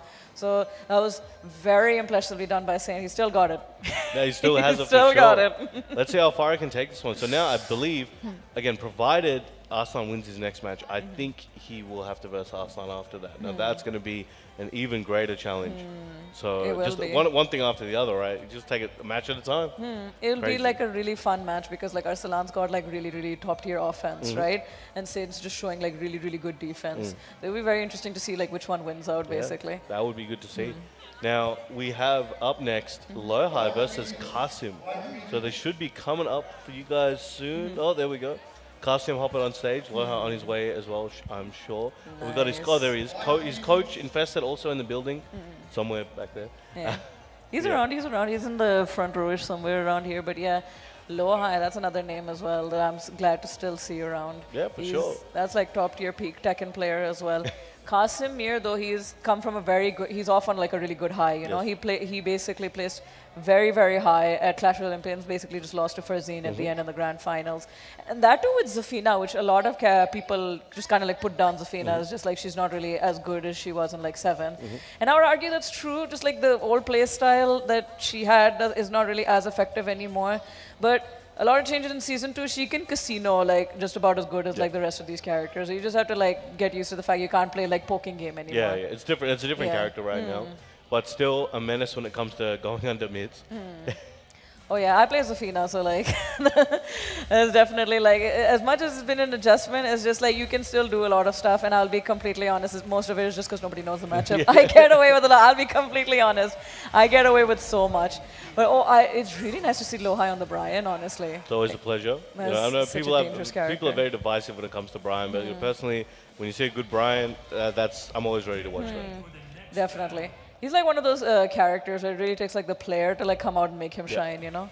So I can understand, but like versus Zafina, yeah, it's gonna be a bit tricky. But sure, this is like one of those top tier Zafinas. Like Kasim played a lot of Zafina back in 7 as well. Yes, definitely. So this is definitely not a pick just completely out of nowhere. And he's had a lot of good success with this character. Well, let's go with that chopping elbow, like the evil arena as well. So we're going to see some stage gimmicks yeah. for sure. I say like this is one of the most cancerous stages in the game, like easily. I mean, it's a lot to deal with. You know, the combo damage that can be output is insane, but you know, it goes both ways, right? It's very explosive. Or ooh, very nice low crush over there. Oh, Ooh, beautiful very step. nice. That's one thing people seem to forget about Zafina is that she still has really good movement. Like they nerfed it a lot in this game, but you can still step very comfortably 100%. with her. All right, very massive damage over there. Oh, whiffs that down 3 as well. Now, giving Aloha the opportunity, might be able to take this round another hatchet. 1-2, using those plus frames. Nice duck, immediate punish, no hesitation. That was good. You have to do that because if you're even like a second late on the punish, you get clipped with the active frames on the second hit. So that was very well done by Lohai. Oh, he's trying for those jet uppers. He's trying to put on a show for us. You gotta pull it out. Well, Excellent beautiful punish. He has heat. Oh, nice interrupt. He's doing this with conviction. Both of them are very sure of themselves in a lot of these situations, and it's really working out. But it's going back and forth. That's a very excellent observation, honestly. He's just playing totally with confidence right now. Beautiful, gets the guaranteed follow-up. All right, now we're just, ooh. Good trade there in Kasim's favor now. Again, as we said, back and forth, 1 round apiece. Kasim's just doing like a really good job, just like mixing up his options for sure. Testing the waters a little bit, but Lohai is clearly educated on the matchup. Oh, for sure. Like clearly he knows what he's supposed to do here and there. It's very smart of him to stay a bit like reserved as well because back 1+2 is still a very scary button to like dash into. Yeah. So very smart of him to just take it a little bit slow. All right, Incinerator, sending him near the wall. Explosive wall as well, but Kasim nice. using his heat to get out of that tough spot. Very fighting smart. back. Nice Oh my reversal. goodness.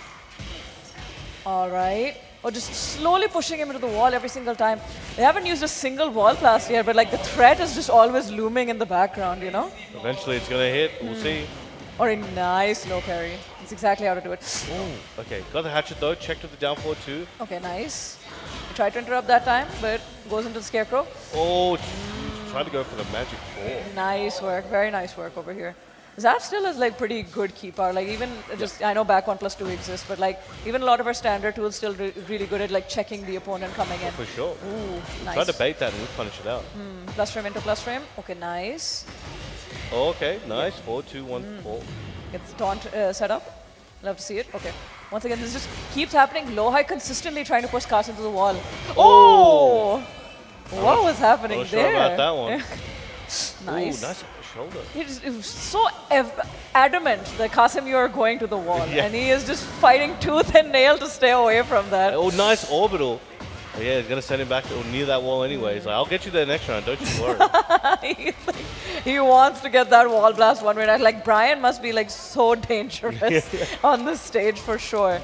Qasim's doing a fantastic job trying to stay alive. And right now we're down to the final round with no wall hazards used That's at crazy, all. right? But he's looking good. Going for a normal wall. If he continues this, we might not see any wall explosion at all. Very nice wall combo. Nice. Oh, I thought he might have Tracked a little stepped it there. Nah, I got tracked. Yeah. Very nice. Try to whip punish that one. Okay, gotta be very careful. Low high on the back burner right now. Nice interrupt. Okay. Still got that. Good. Oh, I was about to say, good job by Qasim. That works. That has to work. The meter No, the angle was off. Oh, what a bait. Crazy Beautiful. work there by Low High. That was neck and neck. Two super high triple S tier players going at it back and forth. But Low High was just able to edge it out there to take the first game. It was just the most like metaphorical like tug of war that you could see between these two. It was literally just like a push and pull, so to speak. I'm Low High, that was really good. It genuinely looked like he wasn't going to win that one. Like Qasim was just playing like so strongly, but Low High just pulled it out. That's why he's one of the greats for sure. That's how you do it. Those little decisions will take you, across the line over everybody else. Nice orbital over there. It was a good attempt to just get her out of Tarantula for sure. All right, nice plus frames. Yeah. Qasim is like really fond of using like Scarecrow down forward one. He's like one of the few Zafinas I see that actually uses that move. Normally it's just like a combo filler move, but I think he appreciates that there's got like a little extra range to it, You're likely like clip somebody. It must work enough to keep it going. Yeah. Basically he does it with like back 1+2 and then like down forward one. They play around the similar range basically, so it's like a mix between a low and a mid. I've not seen any other Zafina do that, so that's very unique to him. Take notes. Yeah. All right. Oh, not quite at the wall, but still good positioning. Charges it up. Wall explosion. All right, that's going to be a free launch. I think this is probably going to be heavily scaled though, Super isn't heavily it? Yeah. scaled. So it's probably not going to kill with Probably this. going to use that heat dash, perhaps. There we go. All right. Not dead, but a really good position for Oh Low High. my god, look at that damage. Oh, we let it rip. Believed in that. Down 3-2. Nice work. Yeah, like at that point, like Qasim didn't really have a lot of options left, I think he was just trying to get any offense in, but it wasn't going to work. All right, nice. That's welcome that one there. Goes to that Brian Electric. All right. Just playing it very slow, very compact right now. I think both players are just very scared about like pressing into any big buttons. Speaking of big buttons. Understandable. Oh, and underneath. Beautiful. Unfortunately, that's not a counter hit. He doesn't get anything guaranteed.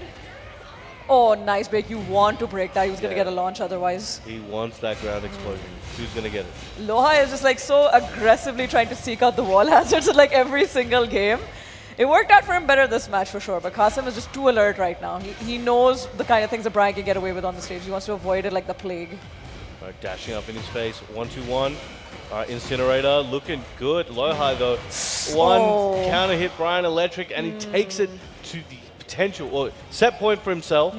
Qasim needs to make a big comeback if he wants to take the next two games. Yes, nice. That's an option select. He knows that. That's ancient Zafina option select. All right, nice. He's just running away with this right now. Wow.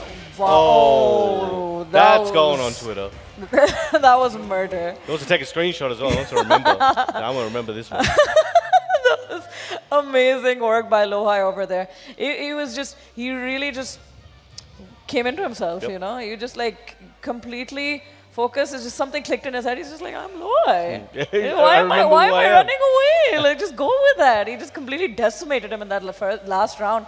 After a first match of just playing way more like tentative, way more like trying to feel the waters and all that, respecting like Zafina's big buttons and all of that, because she can play at more of a range than Brian can, especially in Scarecrow. But like by the end, he's just like, I'm low high, bro. I can do this. Yeah, he definitely just smelled the blood in the water. He's all right, look, I'm just going to try and destroy his mental here. And just hard and fast, you know, full crouch down for down for 3 with the new hatchet, right? It's crazy. Did a really good job. He was doing such a good job like tracking Zafina as well. Like he got sidestep punished once, and I swear after that he's like never again. It did not happen again. Like it was really excellent use of all of these different tools. So yeah, Lohai will be moving on. He's going to send Qasim Mir to losers. So he still has a chance to make it through to the tournament, but we'll have to see how his matches go. Coming up next though, we have Mirage Gosain versus TM Hafiz Tanveer. So that's another big name over top, here. We just got top him. This top 48's cooked, man. I'm telling you, winner side top 48, insane. So yeah, we have Gosain coming up here. He had a very, very good performance so far. He's still in winners, so that's great. His entire family was here to support him. Oh, it was bro, the like, cutest thing ever. Yeah, it's crazy. There's like 30 of them here. Hello. How they doing? That's the classic Pakistani family. If you know, you know. Like I love how like all of them are wearing like law t-shirts to like support him. It's so adorable. I love that for him. It's crazy. You love to see it. You know, that's the type of love and support you want to see from your family. It's rare, but when you see it, it's like that. Amazing. Shout out to Gosain. Even if he loses this, he's still winning. You know what I'm saying? Exactly. He's got like the whole family to like embrace him. So he's in a good spot, but he's playing really well too. If he loses, the whole family can jump their opponent in the parking lot later. What are you gonna do? There's like 30 of them, 30 deep, man.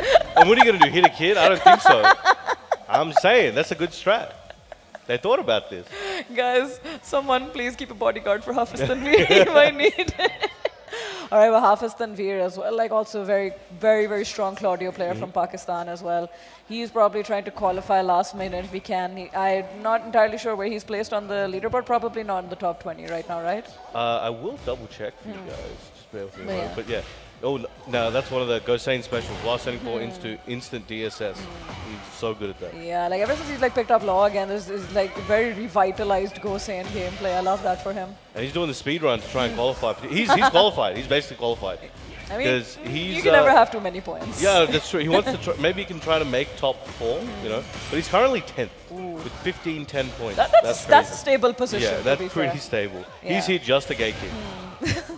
We'll just have to wait and see if like there are any giant upsets in the leaderboard. Yeah. We'll have to see how this tournament ends, basically. We need a lot of them. But here we got Hafiz at 37th place. Oh my god! He's got 700 points. He's going to need to do this and, you know, destroy at Tiger. To be basically, TGU and this, if he can like get some really high placements, I think that would be good. Yeah, it's a tall order, but Hafiz Tanveer has pulled similar things off before. Definitely not one who is unworthy for the job. And he's doing really well versus Gosain right now. He's just like 2 rounds while we were discussing all of these placements. So yeah, he is clearly in his element right now. All right, trying to dash in his face. But Hafiz is staying stable, not really falling, not really being intimidated at the moment. The slides aside, he's just willing to just tank a few hits. Oh, nice. Okay. Very Slipping up a little bit. Gosain. Many attempts, but he's slowly chipping away at it. I mean, that it's working out for him. I'd say just keep at it. Like, what's the point in playing like really explosive? You just die for it, you know? I think this is much safer. This is a really good job. Hafiz Tanveer especially. Very threading nicely the needle, man. Except, oh my god, he could have died for that. All right, nice. One more hit ought to do it for Gosain. Very nice. Now, this is fine. If you can just keep it slow and then take it like that, it's fine. We are in no rush at all, Gosain. Like, if this is working out for you, you should do that. Hafiz Tanveer, obviously, like, Claudio is the type of character that, oh my god, I was literally saying he can do explosive. I was just trying to say, like, he's a very well-rounded character. He can play explosive, he can play tiny as well. But Gosain needs to play into his strengths, basically. All right, nice interrupt. Oh, nice. Gets the heat dash into the full combo. This is going to hurt. Oh, look at the carry, man. What is happening? It might just touch the wall. Okay, very short. He's still got the stomp at the wall. All right, this is a nice position for him. He has to play it really careful, though. Hafiz Tanveer can easily steal this back. Oh, he's looking good for it. Nice fuzzy, but big commitment there. On a little bit late on the time.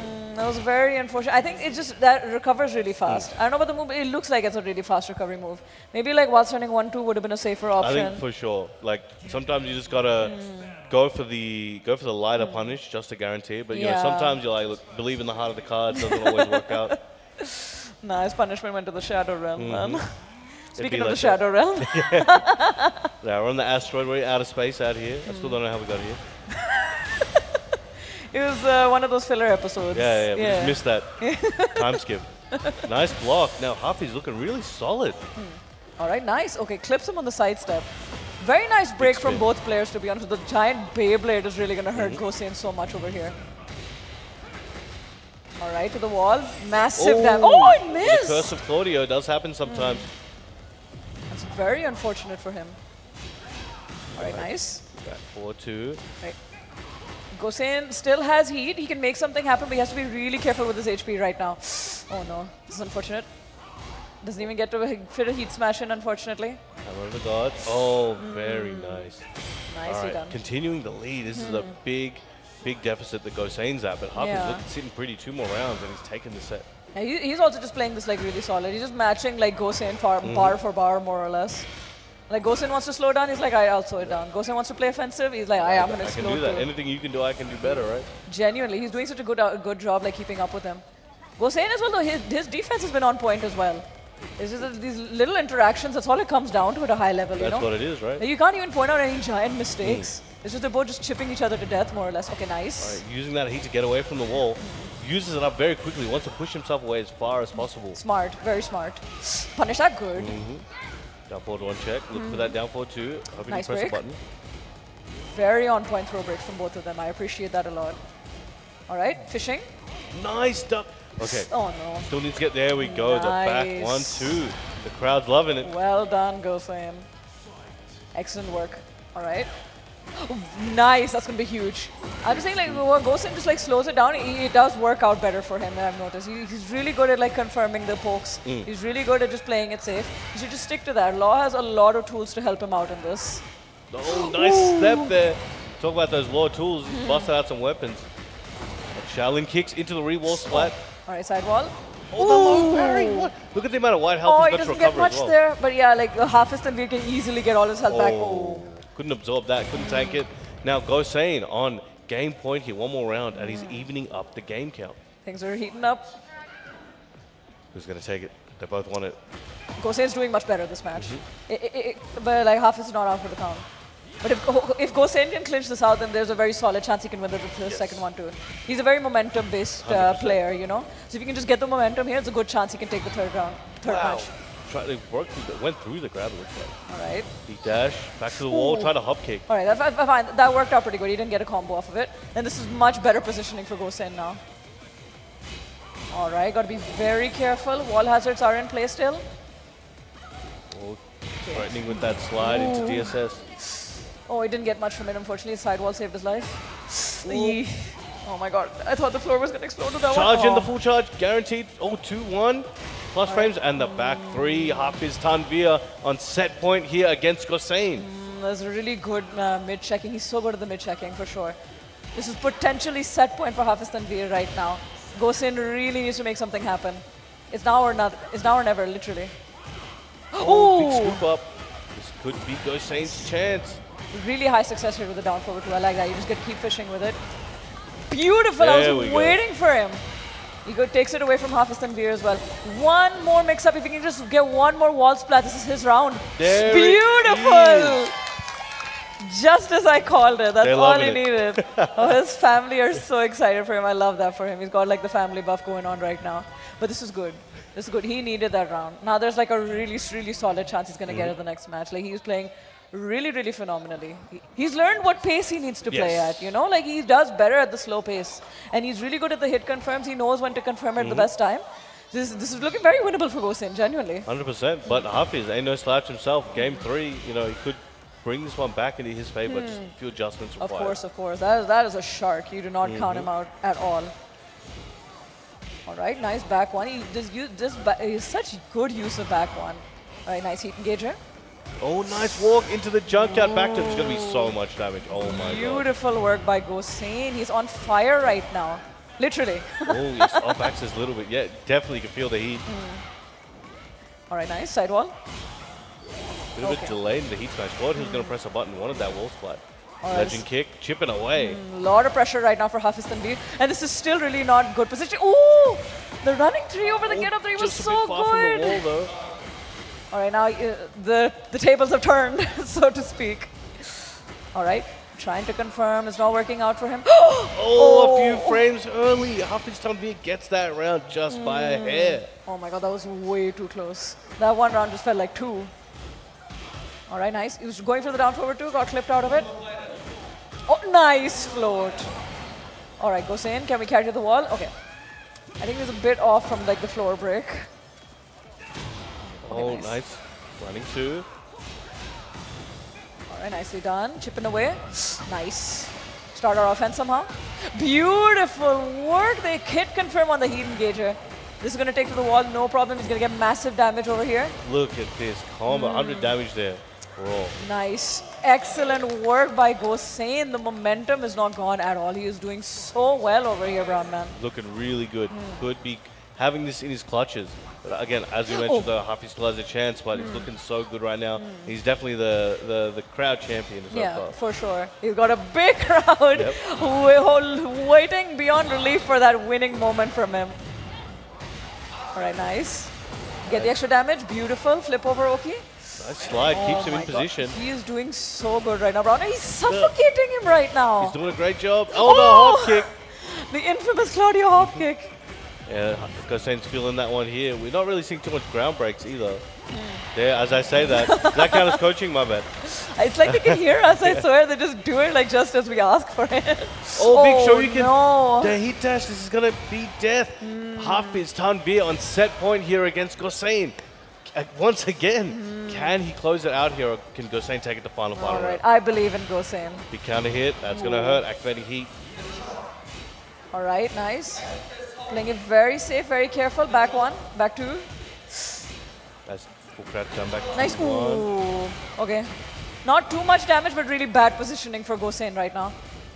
1, 2. Look for an opportunity. All right, you have to play this really carefully. One wall splat. This could potentially be death. Oh no. Might be dead, and there it is. Twisted Minds, Hafiz Tanvir taking it over Mirage Gosain. That was an absolute nail-biter. Very, very close. Both highly skilled players. But we will be seeing Hafiz move forward on the winner's side and Gosain making his way to the losers to fight his way to hopefully get to top 8. Wow, that, he put his heart and soul into that gameplay, man. Like, Gosain was like, I genuinely thought, you know, he was going to take it. He was just playing like so out of his mind. The crowd was here for him. They were rooting for him as well. Hafiz Tanvir, he is solid. He is professional. He just edged it out. And his family is receiving him look at now. him, there he is. Adorable. I love that for him. Well, you know, he's winning in some way today, you know. Got like this giant crowd here supporting him, rooting for him. Couldn't ask for more, honestly. Yeah. Oh, next up we have CBM versus Farzin. This is going to be interesting. It is going to be very interesting. I wonder if we're going to see the Lydia this time. That's going to be something. You know, that's a very good question, actually. I think it seems like he's mostly saving like the Lydia for when the Victor doesn't work out. That's what I've seen so far. I think he still has pretty good feelings about his Victor. I guess it just depends how much CBM starts using like lateral movement, basically. But I think Lydia can deal with that better than Victor can, basically. I think that's just what it's going to come down to. Because he plays both characters very well. So, well, Lydia is also susceptible to like Jin parries and all of that. So, I guess it just depends. I think Victor probably is going to start off. If that doesn't go well, then he might just commit to the Lydia. Perhaps, let's see. That's my guess, basically. They're both locking in there, getting ready. Now, again, this is on the winner's side, so this will really push them forward. So that means that since they're winner's side, they're already within the top 22 realm. So I think a win here would take them to like top 16 realm. Yes. So that's pretty close to where they want to be. It's we're hoping for the best over here. Farzin, he's really safe on the leaderboard right now. After winning Clash of the Olympians, he's doing absolutely fantastic right now. More points doesn't hurt at all, though. Definitely not. He could use some more challenger points. Oh no, he's taking. Well, he's already in. I think Farzin's already in top 3 right so now. He's so in a good position. Yeah. So basically, he's playing spoiler for like a lot of people in this tournament right now. But I do think I am unsure how many challenger points he has right now. I do know that maybe he needs to have more challenger points. I think Clash of Olympians was a master, right? Yes. So he basically like more or less maxed out on that. So that might also be like a factor at play. But yeah, we're getting into it. It is going to be Lydia versus Jin. It's going to be intense. Now, the winner of this will go on to play Tekken Master in to fight for top 8. That is going to be very explosive. Tekken Master, he came today like with a vengeance. Yeah. You know, like he is ready to blow stuff up for sure. So I don't envy whoever has to face him after this for sure. We do have the Lydia off the bat. You know, he's just feeling confident like that's his option. Let's see how it works out for him. It'll be definitely a knowledge check for CBM. Genuinely, for sure. I'm not sure how often he gets to fight against a bunch of Lydias. So Lydia is like another character people just tend to write off lately, you know, compared to a bunch of other characters that you see. But she is doing really well for Farzin. And she's doing really well for like a lot of other characters as well. But I think she's very like feast or famine, you know? Like either you are just running away with it or you are struggling to even walk, you know? And I think more often than not, as of recently, we've seen Farzin, feasting generally with Lydia. So I've yet to see him famine too much, but we'll see. CBM's doing a pretty good job so far. That was a really good whiff punish with the can-cans. All right, nice are we carry. going to break the throw? I mean, are we going to break the floor? One more hit's all he needs. Goes for the stance. Oh, nice beautiful. carry. Nicely done over here. All right.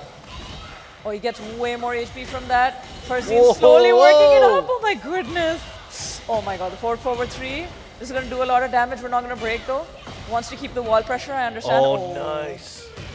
And it's crazy because Lydia's got one of the few reversals in the game that do airborne moves, like hop kicks. Yeah, so she's that's definitely a privileged. very rare, like quite a rarity now. But there we go, CBM, 2 rounds in a row. That was way closer for Farzin that second time though.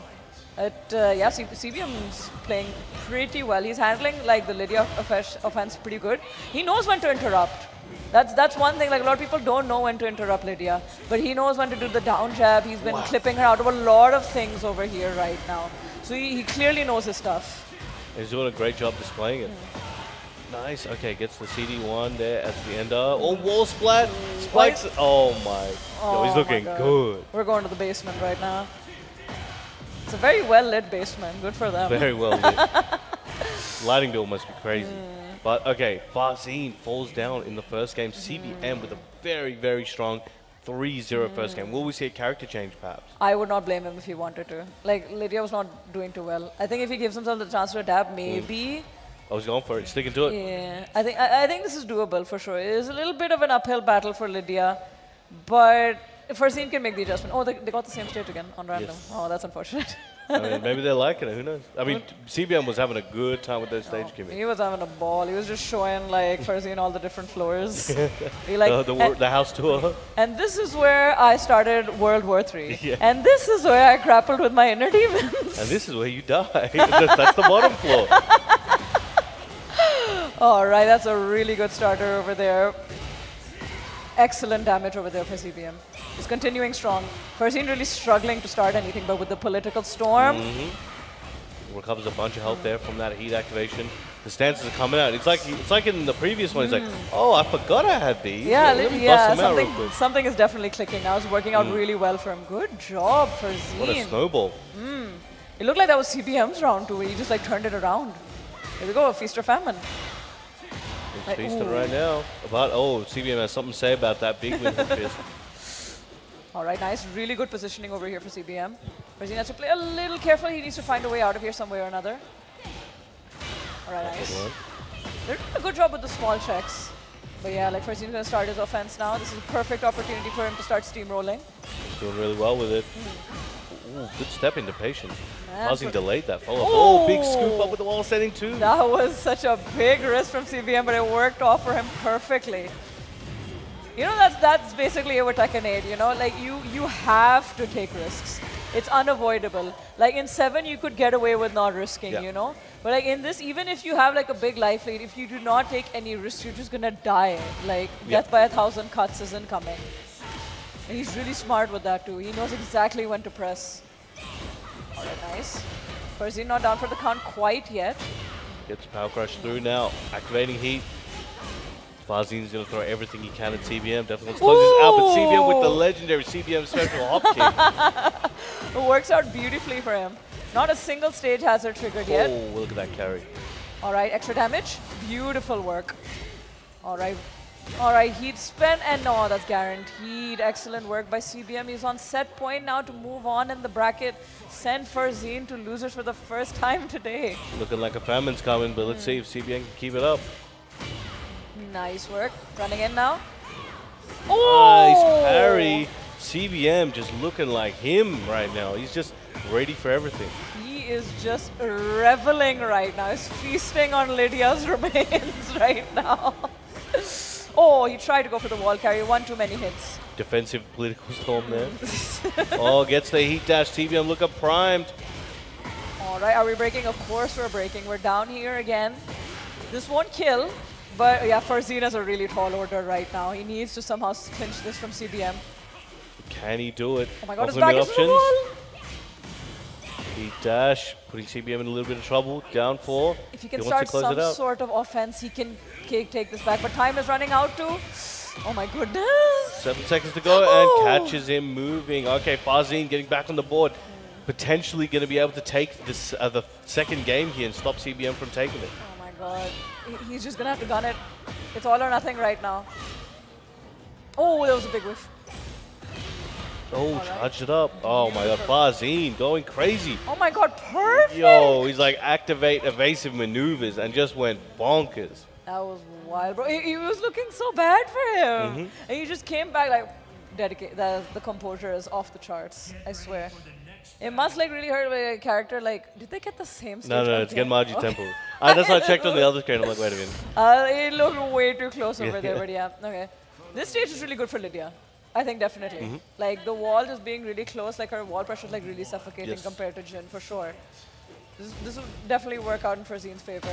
He is keeping his composure. I can see a little bit of tension in his forehead right now, but this is doable. This is very doable for Farzeen. Alright, down back 3 in the 4 stance. A political storm.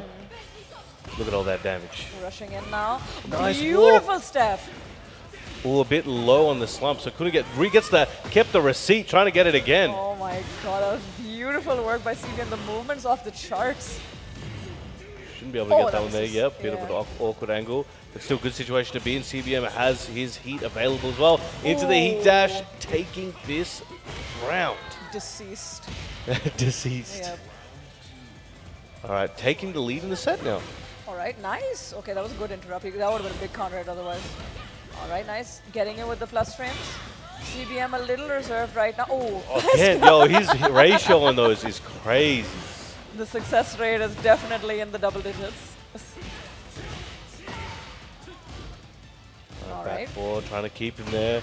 Farzeen fighting his way out, gets that elbow into heat. Now it's his turn. Look at this damage.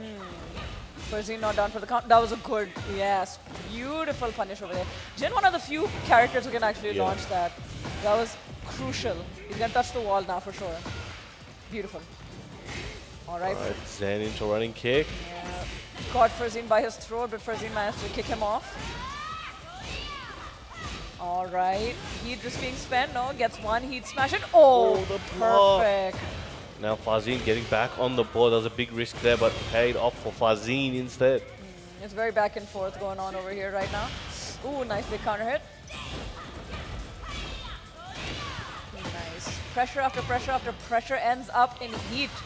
CBM's back to the wall, tries to go for the Hail Mary hop kick, but he gets parried. Tried to grab to it there, but got counter hit. Oh, that's going to hurt. This should Might be dead. Yeah. If nothing messes this up for Farzeen. Oh my god, one last hit. Still got it. Now set point here for Falcons, Farzeen. Man, he really hit the Uno reverse on CBM right now. CBM's going to have to make something happen, otherwise he's going to be kicking himself for this one. Oh, for sure. This is like really down to the wire though. Farzeen just slowly been building like a forest fire. CBM though trying to douse the flames as fast as possible, but is it too late? We're going to have to find out. He's going to try. He brought the truck and the water. All right. Oh, nice tuck. Doesn't get much off of it. All right, Whoa. nice. Caught him moving. Ooh, nice. Just going in, just going in. This is so doable. Is this dead? The crumple. It is Farzeen with a comeback of a century versus CBM. Just slowly build it up until he was basically burning away the cherry berry mangoes. That's crazy. That was a huge comeback. That was within CBM's grasp. He could feel it. But then Farzin just snatched that back to move forward in this bracket. Genuinely, he was on like set point like how many times, CBM? Like twice at it least. felt like bro, like every single time it was just like it was on, like on the cusp of taking it, you know. But then Farzin, just something clicked in his head, you know, like he realized it was just like do or die, sink or swim, and he just did phenomenally versus CBM. Amazing work. It was just wow, my lungs are like empty. That was amazing. So who we got up next? Oh, okay, we got Hafiz Tanvir versus Lohai, it looks like. Wow, that's gonna be a heartbreaker for sure. But again, still on the winner's side. We've got a few matches coming up there. We've got a Hafiz Tanvir versus Lohai, Atif versus Raif, Arslan versus Saint, as mentioned before, and Farzin versus Tekken Master. These are going to be interesting ones. And those, I believe all of these are for top 8 winner's side. Inshallah, it looks that way, yeah. Okay. Lohai versus Hafiz Tanvir. That looks very interesting. Who do you think has got it? I mean, I can't say. Like both of these. That's the thing about every match I'm looking at. There's a chance that either player could win, and that's what you love to see, obviously. But that's where it's like, man, I don't know who to pick. Lohai, though, I guess historically, you know, he would be the favorite. But Hafiz Tanvir has just been going crazy for the last few months. So you know, I wouldn't be surprised if he's able to take that. Would you say Hafiz Tanvir is like the underdog in this matchup? I think historically, yes, because of who Lohai is. But he might be able to continue making a name for himself, you know. For sure. It is doable, but Lohai basically has a reputation of just murdering Pakistanis in this game. Yeah, like it is not a tall order for him for sure. And I think it just comes down to basically who can play more explosive, I think. Because both of them are coming off like a runs where like Lohai basically just had to play really explosive versus Qasim Mir to be able to get a lot of value out of that. When he was playing like slower in the beginning, he wasn't getting a lot of luck. Meanwhile, Hafiz Tanvir, it was like when Gosain was playing slow, he was matching him with that, but then he would pull out the Beyblade, and then it's just suddenly the massive damage. He was ready for that as well. So we'll have to see how it goes. Basically, the pace of the match is most probably going to dictate who is going to perform stronger here, basically. That's my guess anyway. Yeah, I mean, that all sounds pretty legitimate. Like, you know, historically, that's what you would see. So let's see if we find it again today. Well, these guys, all right, we got the classic characters for sure. Yeah, Claudio versus Brian, that's what it looks like. Both of these characters, Brian definitely the way more explosive one. Like Brian can play solid, but like he needs like the big lows to hit, the chunky mids to hit and all of that. Claudio can play a little slow, but basically it just comes down to whoever is going to dictate the pace of the game is going to win this. That is my prediction, basically. So we'll have to see who is going to be the more dominant one over here. But I'm wondering, like, is this going to be a close one or is someone just going to sweep it? That's what I want to see as well. It's hard to say because with Brian is definitely one of those characters. Like, he is capable of sweeping for sure. Oh. Starting up, goes under that jab. Hafiz stepping back, but then bang, straight with the needle there. Back 4-2. Just going in with all the plus frames. Trying to mind game with the mids. Chopping elbow though from Lohai, trying to use those plus frames, activating heat. No, he's not messing around with that string. Excellent punish. Yeah, here come the big moves now. Oh, nice. Gets clipped on the second last hit. Ooh, nice step. Yeah, I couldn't get even jab punish there. Oh, beautiful. This is going to hurt a lot for Lohai. Oh no, but the sidewall saves him. No, nice. the tables have turned. Oh, try to cancel maybe step or back sway and it got caught by the hop kick. Will this kill? No, it won't. One last hit ought to do it nice. A down back 4-3 to take a very solid blow string for Claudio. All right, going in. Oh, nice punish. That's exactly what you have to do. All right, Lohai playing a little reserved right now. I think he wants to work up to it. Just trying to like test the waters right now. Well, we are at the beach, so it's okay. Yeah. We have time for a swim. Why not? We definitely do.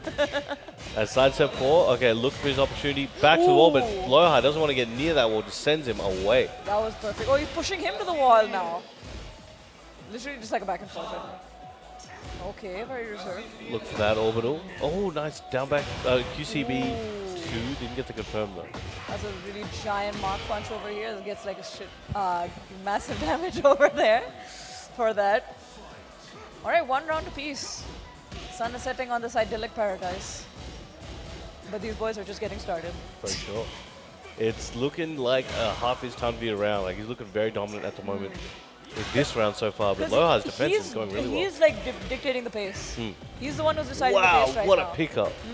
But Lohai, this might be the change of momentum that he needs. Oh, just shy of the wall. Ooh, didn't get to hit the taunt as he planned for the incinerator. Nice confirm over there. Oh my god, they're literally like, they don't get a chance to keep the momentum. He Nope. just answers back immediately. What you got to do in these kind of matches, and they're both doing a Oh my great job. Goodness. Massive That damage. damage. One more hit ought to do it.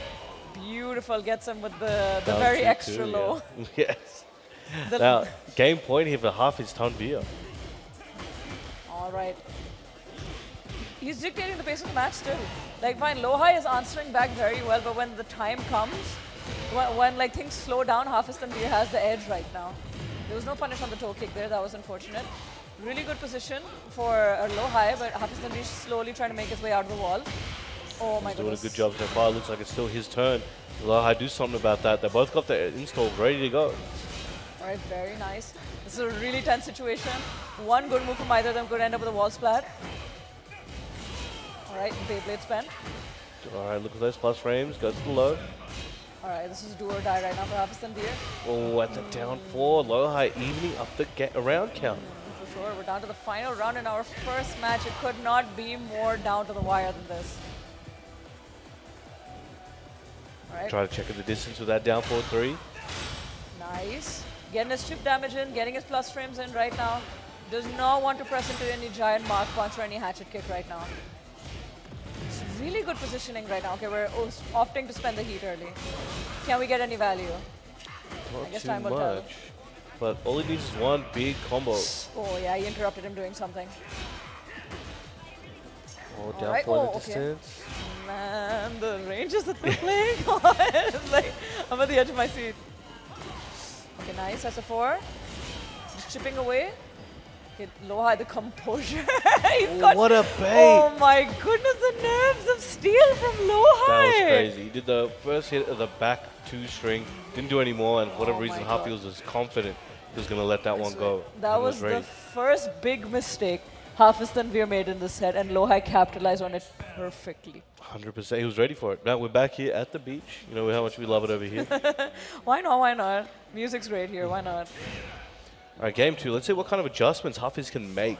You know, and I think he's got to start thinking of it. Like, he's probably going to think about some of the situations before that was like, he put me in these awkward ones I didn't like to be in.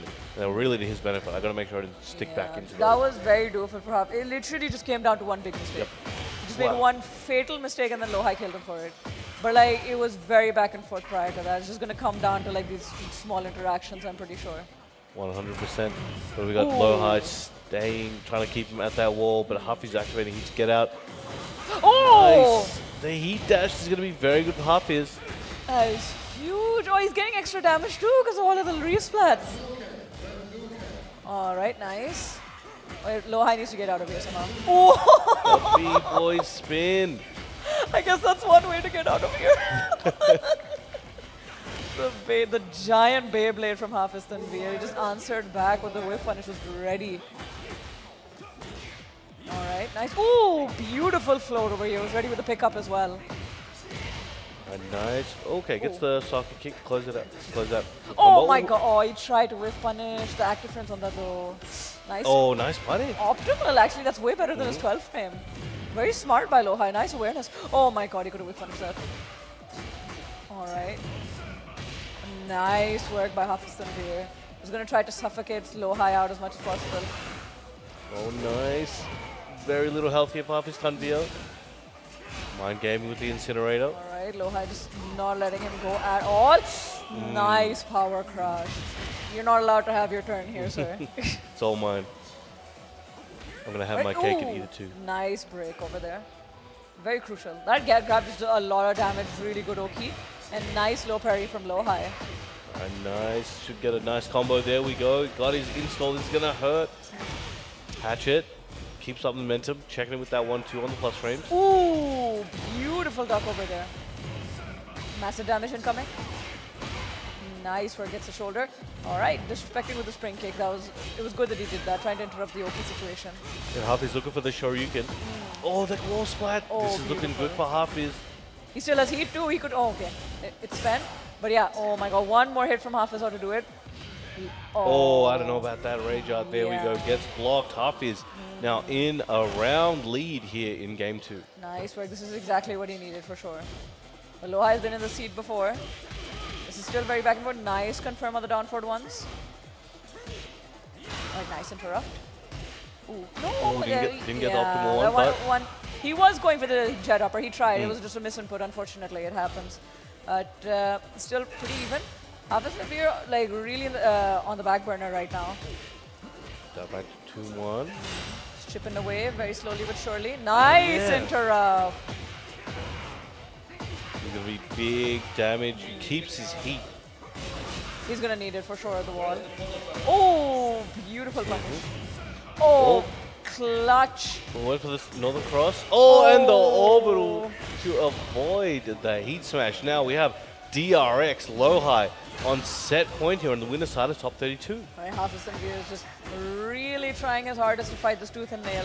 Lohai just matching him bar for bar, but right now looks like he's dominating this right now.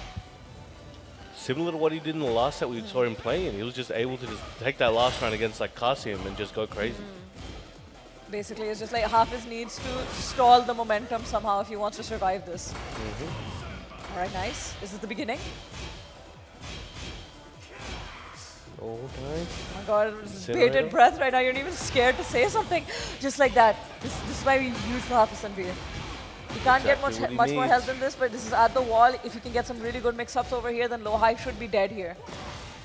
All right, a few more hits ought to do it. Oh, the counter hit Brian Electric into Insta Rage Art. Should be able to close that one out there. DRX Lohai taking down Twisted Minds, Hafiz Tanvir. Excellent work. Phenomenal work by both players. That was just the most neck and neck set we've had today. It's on the level like his last set with Go Sane as well. That was also so neck and neck, but this one was like even more so. It's just because like there was only like 1 or 2 major mistakes made by both players, you know, and then just like capitalized on it perfectly. But that clutch punch at the end from Lohai was just like oof. So crazy. He hadn't used it too much in a while as well. Just hit it right on the head exactly when he needed it. Yeah, it is risky because it is a high and it's really easy to evade as well. The hitbox on it is not that great. So even if he had like some nice high crushing move, but very well done by Lohai. He'll be moving on for sure.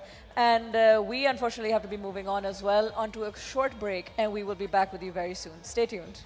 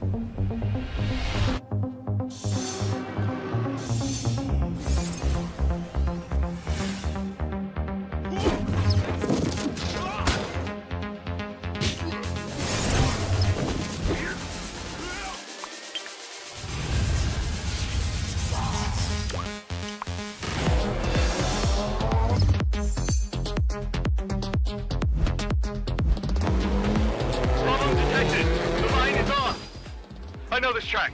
Let me drive it my way.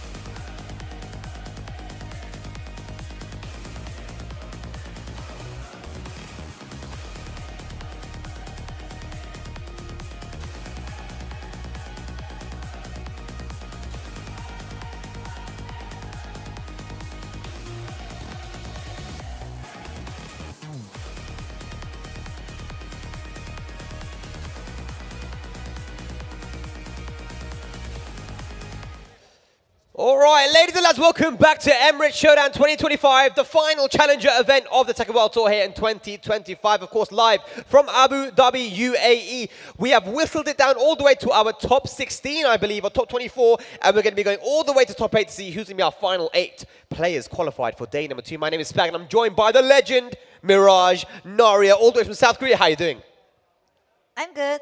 I'm fine. I'm like still nervous a little bit, but I'm super glad like there's tons of crazy matches going on right now, isn't it? Like we have B stream as well. There are tons of matches going on at the same time. So I'm so curious at who's gonna be a top 8 with this crazy tournament. Exactly, man. You can see that the seats behind us are empty because what's going on in the back there is insane. We have the John versus Fergus, and Fergus just clutched out game number 2 on the Forgotten Realm stage. You know, the way stage which has like the breakable floors, and you know that's the stage that's good for King, but he managed to clutch it out in this final game happening right now, man. So it's really tense at the moment. But what we're going to be going into another very tense matchup. Naria is going to be Rife going up against Atif. It's going to be Saudi versus Pakistan. Whoa, what do we think of this matchup?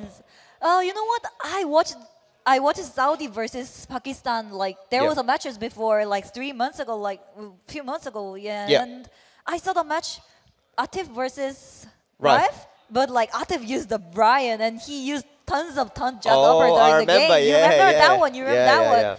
So I feel like I don't think Atif gonna use Brian against Rive again. Like he's gonna use Anna, but at least he knows the style of Rive from that exhibition. Exhibition match. Yeah, you're right. Yeah, definitely these guys have experience against each other. And I believe that Atif and Rife have played each other in tournament as well, not just in exhibitions. So definitely, not just that, but Rife actually went to Pakistan and got to train with these guys. So there's a lot of history between these two, and they know how each other plays. But Atif, when he's played against Rife, usually gets the upper hand on him. And I think both these guys are really aggressive, so it's always entertaining to watch these two play. Yes. Let's see, Anna versus Jin. Like. All right, so yeah, a lot of stuff happening on both streams right now, man. CBM's going to be going up there on the B stream as well. But right now, we've got another gym player, Rife, trying to make it into the top 8. Here we go. Game number 1, Atif versus Rife. And Atif straight away with a quick heat engager. Yep. Looking for the 50-50s right now and goes to hit dash combo. Yeah, heat dash combo, big damage. One more mix-up's going to do it. Good block, but no punish. Can he activate hit? Yes, he can. Jin. Yep, he's going to have to utilize it though. How can he utilize the heat here? He's making a comeback, pushes Atif to the wall, down 2 gets blocked, he reacts to it and goes for the low Atif. He's so confident in his reads there. But you know, Jin versus Anna, I do believe Jin has some opportunity to beat Anna there with the parry, right? We saw him try to use it in the first round. And actually, Atif used to play Jin back in the day as well. Yeah, right. So he knows the matchup. So he knows when Jin want to do a parry, a strong parry against Anna. So he's going to be aware of it. And still wall pressure going on with Atif. He looks pretty strong. Yeah. Nice punish from Jin. Yeah, he plays so fast, man. And just like that Rive, you know, look at the block on that low too. Look at that.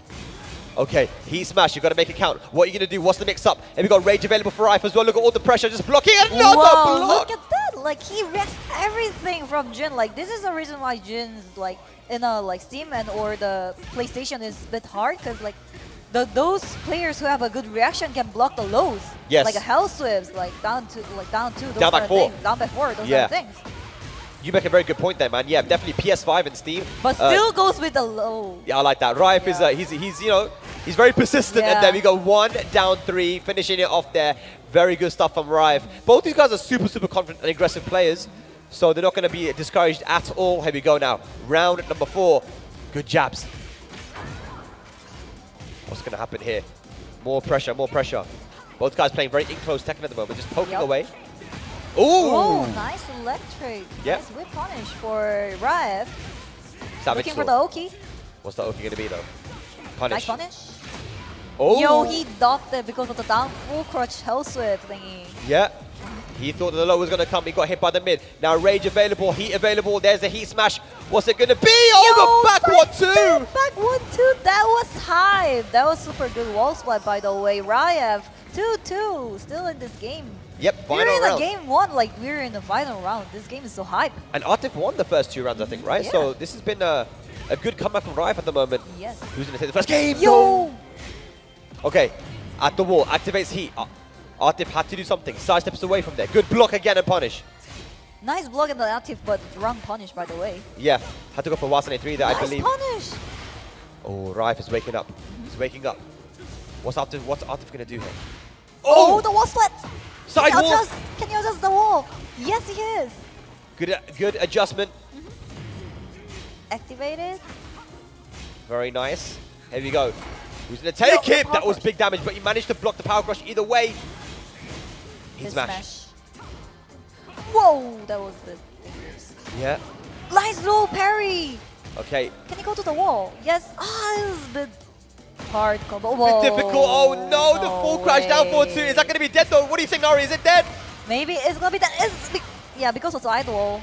That Wow. makes even better for Atif at the moment. Yeah, his combos have been really good, Yeah. man. So Artif, oh, you can see that he's a The little stressed out. adjustment. He looks a little bit stressed. Yeah.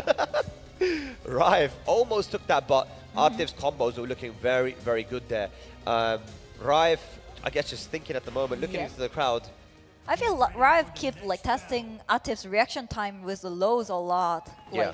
But I feel Atif's gonna have a good reaction time to blocking lows, so it's gonna be dangerous if he keeps doing that. Yeah, so he needs to change up a little bit. Maybe He needs stop to change using up that a low. little bit. Yes. And his poking game was really strong. That's the thing that I think Rive does the best.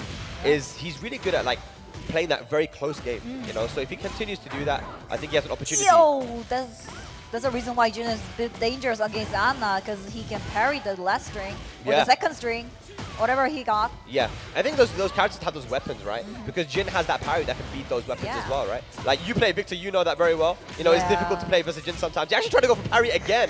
It's the worst matchup. Really? You feel like that's the worst matchup, Victor Jin? Oh, okay. Can he use the hit smash? Yo, he goes for the hit dash. That's gonna be it. Nice. Rive. On the board, good stuff there. Rive, good sidestep into the 1+2. Nice block. Yep. Yo, the hawk kick came out. You gotta do it sometimes, just let him know. Yeah. To the wall. Against Anna, like having a good hawk kick can be a really great option when Anna is on the stances. Oh. Yeah, that can be a really good option. Nice, and he used it so well. He didn't even let him use heat yet. Can he activate it? Oh my god, the counter hit! Nice confirm. No way Arthur can make the round here, Yo. right? There's no way. Hang on a Can he second. make it? Can he make it? The challenge is going on. 50-50. Hit dash. Plus Oh my my gosh! Oh my gosh! The comeback there from Artif. And it all started with one counter, one wall splat, and was able to take it with the 1+2. Yeah. The homing attack, the counter it, you can do a wall splat for it. Yeah. It's good. Super good. Yo, random hockey came out again. It reminds me of CBM. Like CBM really loves to do it, those random hockeys all the time. But like you said, it's important against that Anna matchup, and it's working for him. It's working really well with hockeys against Anna. Yeah. Engaged, a lot of regained health going for the Atif right now. Yeah, and that's a 4-4-3 into the wall splat. Again, Artif, look at the big, huge damage there. He's got a heat available as well. What's it going to be? Good punish from Rive. Hang on a second. Down back 4. Nice block. Not dead. Yo, back to 1 delayed. That's a tricky one. Like, but it's also good for Jin to finish the game with that string. Yeah, every Jin player always uses back 2-1, always right? using that one. Okay. Flying kick here. We've got Rife now playing super aggressive. And like you said, Nari, again, you know, Artif's reactions on lows are super good. Got to be careful. Ready for the second string with that one. Yep. Activated with hit first. Yo, what the hell is happening? He just threw it out, just a down forward 2 Yeah, raw. the challenge from Atif. Both guys super confident. That's going to go to the wall. Big boy damage. Look at this. Look at that combo. Down jab. Yo, the side step into hit smash. That's gonna be it. I think that's it. Yeah, Rage Art. Just keep it simple. Yep. Don't want to test him. Here we go. Now we're going to a final game. Do you think Arthur's going to switch to Dragunov? We've seen this before, right, Naria? Many times when he loses, he switches to Dragunov. What do you think? I think he'll... It's my personal opinion, by the way. He'll not gonna change into Dragunov because, like, it was not the reason that the matchups Anna versus Jin, but like I think Rive's timing was the better, but I think he came to the character change. No, he's looking. Never mind, I was wrong. No, I think that you were right though. I wrong. think that it isn't really like it wasn't really a character thing, but sometimes with Artif, I feel like when he loses, he just gets a little bit stressed and he'll switch character. But it works a lot for him. Yes. He'll go to Dragunov. He needs some refresh. Yeah, definitely. Gives him time to think. and change it up a little bit. So we don't see a lot of Dragon. What do you think of Dragunov in Season 2 now? Because we don't see him as much as Season 1.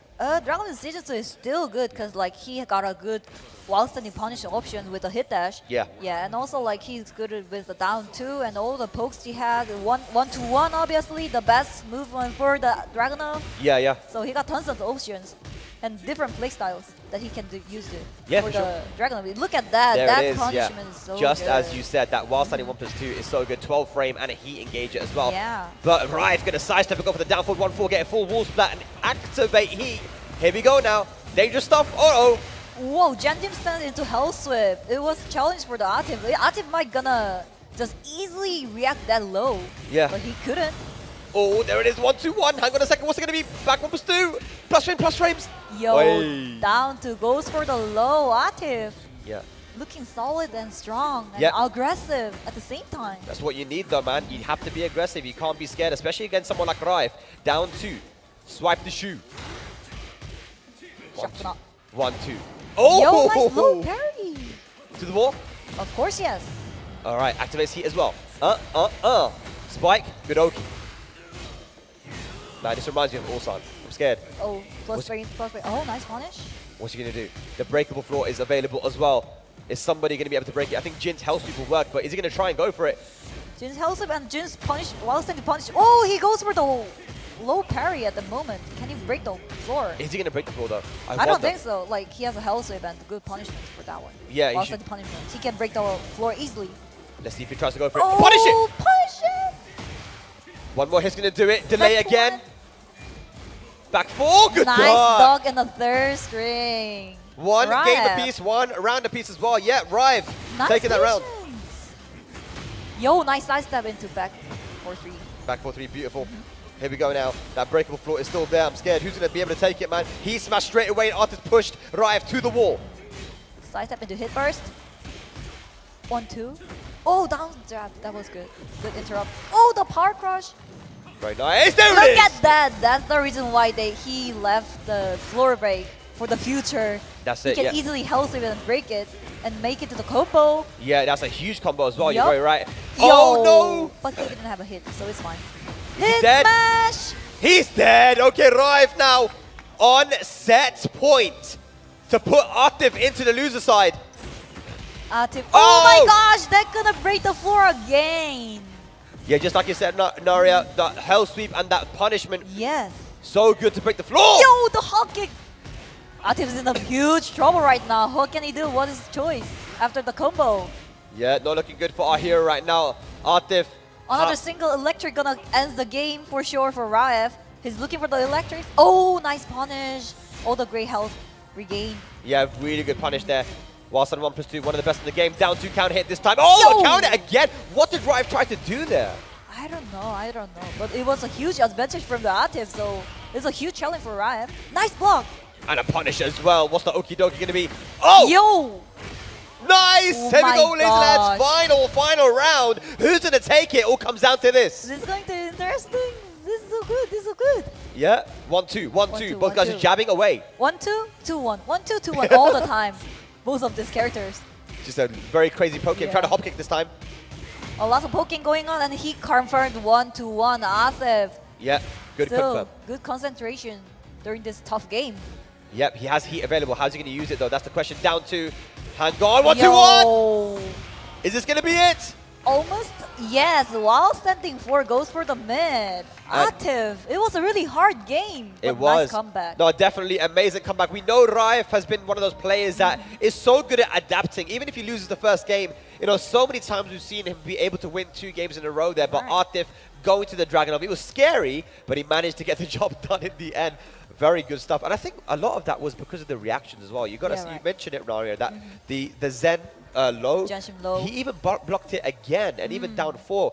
These moves at -12. Yeah. A lot of characters don't have very good wild standing punishment, but Dragunov, like you mentioned, has the wild standing 1+2, and it's so Dragunov good. has that one. Exactly. It just changes the momentum and allowed Artif to actually win that game. So that was crazy. So Artif, does that mean he's top 8 now? So Atif, I think he made it to top 8 yeah. for sure. Yeah. Top 8, okay, crazy. And then Rive still has a loser's bracket, so he still got a potential to go to top 8 with the loser side. Yeah. But now he need to win a few more players in the lure side as well. Yeah, yeah. I think he'll have to go and play. We can see actually here, we've got some results for you guys. So Akil actually won against Gosain 2-1, and he lost to Khan. So Khan is now playing for a spot in top 8. We have the John still alive versus Renzaken, which will be coming up later. And CBM is still alive as well. He just beat Malik Ash 2-0. Malik is 2-0. That's Wow. insane. Okay. Okay, our next match in the stream gonna be Arslan Nash versus Saint, and I never saw this before in Tekken 8. Like they met first. This is the first time they met in a tournament. Yeah. Tekken 8.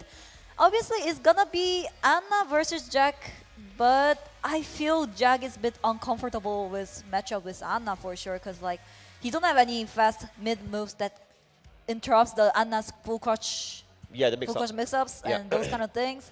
And also, like, Jack really liked to use a Gamma Howl during the field, but, like, Anna has a full crouch Hell Sweep that can easily get a combo from it. Oh, yeah, true. Usually it's not a counter for the Gamma Howl for the lows, but Anna is different. It's just different. Yeah, she has so many Yeah. options to be able to be able to you know, counter Jack, and of course she has good pressure too, right?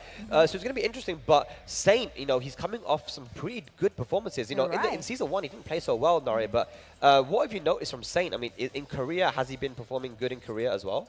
Yes, he's improving a lot, like, these days. But at first, I feel like he's still playing Tekken 7 because he didn't use a lot of new... More defensive? Yeah, he's way too defensive, and he didn't use the new strings from Tekken 8, like the Gamma Howl, all those like hit dashes, hit engager, those kind of things. He's a bit like feel awkward with using it. However, since the season changes and he played a lot of ranked matches, a lot of offline tournaments. Right. We had some offline practice each other with Korean pro players and give like those kind of information each other, and it made Saint to be improved so a lot, and he even got a second place on recent tournament. Yeah, in the challenger event, right? Yeah, did right, really the challenger well. event. Yeah, and he's got a master event win as well in punishment. So he's been playing well. He is one of the players right now that has a chance to make it into that top 20, but he needs to get past Arslan Ash right now, who is definitely the favorite to win it. And I remember the first time I saw these guys play was at WePlay in Ukraine back in the day, and that was a Ganru versus Athena matchup. It went right down to the final pixel, right? So Saint has a very strong mind game, I feel like. Let's see who's going to take this. I'm very interested. Here we go. Saint versus Arslan Ash. It's going to be Pakistan versus Korea. Here we go. And we're starting off on the Pac-Man stage, of course. So it's party time. Anna versus Jack. Let's see what happens. Yep. Throw break. Yo, 2-tech counter confirmed. That's a good start for Arslan Ash. Yeah, and that's going to be a very important move to use against Anna as well. Yeah, right. Confirming that string is really, really important for Anna. Yeah. Because it gets a guaranteed heat engager at the moment. Okay, here we go. He engaged. Oh, planting the seeds. Look at the challenge. Make some noise. Back 1+2, hit dash. Yep, forward, 4. Good stuff. Be careful. No dog on the Zara string. Yep. Oh, it has a pawn. It's launchable, but I don't think Anna is launchable. It's out of reach, maybe. And that's guaranteed. Yeah, okay. that's guaranteed. Gamma Howl forward 2 after they make some noise. And you've got to bear in mind that Arslan's one of his main training partners is Kashi Snake, who also uses Jack. So he knows the matchup definitely. But Saint going to be a different style of Jack 8, right? Yeah, he has a totally different style. Because like we have Moila as well, Korea, but those two players have totally different style of Jack right now. So it can be like even trickier for Arslan Ash to adjust with Saint's style. Definitely. Those poke, a lot of poke and timing games. Yeah. It can be hard. Oh, hang on a second though. Arslan not afraid at all of the Jack. Just dashing in there, and I wasn't able to use the heat either. Both guys in rage. Yo, Oh, what's it nice two? whip punish. What's the last one pixel?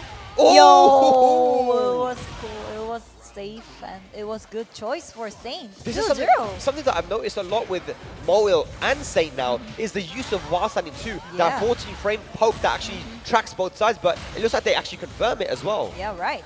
The wall standing 2 thing is a really, really good string for Jack right now. Yeah. We saw Moil versus Ulsan in Korea, and Moil was able to beat him by using so much while standing 2. Uh-oh. This has some follow-ups. Is it going to be 3 rounds straight? Is it going to be 3 rounds straight for Saint right now? Hey, versus Arslan! Yo, the charge! What the hell is like 3-0 for Saint? This is insane. 3 rounds straight here in the first game. Saint, what has he been doing, man?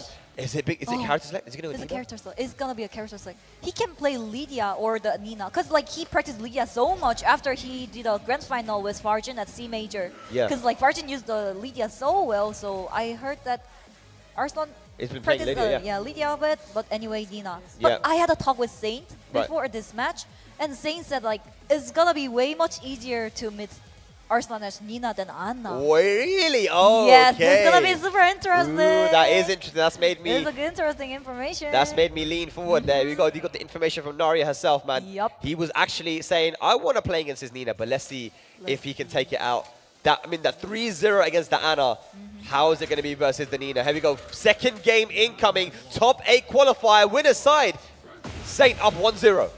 Saint is so desperate with this tournament because like he's 26 in the leaderboard, so he needs a point definitely. He needs to 100%. win this tournament. Oh Yo, my that's gonna be God. war splat. Is he dead? Hang on. Almost dead. No! Oh wait. The sidewall messed it up there. The combo. He tried to go for two jabs. Wow! Yo, the hit smash. This one's super fast. But it was airborne, so it had a scaled. Yep, definitely scaled. Wasan in 2 again! Yo! So much Wasan in 2 there, and Arslan 4 rounds down versus Saint. Unbelievable. Nice punish, by the way. Yeah. Arslan still concentrate with this tournament. Oh, nice sidestep into launch. Yep, sidestep down forward too. And Nina has to stay as close as possible to Jack because that is where Jack is going to be very, very uncomfortable, right? There we go. This is more like it from Arslan. And finally gets around on the board 7 golden letters. Yes, because like Jack is the one that can do a sidestep really easily, so Yeah. it's gonna be really hard if Nina goes really close to his face and do some wall send like down for the 1-2, those kind of things, mix-ups. But the only thing that Saint has really is Gamma Out on that forward 2, and he uses Yeah, it well. Got the counter hit. Yo, Oh! guaranteed. Big damage. Good Oki as well. Massive life lead for Saint. Good block on the low. Look at the wild side. Saint is still looking for the down for 2 right now. But anyway, the counter it and guaranteed sidestep 2. Yep, to the corner as well. This is not where you want to be if you're Saint, but he still has a life lead. What's he going to do? He's in the corner. Back to the wall. Uh-oh. Look at all the pressure, Naria. Uh-oh, look at that plus frame, but yo, that's whip punish. Oh, it's not over yet. Oh, pixel left. Wow. Nice, he goes for the low. Arslan is still in this tournament and still concentrates so much. Yep, very good stuff there. The adaptation's been made. Saint's got to try and keep Arslan away from that range 0. And he's doing a good job at the moment, but he gets hit by the launcher from the Hayashida step. Yeah, those low pokes from Jack is super good at the field. However, it's gonna be really weak against the counter is like that. Definitely. All right, here we go now. Wall splat. Arslan looking to take us to a final game. Yo. That might be it, and yes, it is. I know you were saying, Nara, that Saint was looking forward to the Nina, but the Nina got the job done. Okay, Saint really need to adjust the plan for against Nina because like we in Korea, we really don't have Nina player right now. Yeah. Junting used to play it, Nina a bit, a little bit of Kokoma, but right now they all just changed to other characters. So Right. it's been a while seeing Nina in a tournament for Saint, for sure. Yeah, 100%. I'm sure you got a lot of Anna practice in Korea, right? Yeah, right. But Nina definitely a little bit different. We haven't seen a lot of people use her since Season 1, but here we go. We're back to the Pac-Man stage. It is final game. One of these guys is making it top 8 winner side.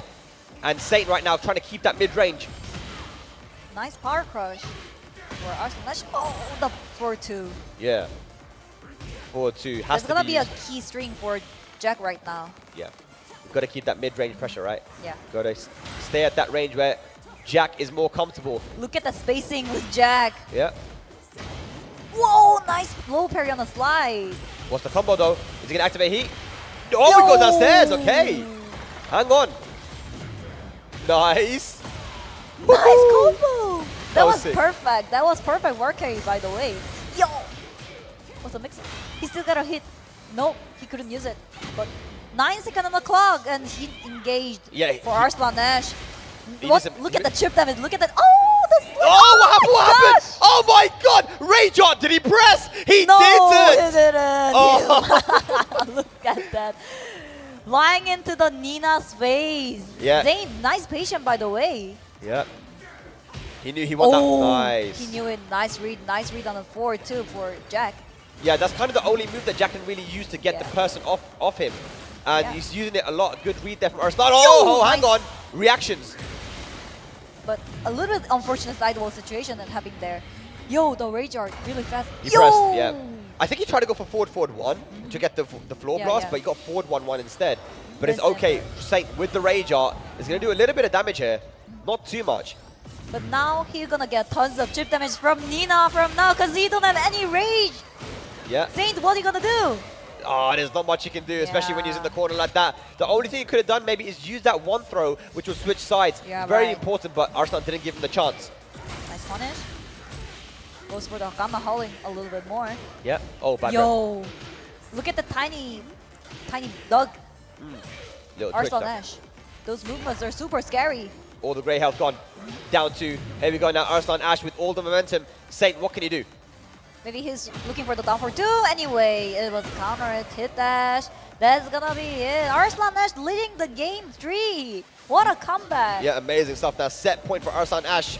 Still though, I want to see a final round, but that's going to be a heat engage, a good punish from Arslan Ash, pushing Saint to that wall as well. Has the life lead, has he activated? Saint, you're going to wake up now. What are you gonna do? What are you gonna do for it? Yo, Nice. another power crush came out. And good running 1+2 Oki. Activates heat. Not over yet. Gamma haul, gamma haul, gamma haul. Oh, the red bubble. Good patience for Arslan Nice finish. actually. Yo! Drops a combo! Oh, anyway. Side step 2, It is was a that going to setup. be it? It was a setup. Is it I was setup? gonna say, oh! Whoa, no way. No way. Ain't no way. Yo! Oh, no break! Oh my gosh! There's no way this is still alive. I can't break. Oh! The whip punish from Arslan Nash. That was super dangerous situation, by the way. Yeah, insane, man. You don't want to keep someone like Saint alive there, man. Yeah. You gave him an opportunity, but an unfortunate whiff with a forward 1-2 at the end. Arslan was able to punish and make it into top 8. So that's Artif and Arslan now. You know, at the beginning of the day, you probably think those two were going to make it top 8, and they did. Very consistent, very strong players. Two of the best on the planet. But Saint still has some work to do now, Daria. You said it yourself. He's right now in 26th position. He needs points here for Tekken World He Tour. really needs the point to get to the top 20 right now. And we don't have not many tournaments left. Like we have, after this, we have one more master event in Thailand. So yeah, he's And that's going to be super tough. under- That's going to be really that's tough. gonna be really, Yeah. really tough. You wanna That's get gonna some be points really, if you really, can. really tough. So if we look now, the loser of this one, so I guess he's going to go around here. And so we'll be waiting to see who he's going to go up against. But Yeah. still an opportunity. So he'll play the winner of Shaman and Sam Brother. Whoa, that's Yeah. gonna be cool. That's gonna be cool. So it'll be a Saudi guaranteed. He plays against a Saudi Yeah. player. And he actually used to be in Team Falcon. So Saint would actually go to Saudi Arabia quite often. So I'm Oh, guessing these yeah, two right. probably have some experience against him. But we'll see that later on. Right now, we have... Farjin versus Farzin. Tekken Master, I guess. Ooh, okay, yeah. Whoa. What do we think about this matchup, Laura? I mean, like, I heard that there's not many Clive player in Pakistani. Yeah. So that's the reason why Tekken Master chose Clive against Do Joan, and he really won that match. Yeah. So let's see Tekken Master gonna play Eddie or Clive. That's gonna be a key point. I think, and yeah. also, Farjin is really doing really great with Lydia, but like his original main character was My Love Victor. Victor, yeah. So it's my personal thing. You wanna see the Yeah, I Victor? want to see Victor so much. But I think he's gonna stock with Lydia because like he won CBM with Lydia at Yeah. the previous match right before this. But So what do you think of the Victor versus Eddie and Clive matchup? I mean, Victor versus Eddie and Clive, I think is like almost half and half. Okay. But the poke, Clive has a better poke than Victor, but Victor has better 50-50 compared to Clive. Right. But the thing is that those two characters are super similar. Even they have a super similar comments as well. So Right. I can't play Clive and Victor at the same time. It's impossible.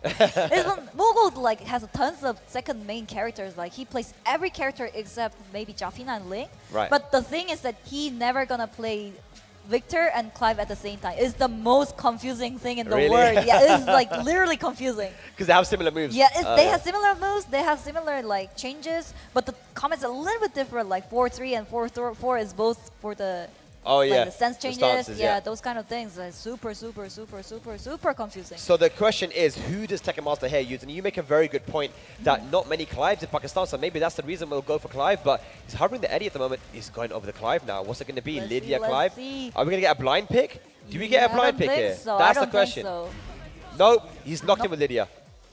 Lydia versus.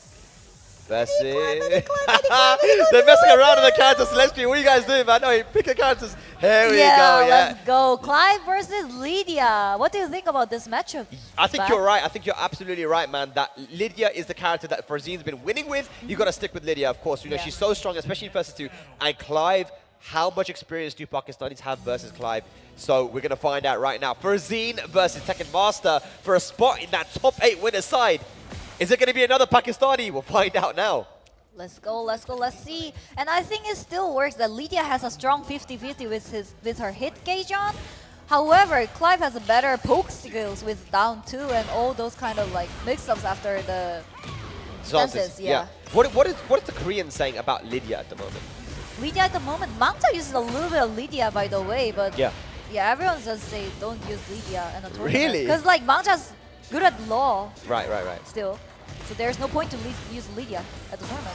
But I feel Lydia is really good for tournament at least. We don't know about the rank match because we don't have any good Lydia player in a rank match right now. Right. But yeah, it's really good for tournament. I think, yeah, for those short sets, you know, where she can mix you up a lot, for sure. But Tekken Master, getting that first round on the board.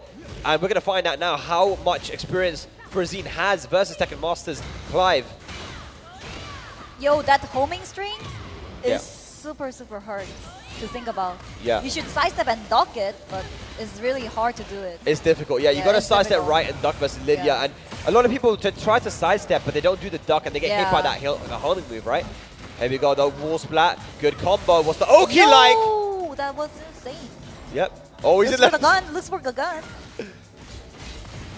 Oh! The charge, nice. That was the best thing to do with that move. The charge thingy Yeah. can catch the armor. Plus frames. Nice. Okay. Oh, Farzine looks very uncomfortable here, Daria. Clive is working. Clive is working right now against the Pakistani players at least. Yep. Okay, good punish. Whilst anyone. 2 rounds quickly to Tekken Masters. Yo! Whilst 2 to the wall. Challenge from Farjin. One's for the stack. Yeah, maybe. yeah. Level 1 is still low. Level 2. Oh. This is the time when Lydia got strong. Level 3, guys. This is gonna be a time for Lydia. Yeah, that is Lydia gaming right there, man. 2 rounds to 1 now. Farzine on the board. Sometimes Lydia doesn't let you play the game. You know, when she has heat and she starts going, but 3 stacks now. Got to keep your eye on that, ladies and lads. Nice power crush to get out of the pressure. Another power crush came out. Farjin. Yeah. What's going on? Hell Playing, sweep? playing a lot more aggressive now for Farzine. Here we go, a lot more confidence. Just mixing him up. Trying to go for the back row catch. Tekken Master not falling for it. Nice punish. Okay. Jab pressure. Yo! That's the good part for the Lydia right now. Yo, Again! Okay, Farzine. Knowing how to deal with the strings at the moment, utilizing the Lydia parry. Super clever stuff. Now Tekken Master gonna use a lot of down forward 1 and 2. Does move like second string is the high and it's a sword, so he cannot parry it. Ah, good Yeah. point, good point. Is he going to go for that though? Still, he use it. Yeah. It's Oh. like 50-50. Oh, the hop kick came out. Yeah, the hop kick out of nowhere. Good stuff. Farzine needed to do something and made the right option with the hop kick. Going to push him all the way to the wall. Big combo incoming. The kick up. Is he dead? Yes, maybe if he can make a simple good combo to the wall. He didn't even Let's need go. it. 3 rounds to 2 there. Tekken Master clutching it out. The question is now, does he stick with the Lydia or go to the Victor? Yeah, I think that's the problem. Like, I feel Lydia was okay. Yeah. Yeah. He's not gonna change the character right now. Well, I think Lydia is okay, but it's the thing that the pokes, a lot happening from Clive is a bit tricky from Lydia right now. So Yeah. maybe Farjin gonna be more aggressive, even more aggressive and do some 50-50s because like we're in a small stage. Right. Yeah, so let's see how it goes. Yeah, let's see how it goes, for sure. Can Farzine apply those 50-50s? The parries definitely worked really well. Yo. And good duck on the 4-2 string as well. Farzine definitely knows these strings from Clive, but Tekken Master been playing super good, but that's going to be in the corner now. Farzine, big combo. Oh! Yo. Okay, big pressure. What's it going to be? Heaven and Earth goes to the mid, plus frames. Nice block on the hell sweep and the punish. Good launcher for Tekken Master. Can he go to the wall at this moment? Maybe yes, because like Clive has no, it was a bit far away. Almost. Almost. Okay, here we go. Oh no, look at all of this pressure. Yo! Nice hop kick. Yo, Farzine. What a read. Hit dash, plus frames. Oh, nice That's- jab interrupt, by the way. Yep. Yo, that's gonna be wall split. Is he dead? That's going to do a lot of damage. Boom. That's gonna be it for sure. It's super, super, super high damage combo for that one. That Kamehameha does bare damage. That's crazy. All right. Oh, Nice. He tried to sidestep 3-2 at the moment, but it didn't work. Oh, what's going on? What's going on? I don't know what's going on right now. I can't see anything because of the flame. The flames are getting in the way. Yo. Okay. Look at that. Look at that. He's using wall like down forward 1-2 right now. Yeah, just like you said, just you can't parry it. Yeah, and that's you going to can't be parry another combo for Tekken Master. He's going to be taking it all the way to the wall. Oh no, for Zine on the back foot. Oh, he used the stack. It's just a 2, so it's not gonna that worth it. Yo, but goes for the low. Tekken Master looking good right now. And the Clive is working for the Pakistanis. Yeah, definitely working against the Pakistanis. Tekken Master on set point now for Zine. How does he make this comeback? Back one. Engaged. Oh, look at the Tekken Master tried the parry at the moment. And 1+2 engager. Now, Fortune is in the bad position. He trapped at the corner right now. It's a really bad position. Now he get out from the armor. Utilize another the power armor. crush. Oi! Yo. Okay. And It's getting so fast. It all started from that power crush, you know, for Zine utilizing power crush. Got to use it a little bit more here. I think Tekken Master has been very aggressive. Punish it good. 1+2. Axe kick. Gonna get the guaranteed hit. Power Oh, crush! Oh, lots of power crush going on Yeah, for both both sides. players. Yo, he's flying. He's flying. Yo, nice block, but no launch. yeah, that is actually launch punishment. Good sidestep, and he activates heat. What is going on right now, man? A massive scramble. What Oh, the parry. hell? Plus frames. I can freeze. What's going on? Down jab, whiffed by sidestep. Full string. Still got to deal with heat. Goes for the stance low. Jabs. Here we go. For Zine. Can he close out the round? Oh, block! Can he make it? Oh, the counter. That's gonna be it. Origins. All right. Level 3 on stack, so that's gonna be powerful Lydia starting from now. Yeah, if he can get a big combo, that will do a lot of damage, but still, got to get him in the air first. Tekken Master still going for those lows. Activates heat. Oh! Yo! That's guaranteed. Hop kick. Spike. Big damage. Nice throw! throw. And he actually broke it too. It was a counter throw. Yo, another parry came out. Beautiful parry. Hang on a It's second. countered. Nice confirm. Oh! Nice confirm again. It's gonna be wall split. Can you adjust the side wall? Yes, he is. Beautiful side wall. Here we go now. Close to rage. There it is. Plus frames. Yo, nice sidestep. It's gonna be. It's gonna be it. It's gonna be it. Is it going to be it? Can he close out the combo? Yes, he Yes, can. he is. Tekken Master makes it into top 8, putting Zine into the loser bracket. The Yo. Clive doing damage here. Emirates Showdown 2025. Take a bow. Middle East in the top 8 on the winner's side. That was insane. Like, I literally couldn't breathe at the last. Like, I was gasping all the time. It's tough, looking but at there's the so much going match. on there. Yeah, that there was situation. so much going on. Yeah. With all the kind of like, especially Lydia. Lydia is super, super fast. Like, they're doing a lot of things during the hits gauge. So Yeah, Yeah, but I you were couldn't right. say I think everything. the Pakistanis do seem to struggle a little bit. Yeah, but right. Zine definitely knew a little bit more about the Clive. He was utilizing options like the parry. He was hop kicking at the right time to interrupt the strings. So he knew a little bit more about that matchup. But still, Tekken Master did a good job. So amazing stuff. But ladies and lads, we are going to take a short break. And when we return, we're going to be finding out who are going to be joining those other players in our top 8. Guys, we'll be right back with some more Tekken action.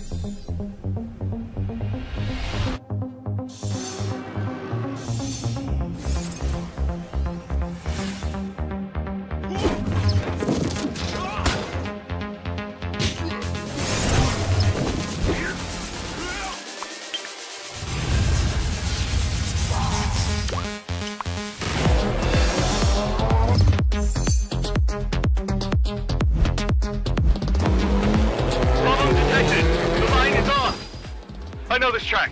Let me drive it my way.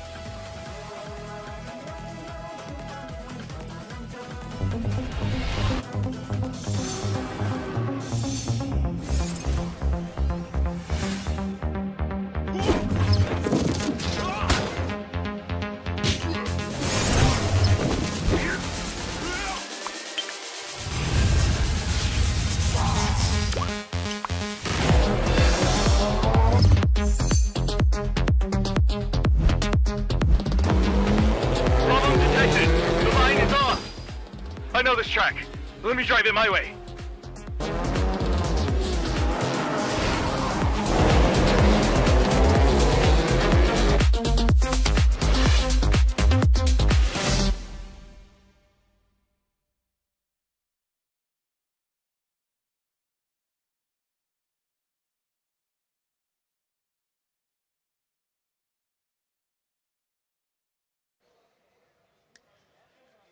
All right, ladies and gentlemen, we are back. Emirates Showdown 2025 live from Abu Dhabi Tekken 8 action.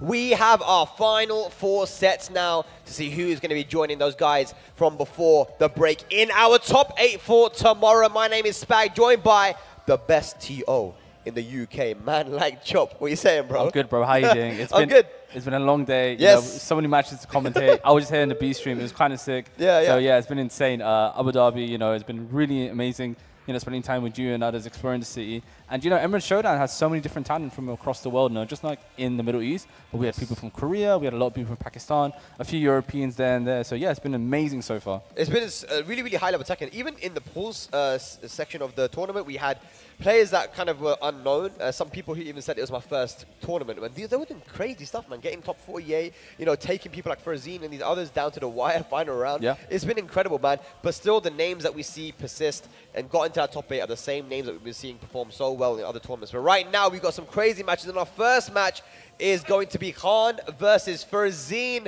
for a top 8 qualifier. This is going to be old school. I would say, you know, old school versus new school. Farzine's been around for a while now in Tekken 7, since Tekken 7, but still, he's a young player compared to Khan, you know, this kind of dynamic. And plus, Khan, such a legendary Pakistani player who we haven't seen actually travel a lot.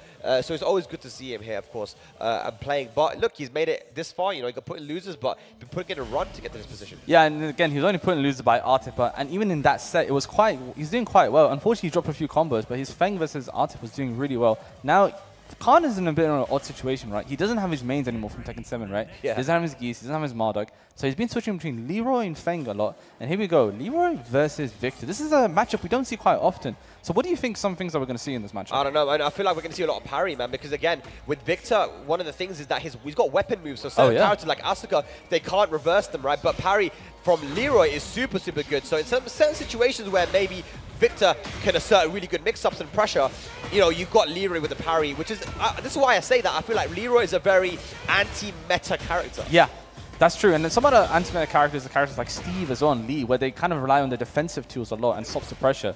But this is going to be quite interesting to see between these two, you know. Yeah, let's see what's going to happen, man. Farzine got put in losers just now by Tekken Master with that Clive, man. That was insane. Yeah, it's crazy. I feel like the Pakistanis don't really have that character on lock, man. But Farzine going to take that first round. And the way that he's been playing recently, I feel like his worst performance recently has been second.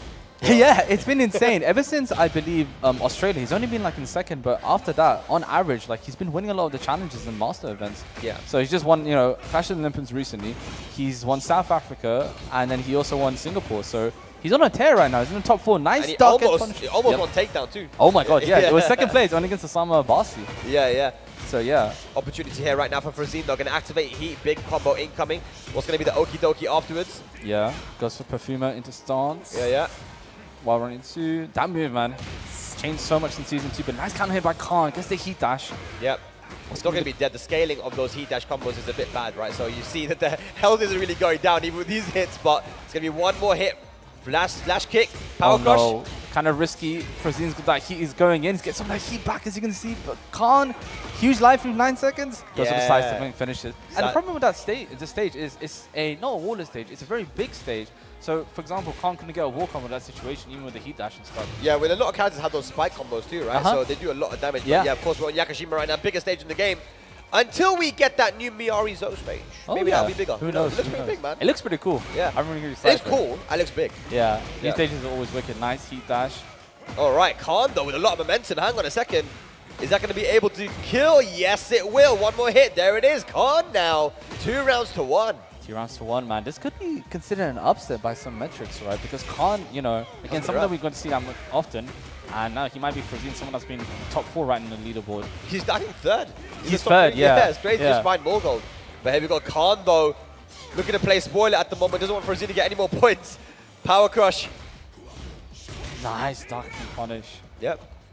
Okay, both players whiffing a bit. Yeah, it's okay. Okay, good punish on the back 1+2. That is punishable now. Activates heat. At the range of heat burst, I thought he was going to whiff. Well, heat burst, that's crazy range. Nice parry. Hang on a second. Some of those parries that you were talking about earlier. Yeah. Slash kick. Mixed up time.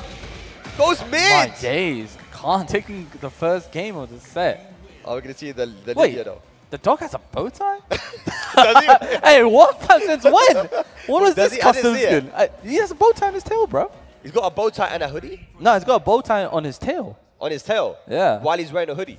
Yeah, I guess so. Is that swag? Swag, that is swag. Is that drip? That is drip. Some might say it's drip, bro. And here we go, bro. Sticking with the Victor though. Sticking with the I think he should. I feel like I don't want to see the Lydia. I'll be quite frank with you, bro.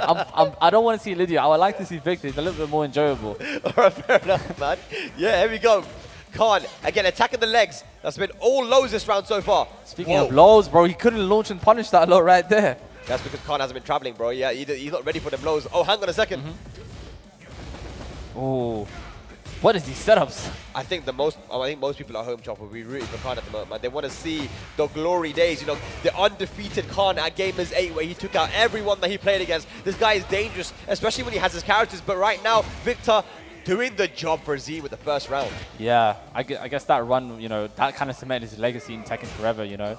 Bro, that was the most crazy run. I remember watching that live and I just couldn't believe that, honestly. Yeah, and it was crazy that everyone always counts Khan out. They always say to him, even like there was people crapping on him before he went to Evo 2022. Really? And he got second. Wow. Like, you shouldn't be going.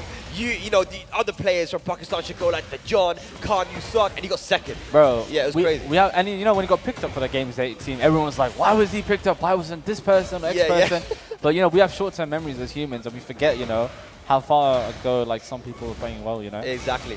There we go. Got him in the corner right now. He's got to try and stay there if he can, but he can't. Frazine fights his way out of that corner. 2 rounds up here in the second game. Yeah, Frazine making a comeback now. He's trying to even up the set, trying to win. Goes in 2-2. Oh, nice. This armor move. He's been using a lot as an offensive move. Just get that pressure out from Frazine, you know, just make him stop. Nice sidestep of Frazine. One of Lyra's weaknesses is sidestepping left. And he gets the launch from that. Beautiful sidestep there. Yeah, and you're right, man. He's been using a lot of power crush because he's been forced to. Frazine's been so aggressive. We haven't seen so many of the parries though. That's the question. Are we going to see that? Running 2. What's he going to do? Nice. Oh. And that move is so good. Super good. It's got great tracking, I think, to both sides, I feel like. Yeah, and it's a weapon. It's safe. It's not too bad to use, just throw it. But now it's 1-1 even between both players. Khan's going to ponder a bit. He's pondering. Is he going to select character? Is he going to go for the Fang? I don't think so. Or does he have a secret pick that we don't know about? Or is he going to change his outfit? He's going to go to the Lily, bruv. The Lily? Imagine it goes to the Lily, bruv. I mean, to be fair, like, in terms of Pakistani players, he plays the most different characters. No one really plays Lyra as far as I know. And not many people play Fang even in Pakistan as much. And he picked up Lyra early in Season 1 as well. He actually played Lyra in Tekken 7 as well. Ah, yes, he did. Yeah. And Lyra is a character, again, we don't see much representation of, aside from, like, maybe Breadman in Korea, and that's about it. And he's doing well. He's doing well. I do believe he's in the top leaderboard in Korea, so he might be qualified for the regional leaderboard. Wow. Yeah, Sick. he's #1. There's a huge difference, so we might see him here in the finals. Yeah, we might see him, indeed. But Khan, I feel like I want to see a bit more parry, man, especially with how aggressive Frazine has been, right? Yeah, absolutely. Oh. Speaking of parries. All right, here we go. Gonna get a heat engager. Gotta make it count. Pressure from Khan. Ain't stopping. Both players now keeping a little bit chill. Yep. Khan starting with the pressure. He's gonna get to the wall. He smashed. He smashed pressure here. Sidestep 1+2. Goes for the legs. Still hasn't popped heat just yet. Frazine looking for a heat engager. Nice parry. One more. Oi. Fam, those parries you're talking about, they're coming out. And yeah, we've got to see it, man. We have to. He's parrying like China samurai swords. How's that possible, bro? It's possible, man. You know, Wing Chun, basically. He's got that dog in him, bro. And he does have a dog. He's got the actual dog as well. Yeah, with the ribbon in both. I wonder if anyone will ever use the dog as an attack in tournament. That'd be cold. That would be so cold. That'd be a clip. If anyone would do it, it'd be Khan, though. Oh, here we go. Oh, no, the trade. So he won't get something out of it for Frazine. What? Oh, what? He's out of the up +2. Oh, my days. Popsy keeps that pressure. That's a pushback. One more poke. Frazine. Nice. 1-1. That's the thing about those running moves, man. Like, because in Tekken 8 now you can hold the run input, we see it used so much in Victor and Dragunov where they can kind of delay their running moves so that it has more tracking. That's what we saw there just at the end from Frazine, and that's why that low was able to track. Absolutely. Man, this armor move, he's really using it a lot. He's using it a lot, but it's quite slow, so he just absorbed all the hits. What an orbital! Okay, Can he get the combo though? The sidewall might mess it up. Heat burst. It is a little bit awkward, but he can't get, he breaks the wall. That was clever. That's very smart. And he might get another wall, if it's possible. Breaks it Oi, again. sick. One more hit. Let's see what he goes for. Plus frames, good Nice block. dart. Down jab. Got a very close round. There goes the heat smash. Gonna It's be a not- chunk of damage. Yeah, any closer to the wall could have got a wall gimmick, but man, doesn't get clean walls, unfortunately, but can't. Sidestep 4 there. I think that is. And Khan now on set point to eliminate Frazine from the tournament. This is going to be quite huge because, again, like, even though Frazine's really high up, he still might be lower down, you know, because Murgold's right now in Taiwan. Lohai's there, he's made top 8. Yes. A loss in the line for the top 4. Oh my god. Yeah, that's going to be a big combo for Frazine, trying to fight for his position in that top 4 on the leaderboard. This is the final challenger event of the season, ladies and lads. Here we go. Frazine trying to stay alive, up 1+2. Can he take us to a final round? Goes for the low. Ain't stopping. Nice block. block and punish. Nice. Down forward, one final round between both players. 1-1 instead. This was top 8 in Emirates Showdown. What's going to happen, Swag? Who's going to take it? Here we go. Khan, does he stay alive? He's going in. He ain't stopping. Nice duck and punish. He's launched it. Yeah, beautiful. 172 there. Should be able to take him to the corner as well. Going to activate heat just for the extra pressure. Oh, but drops the drops combo. it. No, Oh, not no. like this. Not like this. It's Huge over. drop. Oh my god, save the cane for this very moment. He's got his heat. He's got all the resources. Not over yet though. Hang on a second. Khan, can he close it out? Just needs one more hit. What's it going to be the mix up now? Low or mid? Goes for the mid. Oh my god. Khan, Fate Khan, gonna take out Frazine from the tournament and move into tomorrow's top 8. Congratulations to Fate Khan, you know, coming all the way from Pakistan, being his own countryman. Frazine just scraping that 9th place, so close to that top 8. Unfortunately, is now out the tournament. But that is the last challenge of him. You gotta give it up to Frazine though, man. Like the run he's had, like he's in 3rd place with just under 2,000 points, right? And the person who is just behind him is 130 points away, which is John Ding. So, Oh my I mean, God. I feel like he's kind of secure in that top 4 now. But look, crazy things could happen. Of course, we have Atif, who is just behind John Ding. So he's actually, let's have a look at his points actually, because he might have just popped into that top 4 now. So he's won one challenge. Oh, he has. Yes. Because he's got a whole challenger free. He's got 2 challenges free. Oh, God bless him. He's in a good spot Damn, right Atif has just moved and pushed John Ding out of the top 4. But where is John Ding? Is he actually in Taiwan at the moment? I'm not sure, and I'm not entirely sure. If he is, then, you know, he's going to have to fight for his life right That's now. a battle. That's going to be a battle. right But if there. he's not, then he's going to have to teach you if he's coming. But I'm not entirely sure if he's traveling anymore this year. We'll have to wait and see. But we do have Lohai as well, who you mentioned as well, who just made top 8 with his side, who's in just, I think, 7th place, who has a whole free challenger spot as well. Okay. Yeah, so this is getting very spicy, guys. It's very spicy, lots in the line, and Yes. you know, this next match has a lot riding on it. It does. The John versus Rife, once that happens. The John versus Rife. Now, the John is trying to do what he did last year, which is just qualify for the finals in the last few tournaments. And he actually started that big run at Emirates Showdown, which was a master event actually a year ago. He's trying to do the same thing here, but he's in a loser side and loses the Tekken Master. These guys have played. They played in the Tekken World Tour finals last year in Japan. Okay, wow. And Rife beat him. That was top 16. Yes, I remember that, yeah. And they played this year in top 16 of Paradise Game Battle in Ivory Coast, and the John won that one. Yeah, he took it back. And, you know, John's been in a run. This is so important. As you said, he's only started his run really late into the Tekken World Tour. So he's won one master event. He's won a bunch of dojos. But in terms of challenges, he doesn't have much points as far as I understand. Yeah, look, the John hasn't traveled a lot this year. It's been unfortunate, but he just wasn't able to go to a lot of tournaments. So he's trying to make the late run. And he is in a, I say, decent position. Yes. I say decent. I say a doable position. He's in a position where he could do it, but he really needs to win here, Chop. He needs to win. He needs to get that top 8 minimum to get as many points as he can. Again, this is the last challenge of the year with the Taiwan V Cup that's happening in Taipei. Yeah. We'll have to wait and see what happens. But Rive, man, so tell me, he was really close to being Atif, right? Yeah. It was actually set point for him, and then Atif took it to final round, and final round was pretty one-sided, but he made him switch to the Dragunov, you know, so beat the Ana quite convincingly in the second game, and then, you know, did his thing. So he's playing good at the moment, Rife, and he's someone that's beaten the John before. It's not like these guys have history. They played this year, but you know, they're 1-1 right now. So let's see who's going to take the lead in this head-to-head. Yeah, it's going to be Jin versus King, a matchup that, you know, it's a little bit of a weird one, right? Because Jin, you know, I'm a little defensive, a little poking heavy, but King, man, has really good counter hits with the down forward too. And bear in mind that Saudi is a country full of kings. Yes. You think about Devil Rocky, Federer, these guys, that he has the experience versus this character, but the John is a weird one. He doesn't really throw with King. He throws when he needs to, and I think he sets throws mostly for Oki and wake-up situations. We just saw an insane match between Fergus and DeJohn, where I have to clip it and send it and post it on Twitter. But, you know, DeJohn is really using his grabs mostly for Oki and wake-up and stuff. He will throw the giant swing. He will throw the chain throw when he needs to. Yeah. But again, and speaking of the giant swing, we're about to go, is it going to hit the wall? And it does. That's a bit of damage. Yeah, it's crazy damage there, actually. All right. You're absolutely right, though, man, Chop. Yeah, he uses the throws when he has to, but generally, he likes to just play that poke game. But it's going to be difficult versus Rife, man. Rife is one of those guys who plays that poke game in close so well. Yeah, very tricky with Rife in his timings, you know. It keeps it simple a lot. And he's like, one more poke, nice punish in the hop. Yeah, good stuff. Rife. And you know the Middle Eastern guys here, man, they're all kind of like banded together. Yes, you know, they made a lot of noise when Tekken Master made top 8, and I'm sure they want to try and get as many Middle Eastern guys in that top 8 for tomorrow. Absolutely, it's going to be quite insane to see. But nice, hop kick gets sidestep, unfortunately. Yeah. Nice punish by Rife. Okay, Rife on the back foot right now. Can he poke away the... Down for 2, doesn't count here, confirmed. Nice duck and Rife being ready for that. And again, that's the King experience, right? Yeah. Because if you want to get hit by that, you think you're cooked. But he knew to duck at least. That looked like it was counter hit though, so I don't blame John for going for it. But nice sidestep into the 2-4. Gonna get a 4 wall split and takes the round. 2 rounds up here, Chop, versus the John, first game. Hey, man.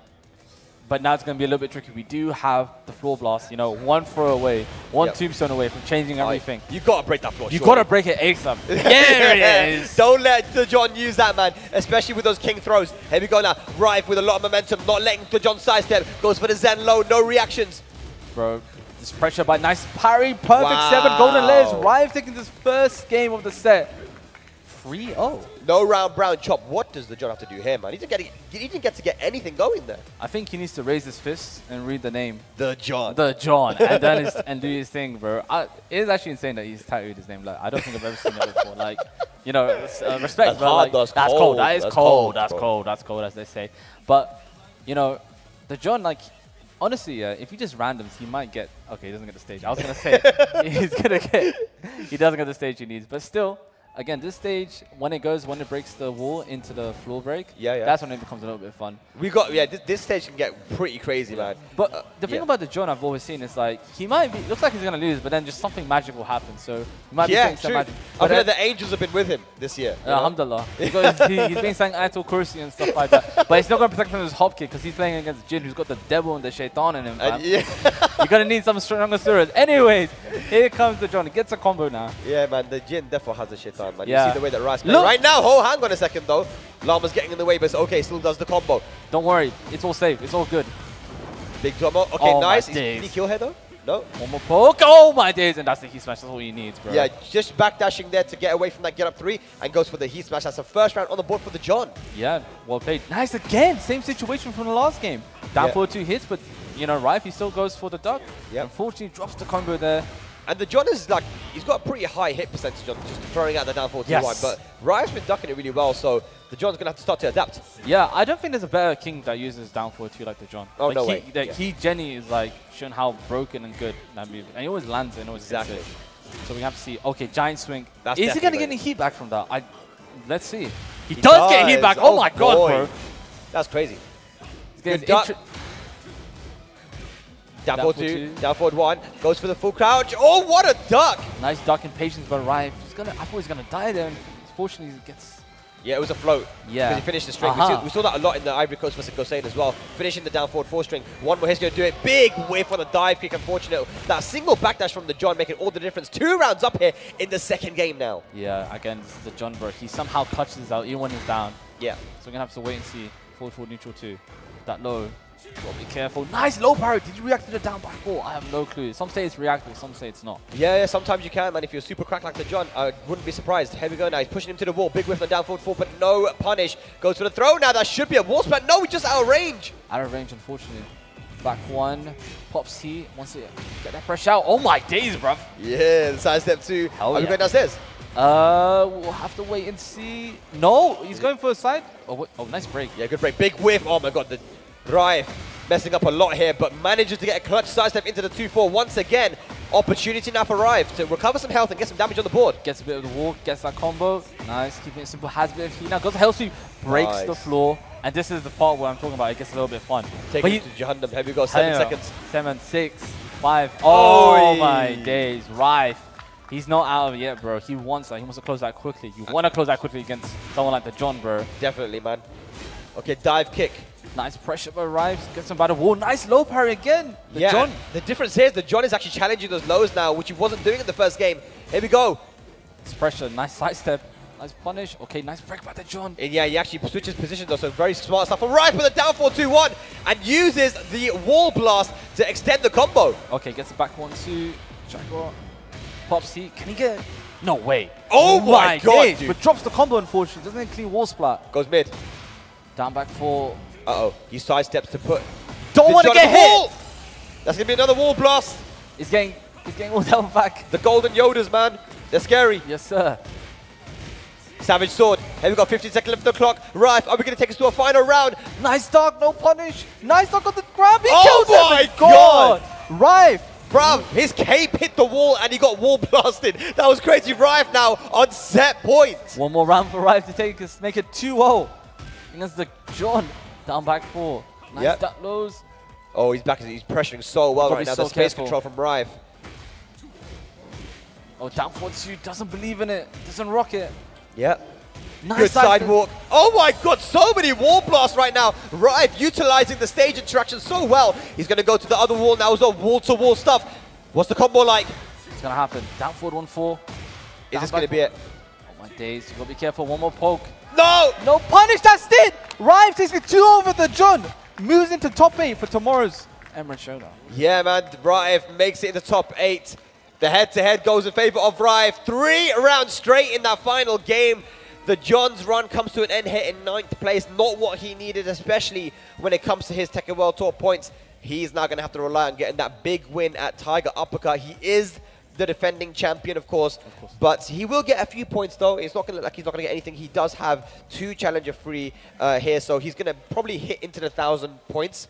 But again, if he wants to qualify, he needs to get that win now, or at least 2nd place job for Tiger Uppercut. You know, I was just reading this. I like how it says 500 and like, what is it? 560. No, 513th place. I've never seen that before. 513th place for a master. For a master. But you know, that does mean for TGU, he can like have a decent place, so like a top 8 or whatever. He will get a lot of points from it, right? Because he's only had 1 master win, and the rest have been a little bit rubbish, unfortunately. Yeah, because again, it's been DQs or he's not been able to attend. Well, he's got 17th. Yeah. So he needs to do better than top 16 to get any points. Yeah. But realistically speaking, he needs to get a win. A win will give him 500. No, a win will give him 490 points, and that will put him at 1,400 or 1,500. So that kind of region will put him into the Tekken World Tour Finals, but he needs to get either a 1st or a 2nd. That's the position we're in right now. But Rife puts himself into top 8, and that gives him a little bit of a cushion now in that top 20. Yeah, exactly. He was, I believe, 18th last time I checked. Yes. So again, and also, you know, Rife, you know, he came 3rd place in a Saudi Fight League recently as well. Yeah. So, you know,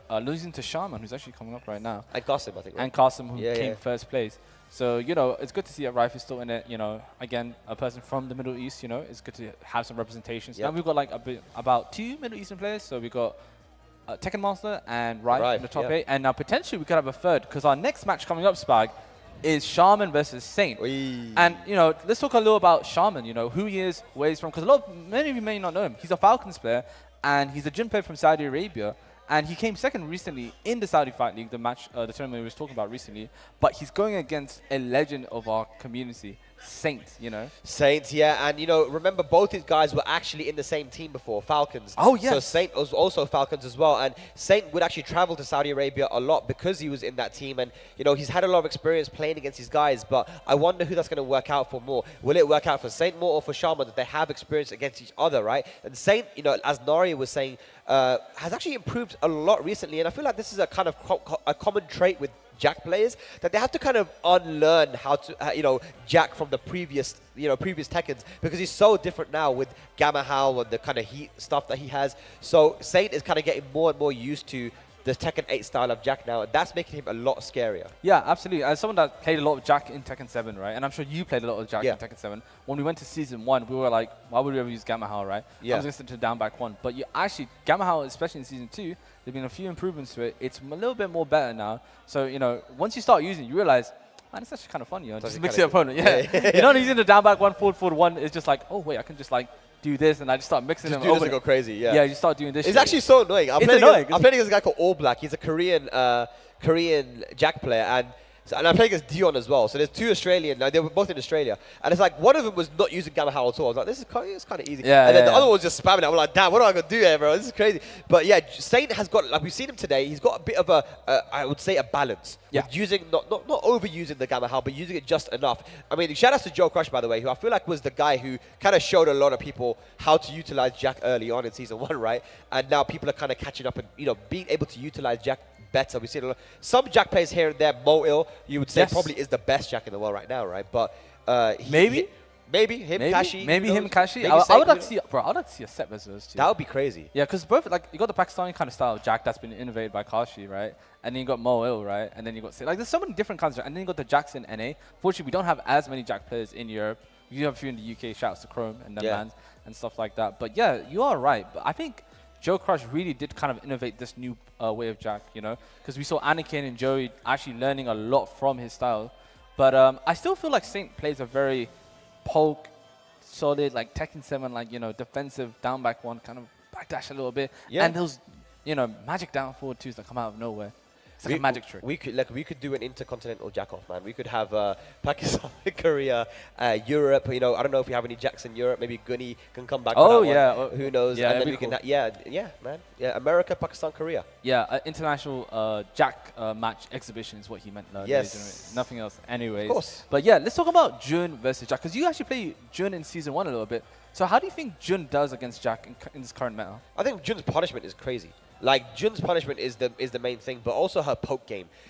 She has to, I feel like, work a little bit harder than other characters. Not in terms of like her strength or anything, like she's weak, but just because she's a very poke-heavy character, right? But in Season 2, she's been given a lot more mix-ups. Like mix-up potential, kind of those heavy plus frames in the mix-up, 4-1+2 in the stance and that kind of stuff. So yeah, she's definitely more of a Tekken 8 character now. But no, look, I think that Jack is always going to struggle against those heavy poke characters, especially a character like Jun, which has that sidestep 4, that's +6, and it comes out of a sidestep. And, these types of moves are going to cause a lot of issue for Saint. So the question is, can Saint keep Jun out to that mid-range, where around that 2-jab range and forward 1 range, where, he won't be getting pressured as much? If Shaman can get into close range, just like we saw Arslan versus Saint with the Nina, it's gonna be tough for Saint. But it's kind of scary for Saint at the same time, bro, because even if he's trying to use that keep out, Jun has so many good panic moves and punishment, as mentioned. So up forward 1, that 10-frame punishment, right? Yeah. Jack has moves like forward 2, -10. Down back 1, she can punish from crouch as well. Oh, so you gotta be very careful in this match, and she gets a lot of damage, especially by the wall. And also like her Sabakis, her can-cans, Jack can't really freely spam down back 1. And Shaman's playstyle is that he likes to use those defensive moves a little bit more with the can-cans or the back freeze. Yeah. So I'm really wondering if Saint's kind of ready for this. So we have to wait and see, doing a little bit of a button check, making sure all his back freeze and his can-cans are ready on deck. But here we go. It's gonna be Jun versus Jack. There's a lot on the line here. Wait, there's a bird that comes out. What? You see the bird that comes out? The bird? Yeah, that's kind of cold, bro. Yeah, it's like a magic trick. Amazing, man. Yeah. We love to see that. We love to see that. Jun back from the dead. All right, here we go. Back from the dead. Don't ask questions. Don't ask questions. We don't ask questions there. Jack 8 versus Jun. And the question also is how competent is Shaman going to be versus the Jack? A character we don't get to see all too often as well. Here we go. Korea versus Saudi Arabia for a spot in top 8. Here we go. Who is going to take it? Saint, just coming off a beautiful performance, I believe in South America, right? Yes, so he won a punishment free recently. That was a master event, and then he came second in Brazil, only losing to Kudans, his own teammate. So he has a good amount of points. So if he doesn't make that top 8, if he doesn't make that top 3 or top 4 or whatever, he gets a decent amount of points that could help him. And he comes to Rage Art, and this is what I mean. Woo! Okay, never mind. What I was talking about is the Shaman likes to use Rage Art a lot. When he was playing against Gosen, he used Rage Art a few times. Yeah. And even some of the casuals and in the Austrian matches as well. And early on, we're seeing that Gamma Howl being used as well. Saint putting Shaman on notice. Okay. Nice, getting in with the 1 string. Okay, and that's what I was talking about, right? Now with Jun, she does have those kind of raw 50-50s that she can do from certain moves, like 4-1+2 and her 10-frame punish and this kind of stuff. So let's see if he goes for that. Yeah, absolutely. Oh my god, sidestep, key smash. Big damage. Big damage indeed, but there's the back free. No punish from Saint. Oh! Nice! While Stunny 1 gets the combo. should be dead. Keep it simple. Nice. Goes for the 1. Damn, he's like, yeah, check this execution out. And you know what? Saint was one of the best at doing that. The forward 1 into 1. Oof. Like, he used to do that so often in Tekken 7. Fam, that shit is so cold. The Yeah. 1. 1. That shit is awesome, bro. Here we go. Saint going in with a down back 1. And what did I say? Yes. Cans is going to be his issue, though, to come in. You mentioned it versus Gosain, right? That Shaman does, when he's on the back foot, you know, I wouldn't say panic, but he does like to throw those panic moves out. Yeah, exactly. Yeah, absolutely. And as you should, you know, because in the first of 2, it changed the momentum completely. Yes, sir. And the risk to reward is very important in this game. Cans is a little bit like, you know, there's not as much risk. There's not a lot of risk, let's be honest. He can't he can't low parry anymore, yeah. Oh, hang on. The Heaper's going to get the bound. Take it straight to the wall. Big combo. Goes for the spike. That's guaranteed. Mix up time now. Oh! Saint taking 3-0 over Shaman. Going for the press. But Shaman, bro, he just took his headphones off. He's like, all right. I don't need sound. I don't need sound. I need the energy. Okay, we got the Sam brother going up to give some advice now. That's a very good coach to have. Of course, Tekken World Tour rules, you can get coaching for a minute when you do lose a game. So let's see what he can get some advice from this. So very important as well. This is top 8 qualifier, man. Yeah, what do you think he's saying? It's like, yeah, Habibi, what do we do? Yeah, Habibi, just saying. What is this? He wasn't that good before, man. Let's just do Kankans. Inshallah, you win, yeah? Inshallah, Jun will do something to make me win. But what do you actually think he needs to do? Like, I feel, you know, Saint has mixing it up so well. He's not playing like, he's not just doing one thing over and over again. You know, he's mixing up constantly, like the Gamma How, the down back 1s, the forward 1s, the mids. Like, he's mixing everything up so well. We're seeing Saint now really making a comeback. Yeah, we are. And it's really cool to see, man. Tekken World Tour is always showing, like, you know, at the end of the season, it's like people, once they figure out the meta, they kind of come back and you're like kind of surprised by it. So it's cool to see Saint playing so well in this matchup. Yeah. But yeah, and that was what you're saying. The parry is being used right now. Goes for the...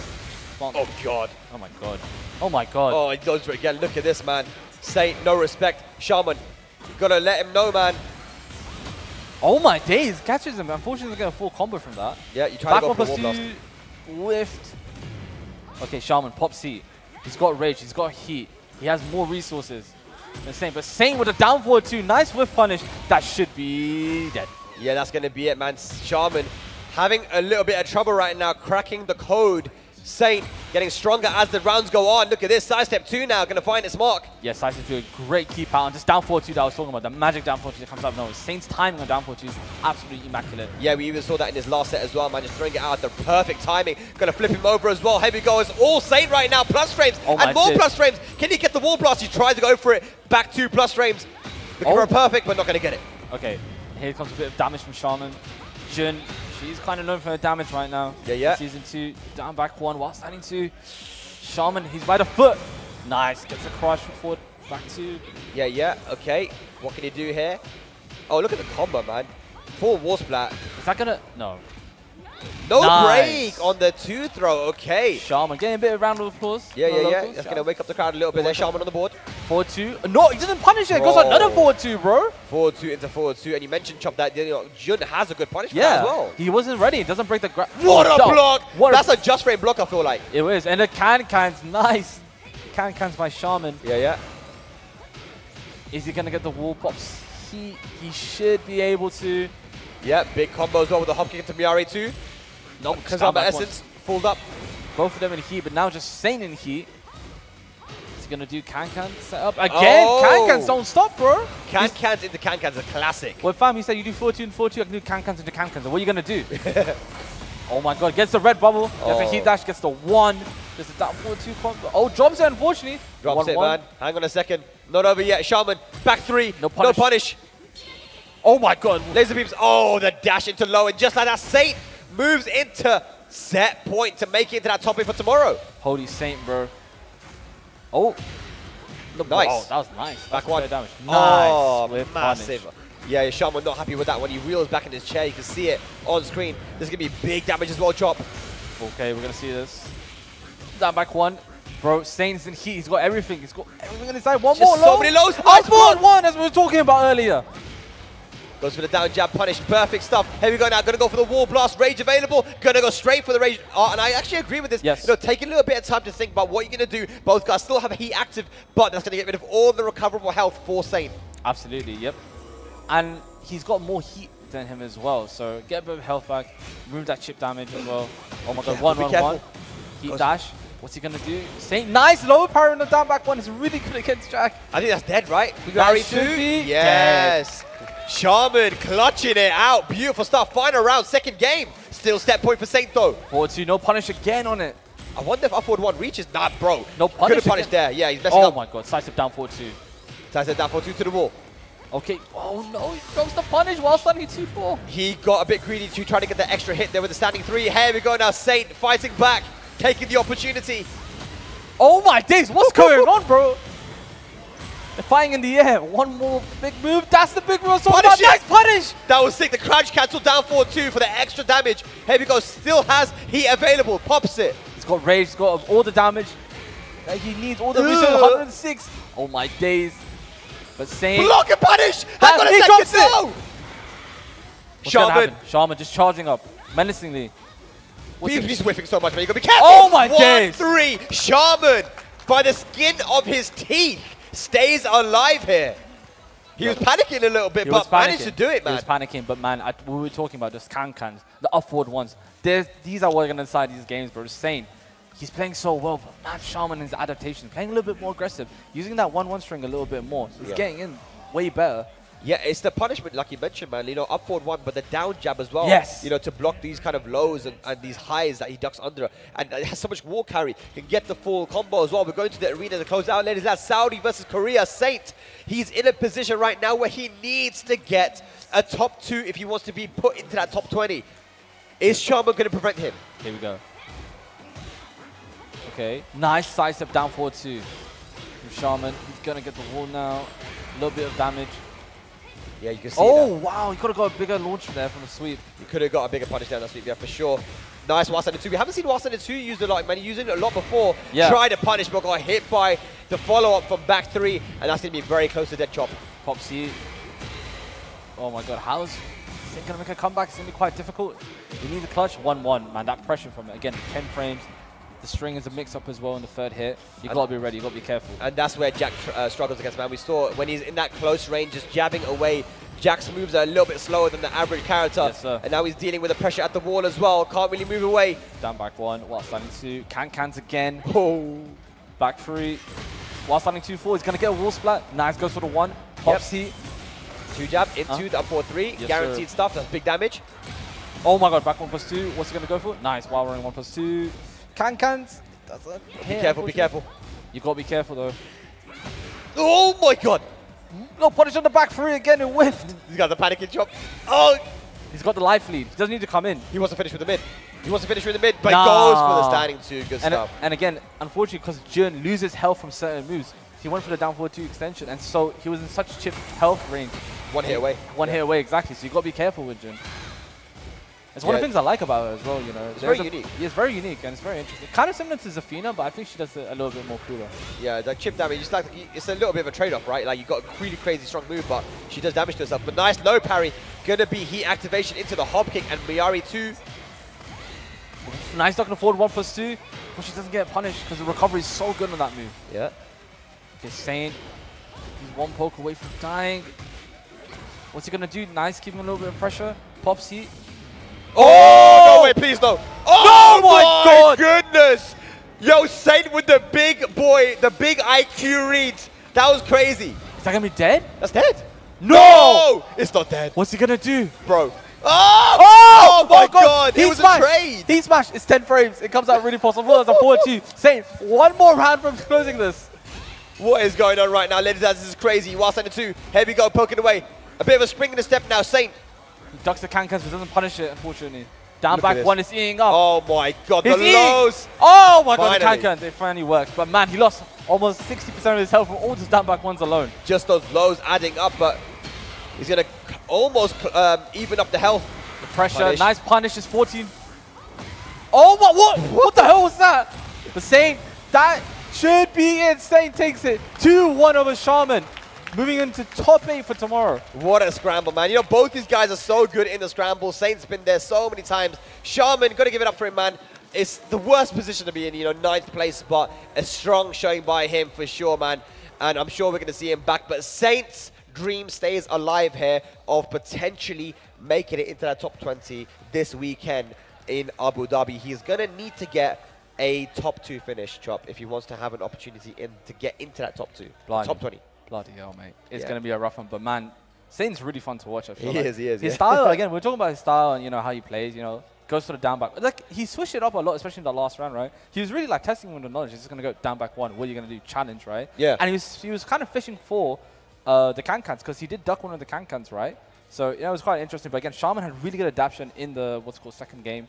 But, man, unfortunately, Shaman is out. Yeah, it could have gone either way, honestly. Could have gone either with way. With the way that was playing out, you know, both guys trying to go for those big reads, and you know, it just worked out for Saint in the end, man. And that's the way Saint plays. He's always been a big believer in his reads and just goes for his thing. And his timing has always been something that really catches a lot of people off guard, you know, ever since the older Tekken. So Saint, I'm happy to see Saint doing so well, man, because you know he kind of you would say he fell off a little bit in the early Tekken 8. I didn't say that. I didn't say that, by the way. It took a little bit of time for him to adapt, but he's getting there, and he's in top 8 now. Yeah. So the sky's the limit for him. But we want to see him get that top 2. Can he make it to the grand finals? If he does, ladies and lads, I believe that will put Saint into the race for that top 20. Yeah, hopefully we'll get to see something like that.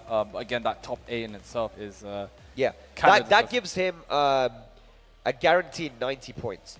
And I don't think that's not enough, right? So you need every game now. Laser, tune in tomorrow, make sure, because this top 8 is very important for the standings. We've got Rife, who's in there right now, who's at the tail end of that top 20. Saint is in there now, and we're going to be finding out who of these next 2 guys is going to join him, as we have a very interesting matchup here with Hafiz Tanvir versus Yoreds. Okay, so again, for people that don't know at home, Yoreds, he is from Kuwait. He is a Ling player. He's probably the best Ling player in the world.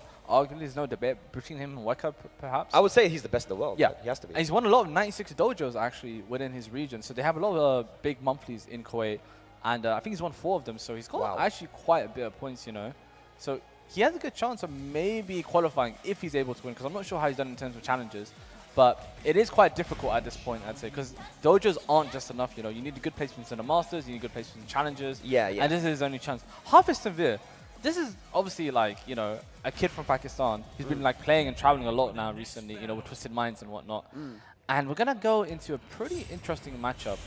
It's going to be Claudio versus Ling. Yes. So what do you think Claudio should be doing? Because obviously Claudio has quite good mid, but Ling's AOP, that is a factor into that. It's super important, man. And the question is, what mid does Claudio have to beat the sidestep AOP? Sidestep right AOP, but AOP down. These are two these are 2 things that everyone has to look out for when it comes to the Ling matchup, especially for someone like Yoreds, who utilizes the Hypnotist and the AOP and the back turn stance so well. Yeah, and as we just said, he just launches Hafiz Tanvir with back turn. I think maybe back 3 is Hafiz Tanvir's best chance. But maybe I could be wrong, because who knows. But we are going to see a lot of back 3s in this matchup, I feel like, because it does check. It's a really good method just to check. Yeah. And 2, it kind of, you know, it's a little bit low, so it could hit the AOP Dark, as you mentioned. But down back 1+2, Blue Moon. I didn't know that's the name of the move, bro. Blue Moon? That's a cold name, to be honest. It I would is rather a cold cool name. name, you know. It's a cold name and a cold move, man. I think it might be the best move in the game. There's a debate, 100%. Yeah. Because, you know, it's in there, man. It's up there. because there's also like almost like what 2 to 3 different versions of the move, right? Yeah, yeah. There's one in heat, there's one in when it's just normal, and then there's one when it's ordinary, right? Yeah. When it has the install or not. So yeah, it is probably one of the best panic moves for sure, in my opinion. Because the risk to reward, again, you can just kind of throw it out. Yeah, just throw it out there as see well. what happens, you know. All right, up forward 1, up forward 2. Sorry, that's now plus on block in season 2. Plus and block, and it tracks to his right as well. So you have to step left against that move. You gotta be careful. Yeah, that's going to be a big block there on the back turn low, and Hafiz Tanvir. And you know, Hafiz Tanvir is going to have experience versus Irtaza, who I know also plays. Shouts to the Maniacs guys, because I have, whenever I go to Pakistan, I will see Hafiz Tanvir and Irtaza at the arcade. You know, not everyone in Pakistan trains with each other. You know, they have different camps and different people that, you know, kind of chill. They're kind of training partners. And I see Irtaza with Hafiz a lot, so he does know the Link matchup. No, absolutely. So that is some experience that Hafiz does have. So it's going to be about Yoreds if he's, you know, used to someone like Hafiz Tanvir. You know, if they have a Claudio as good as Hafiz Tanvir in Kuwait. Yeah. But again, I feel like when I was watching Yoreds match against CBM, that was off stream, right? He beat him 2-0. And like Yoreds just plays like so different, but like a full-on specialist, you know. Yeah. So we're gonna see some interesting stuff, and like, I mean, look at this combo, look at this Oki. Nice duck and punish though. He was ready for the second hit. But he wasn't ready for the combo though. What's he gonna do? Down 1. He's got enough pressure, man. He's got heat on. He's got the positioning. Yeah. Oh, he had the down 4-3, but didn't let it rip. Oh my God, Yoreds! That was sick. That's what I was talking about, bro. This guy plays a little bit different, utilizing all of Ling's moves, right? And the wall jump as well. Very good Exactly. stuff. Exactly. And there's only a few characters like kind of like backflip. It's like Shaheen, Leroy, and Ling, where you kind of like get out, you know, because you flipped the situation. Yeah. So it's kind of interesting and very smart of him to use, because when it's Link's back turn, her fun doesn't stop, you know? Yep. You can get mixed and stuff. Okay, nice by Yorids. He's got a combo, doesn't get to the wall, unfortunately. Goes for the full thing. No proper punish by Tanvir. Pop seat now. Yorids, one more poke. Yeah, one more, he's going to do it here. Counter hit trade. Here comes the heat dash. Trying to find that wall splat if he can, but good defense right now from Yorids. He's going to stop him. Down back 3-4, I believe. You can't be too patient though. You got to get that hit in. There's the AOP. Days. Beautiful. Size that right AOP. Yorids now takes us to a final round. First game. First game between these two. I mean, Harvest and Veer, man. He was 2 rounds up. Nice hop kick. Gets the float against Harvest. He's going to pop heat now. I think he's too far away from the wall. No, he does get a wall splat. And Yorids, he has heat. You got to be careful. What's the mix? Oh my god, the parry stop into the heat smash. Does get, well, what the heck? Okay, goes for the hop kick. Trades in a very odd way. Up forward 2. Again, Harvest and Veer is in a big back foot. He's low. He has to pop key. He needs to get Yorids out of him. Oh my god. Man, just throws out the launcher. Back 1+2, and that does have good tracking as well. Yorids, 3 rounds to 2. I feel like that was a 3-round comeback, right? Yeah, it was a 3-round comeback indeed. And again, like, the way Yorids is playing, man, how can you prepare and be ready for that? This is what I love about character specialists, right? Yeah. Because it doesn't matter how hard you train. There's no one like that person in the world that you can train against. So, you know, there's levels to this, man. There is levels for sure, man. There we go. Can Harvest over here bring it back? Let's go. Down forward 2 to start it off. Good stuff. Counter hit. Yeah, what I like about that move, it feels like it's a little bit better than Kazu's down forward, you know, round start. Because a little bit of pushback and stuff like that. Yeah. So, you know, it's a good move to use in the round start. People don't expect it. And that punish is one of the best as well, man, from full crouch. Big damage. One more hit's going to do it here for Harvest and Veer. Can he close it out? What's yours got? Is there something cooking? Okay. Ooh. Hang on. It's not over. He does have a little chip life you can get back. You got to be so careful when it comes to Yorids as well, because he's always got some tricks up his sleeve. Look at the wall carry. That was sick. Yeah, what's going on? Oh my god. Yo, what's going on? Yorids? He's got the life lead now. What's going on? And he's got rage. You got to be careful. Harvest and Veer. It's going to... Oh my days. What a comeback from Yorids. Insane. That was insane. I mean, it was one hit away. Harvest and Veer had all his health, and Yorids somehow, it's just one opportunity needed, and he took it. Yeah, absolutely. And again, this is what we're talking about, the character specialty. How are you going to be ready for that Ogi situation? How are you going to be ready for that part? Ladies and lads, I believe we're watching the best Link in the world right now, but there's even the best Link will get hop kicks, man. There we go. Claudio. There's only so much you can do against hop kicks, man. Yeah. Okay, nice. Hip hop inside the full 172, and he should be able to kill. Hey, ladies and lads, Yorids now. Wait. Go. Okay, moving onto set point to make it into top 8. Chop, what's going on? Who knows what's happening, man? I don't know anything about Link, I'll be real with you. But it is quite entertaining to see. Yep. Fortune nice and Blue Moon, as we like to say Blue now. Moon. Yep. And he is going to pop heat just so he can get that guaranteed wall splat. Okay, breaks the wall instead. Yeah. Option. Nice. Gets a bit of damage while running 2 under. Nice. Okay, back 3 into the Blue Moon again, going right under the jab. We're going to go downstairs as well for the extra chunk of damage. He has heat already active, going to use it to go for the wall splat as well. Can he kill? That's the question though. Yes, he can. 7 golden letters, and Harvest and Veer though stays alive. And Harvest and Veer broke that wall and floor on purpose, because Claudio, once he gets to the wall, if you get hit by a back one, if you get by while running to you, if you get by anything, you're going to get that wall blast, and it's going to send you flying to the other side with tons of damage whilst he's getting an install. So again, good choice by Harvest and Veer, but nice whip punish by yours. He's going to pop heat, and here we're going to see some pressure. What's the back Spike goes with the Hypnotist, raw Hypnotist. There we go now, running 3. Oh no, punishing the AOP 2-1. Harvest and Veer right now under a lot of pressure. Oh my god. This could be it. This is going to be very, very close, man. Yorids, can he take it to the wall? No, he doesn't. One more. Oh, that's going to be a Yorids with the AOP 2-1. Harvest and Veer is going to be out of the tournament at 2-0. Look at the run he had. Yorids making it into top 8, beating CBM and Harvest and Veer 2-0 each.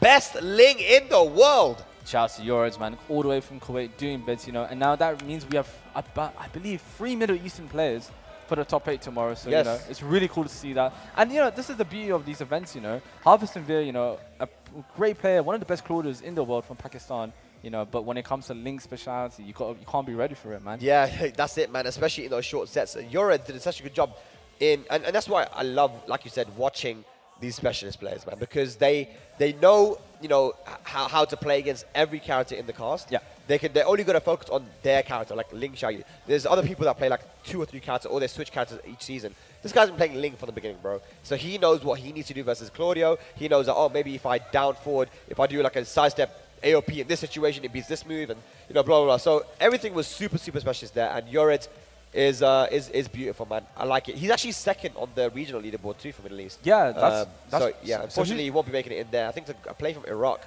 made it into the #1 spot. But either way, good stuff. Speaking of leaderboards, let's talk about this top 8 now. So we saw from the loser side, we saw Saint qualify, we saw, I believe, Euros qualify, and who else did we see? We saw Rive qualify, beating the John.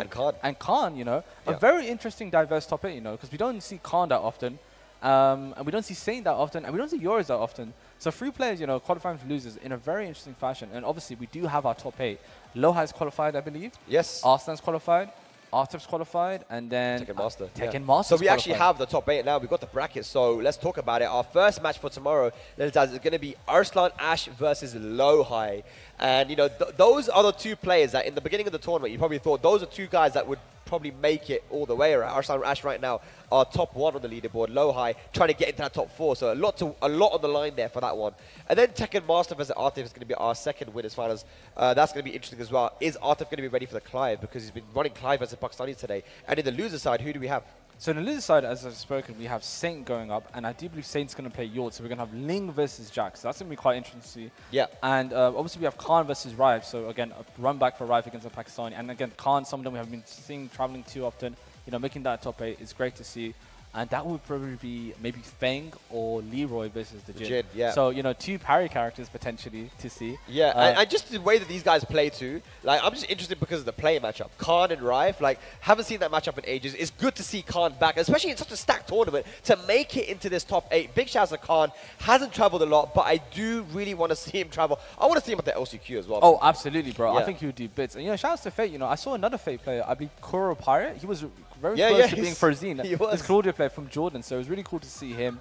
And shouts to Fate and Majali and you guys, man, Jordan, man. Shouts to you, absolutely. But, ladies and gentlemen, that is it for day #1 of Emirates Showdown 2025. Our top 8 is going to be taking place tomorrow. Make sure that you follow all the social media so you can stay tuned for what is going to be happening tomorrow and when all the stuff's going to be going down. Multiple games here for Emirates Showdown. Today, we're going to be getting other games now. But for Tekken, we are done here. Spag, Chop, anything else you want to say before we close out? Yeah, shouts to everyone that's come down. It's been a really good time. The people from Abu Dhabi have been lovely, only be hospitals, so shouts to everyone. I've been having a great time doing commentary with you, Spag, and others. And yeah, so, thank you to the organizers, thank you to the streamers, and thank you for the players for coming down. And yep, and that's about it. But, we'll have Smash top 4 coming up next on stream, so stay tuned for that. And yep, that's it from it. All right, that's going to be it, ladies and lads. That's it for Tekken. That's going to be it here. We'll see you tomorrow for the top 8. Do not miss it. Emirates Showdown 2025. We'll see you then. Peace.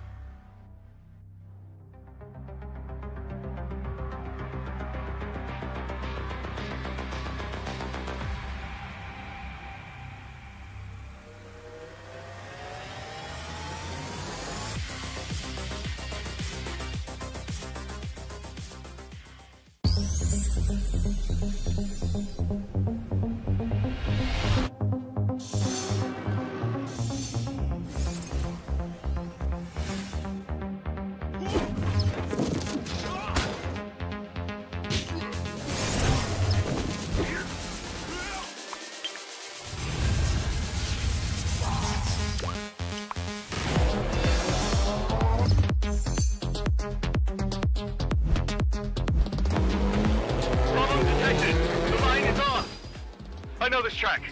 Let me drive it my way.